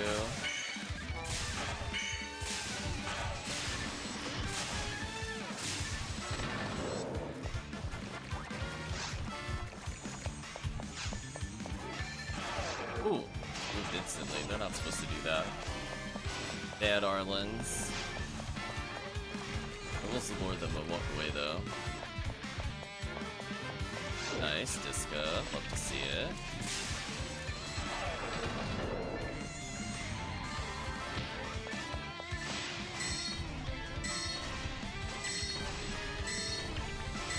Be able to kill these. The team will clear the next room. I'll kill the balls.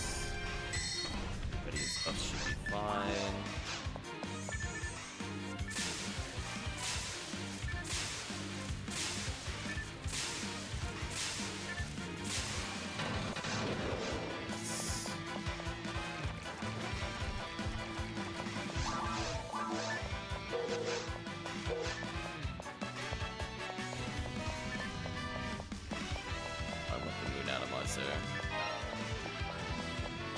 I should be able to help them on the last wave at least.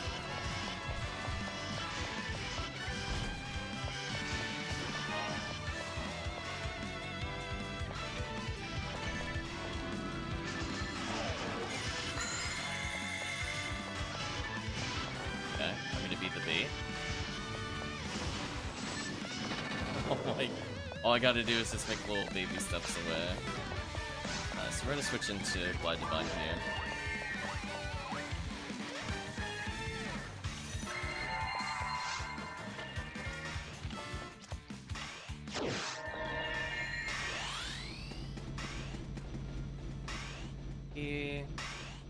Might matter, because I get like another Kapoe or two out of this. 40 MP is no joke.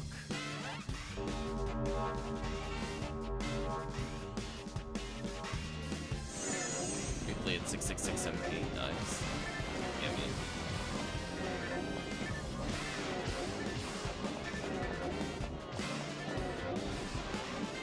By just looking for some of the gaps, we should be able to stack Kapoe pretty safely. Probably get away here without getting hit. No, little tap. And again, this is like with one of the slowest animations of the game. If I'm able to dodge pretty much everything, goes to show. Just think about your pathing with spinners.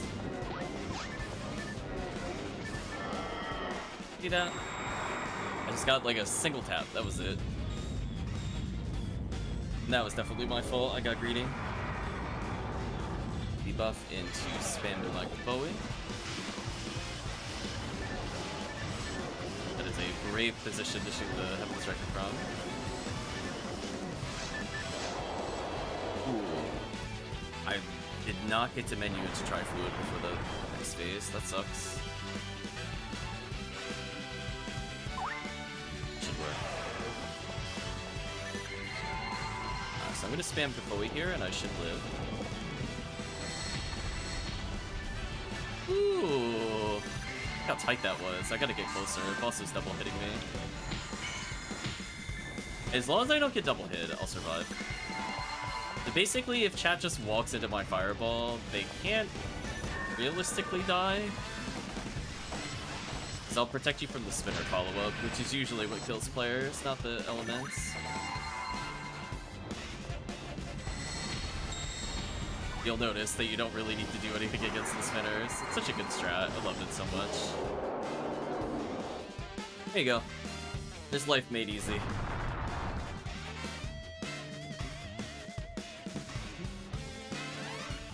And I'll debuff. And if I get knocked down... Actually, debuff into Commander Blade here. Maximize the damage. But look at that Bowie damage. I'm doing 271 a cast. Like, that's wild, chat. That's so strong for first.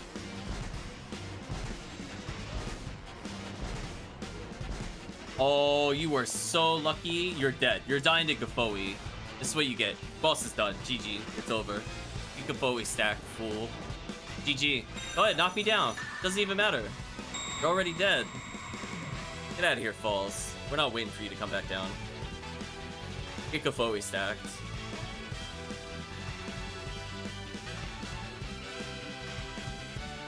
Yeah, that's like 120 more damage minimum than the Phonuman. It's kind of wild. So landing like 11 or 12 of those in a row really adds up.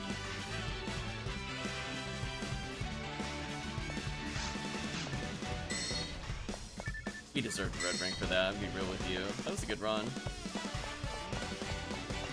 Do one more. I'm gonna dodge that Mag Blast though. I'm like, I'm out of there. Take my skip though. There's no way it's not an S rank. So we killed over 150. Give me that skip doll. Yeah, there you go. Chat needs it. Get your skip doll.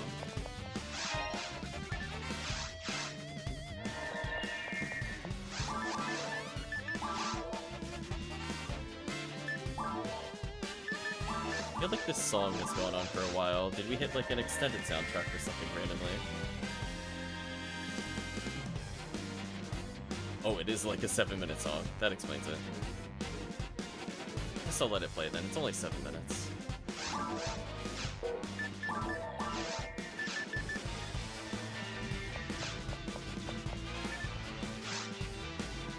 Ronix says, when is the next scheduled event for the server? I'm gonna be real with you. Everybody asked that, you will never get an answer. But the next one would be anniversary event, whenever they decide to start it in August or I guess technically they could start in September if they wanted.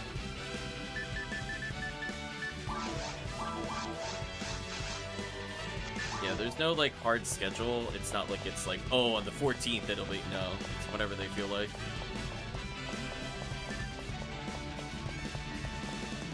Let's see if I can get a buff this time. There we go. Last time I attempted that, it didn't buff everybody.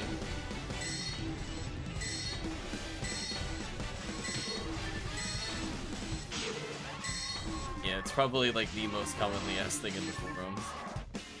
So for me, I definitely don't have answers for you, other than I can tell you vaguely that it's an event coming up in August, probably second week.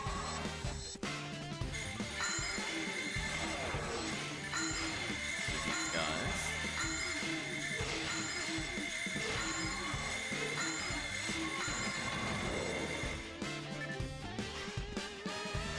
Pretty fast. Might actually have time to run there? No, it's still faster to reoccur. Never mind. It was almost faster. It was worth cleaning up that portal though for the next disco.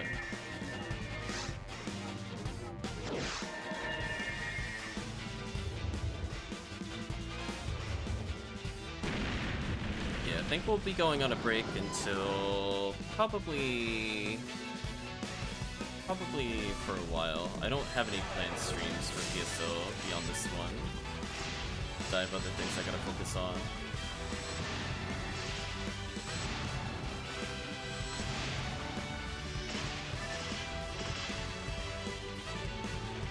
Yeah, I wouldn't even bother doing the bonus streams unless I have people to play with. I don't usually enjoy doing the solo stuff. It's nice to be able to do some of the moderate challenges in PSO. Get out a Gaffoe for this monster. Valkyrie. Bye, Valkyrie. Nice, photon drop. Big thing getting the big room work.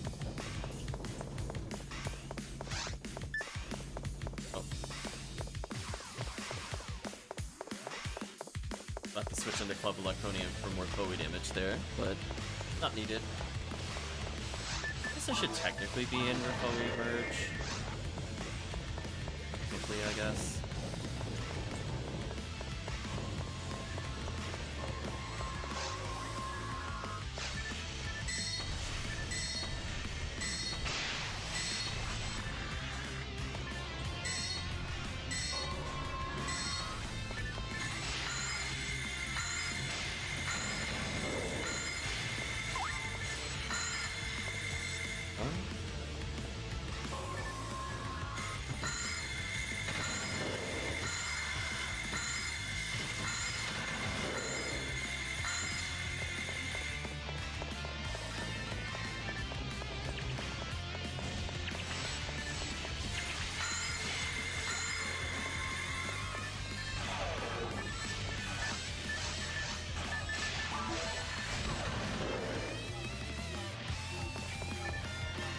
If I'm being optimal, I should just have Club Electronium here. That way, when I'm done foleying, I just teleport out instantly. Valkyrie.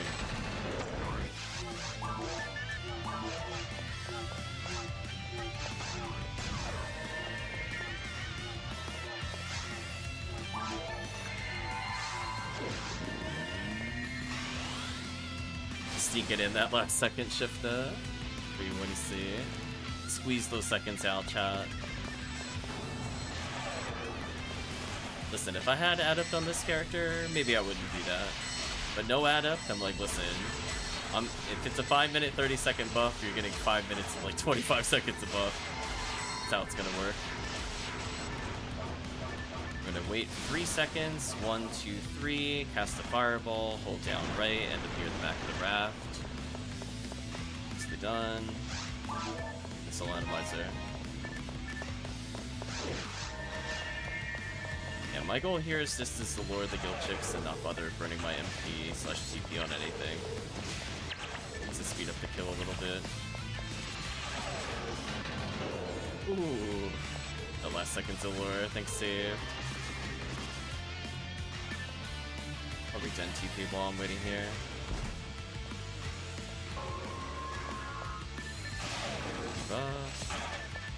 Mind acting as a decoy. Since I'm closer to them, they're more likely to come to me than a ranger friend here.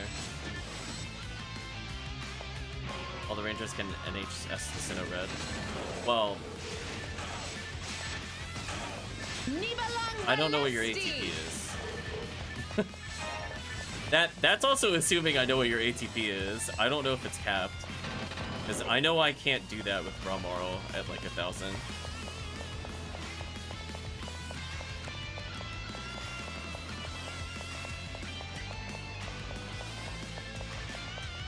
I don't know where the break line is.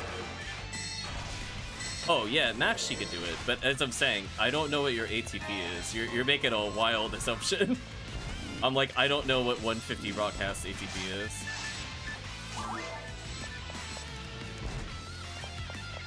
They're all cleaned up, I guess.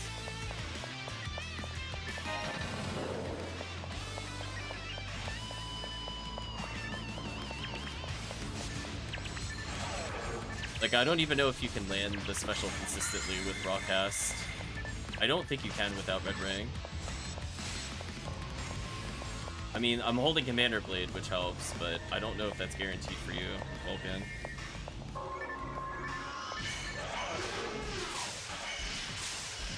Those are thresholds that have not been relevant to me for quite some time, so I'm like, is that a guaranteed hit? Question mark? Welcome, Dego.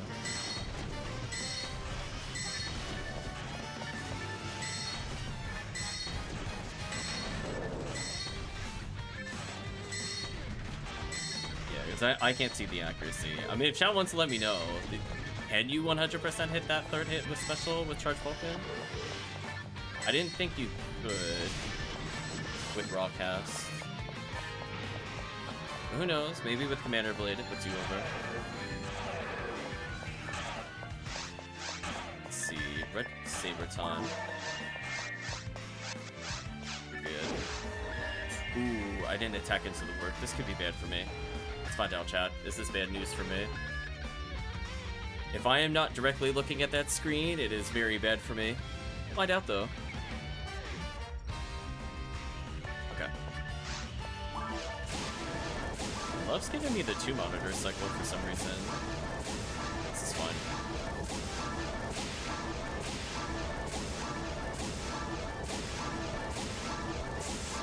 Dead. Back to Commander Blade.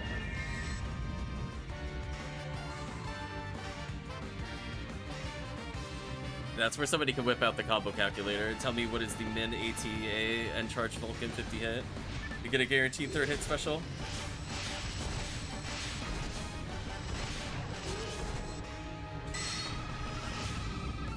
That'll work. Add into this.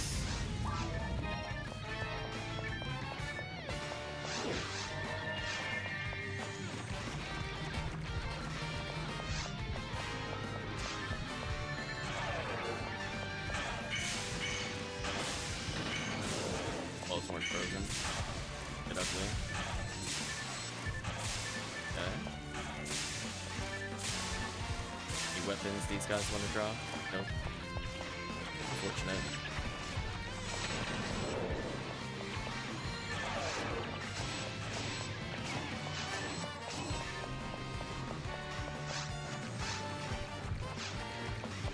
Might be able to buff the team here. Be a little dicey. Oh, well. Not if that happens. That'll work.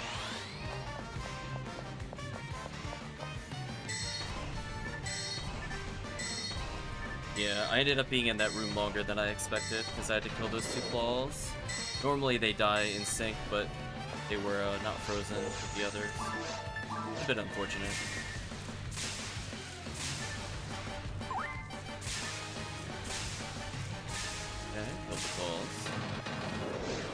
So I feel like there's like an okay chance of us maybe seeing a good item here.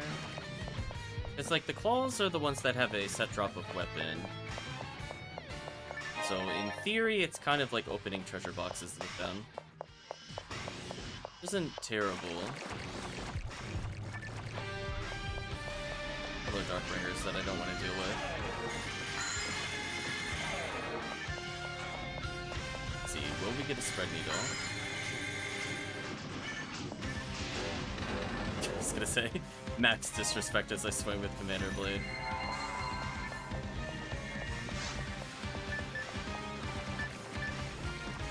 Wide Divine. That buffs again. Deals this on. Good.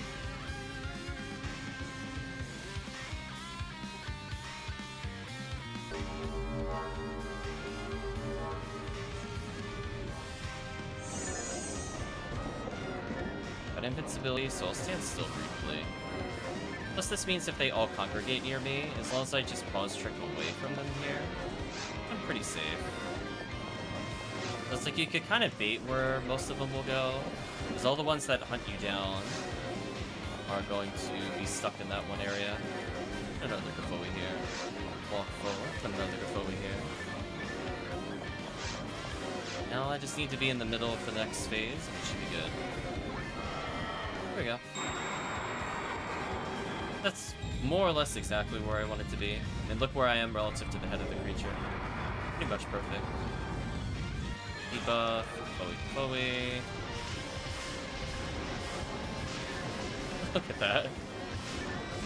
What is that? Is that like the closest I could possibly be without being hit, chat? What do you think? Like, the boss's graphic was overlaying with me, but it didn't hit me. All that matters. Yeah, so we're gonna start stacking Gafoe here. Move forward so I don't die. Yeah, and we'll kill some of the spinners for them. So every now and then I just move a little closer, protect them. See that? Look how easy that is. Heal up the team, cure the slow-mo. Always so good there, chat. Praise be to 3 seals plus Glide Divine resistances. Yeah, my advice, I guess, if you're gonna play Force here, just make sure to take a step forward if you see it going for the same pattern again.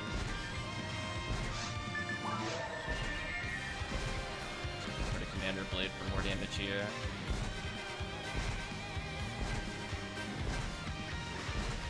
Rawcast needs as much help as they can get to land shots on this thing without Red Ring. So annoying.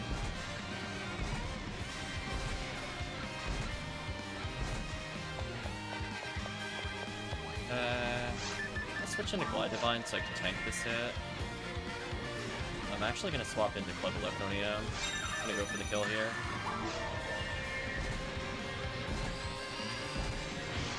Not a Foe. Yeah, like chat, I'm doing 354 of Fireball. As I said before, like go look back at like Phonumans trying to do it with max MST. They're barely breaking like 110. So stacking that Gafoe is actually kind of nice. There you go, optimal damage.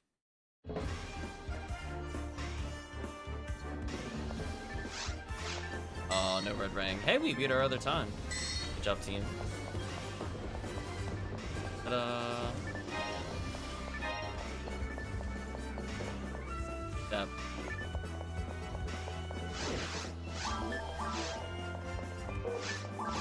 So yeah, overall, it's nice that I actually use all the items in my inventory, I guess. Some people just have like 7 million weapons but use 2. This one, genuinely, I just kind of swap through. Feels rewarding to learn. And I like that, you know, especially for people that don't necessarily have the best staves, that they can... Oh, there's a Vulcan, but it's not the one I want. Oh, charge arms with only 5% hit. Boo. Day chat will be interesting. But I think from the standpoint of the Commander Blade, it's just kind of an easy item to pick up. Like, it's not something you could get at low level, just due to the point requirement. But ironically, you can use it at low level because it has like no level requirement. So I think we kind of came into a good position of, in theory, I could be Psycho Wanding, I guess. Makes a small difference. But I would rather my accuracy go to the team members, even if it's just one person.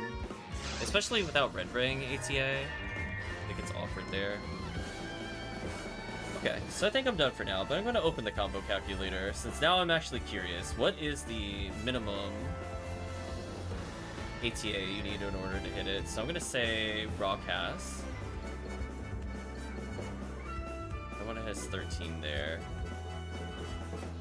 Put D parts, no red ring.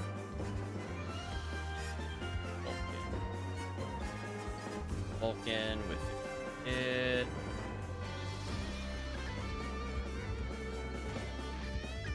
We're gonna look up. No.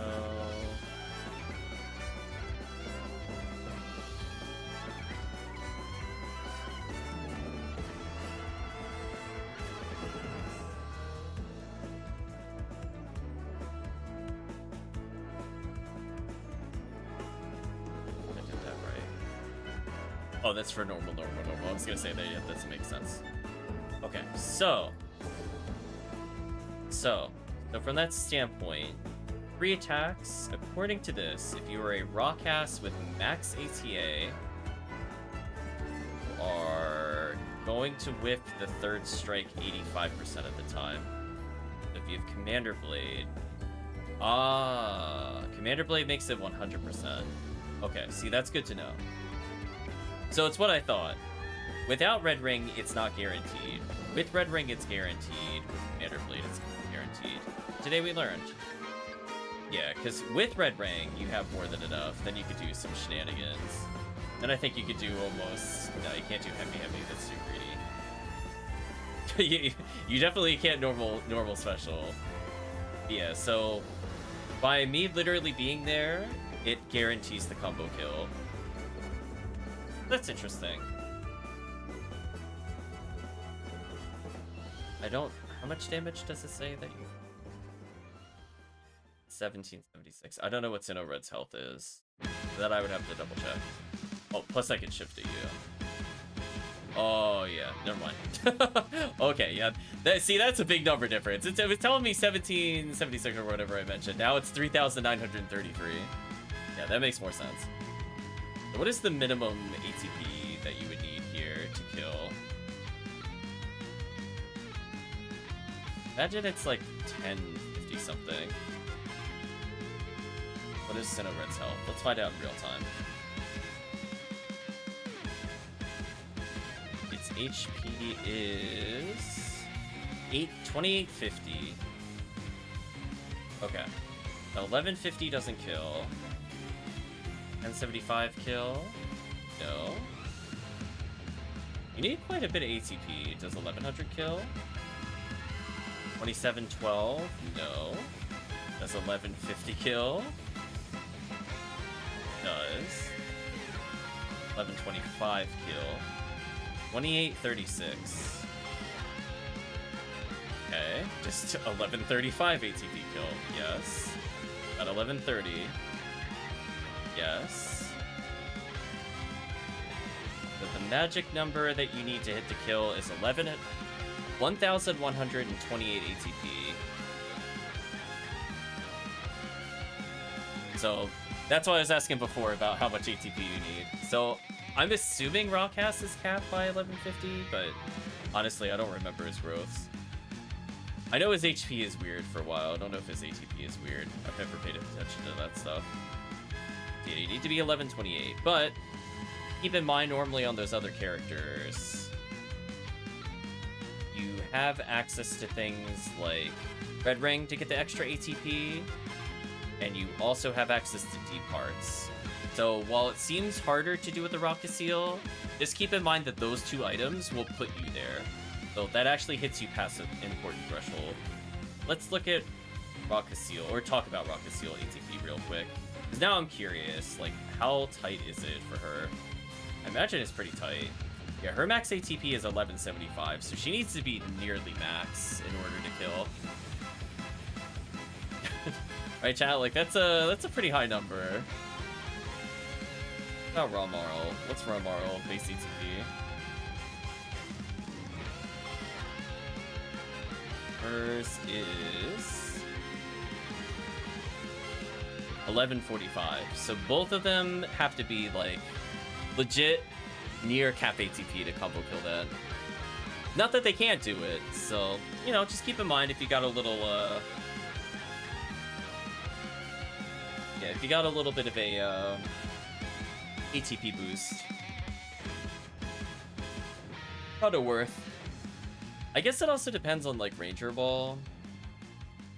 I guess Ranger Ball can also save you as a raw cast. I was doing without a shield. So I guess raw cast can hit it with Ranger Ball with max ATA.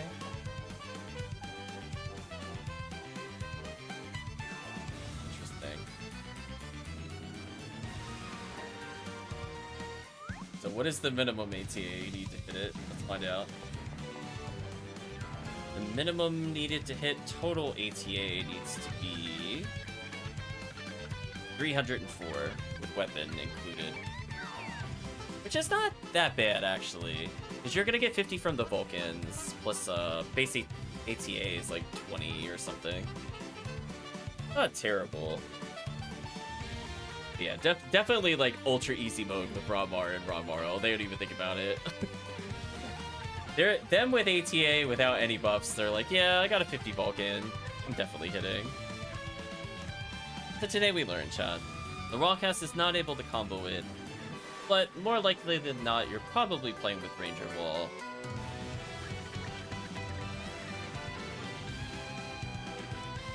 Very interesting. Because otherwise, if you're just sitting at like 280 ATA, which is still pretty high, that's not good enough. Total ATA. That's interesting. But hey, I guess that's why it's important to make sure that you have near max accuracy. So, you know, Commander Blade stacked with Ranger Wall helps a little bit if you're not quite at max accuracy. Well, just keep those in mind when you're looking for levers to improve the character. But anyway, with that resolved, I'll chat a little bit. I think from the standpoint of PSO, Parameter made out like a bandit. It's like, how many PDs was that a Parameter? Was that 6? I lost count. I know it was a lot. I'll put it that way. It was quite a lot.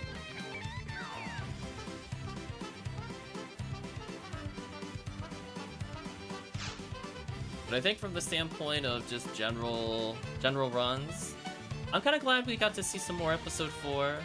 I mean, I did remember Lost Spirit Striker taking a while. I definitely forgot it had a 3rd floor. I thought it went straight to the boss after Surface. So that was definitely a my bad moment. But I still think even like the first Lost Quest, I'm kind of surprised that one isn't an HBR. Because I'm thinking like maybe it has to do with whether or not it goes to the boss. Because there are some quite long quests that are in the rotation, though I don't think it's purely time related. I mean, Phantasmal World 4 takes forever to complete. Like, that is like a 20+ minute quest, so I don't think they're scared about having long ones, because you gotta do both towers. The chat remembers, that is not like a 10-minute run kind of thing. Because there's just so much you have to physically cover in that quest. So, I don't know. Hopefully they revise these things, but hey. Maybe we'll see when it gets to Anniversary. But for now, chat, it is, I guess, time to say goodbye to YouTube. So if you did watch to this point in the video or the VOD, just like to say thank you for watching. To see you again next time.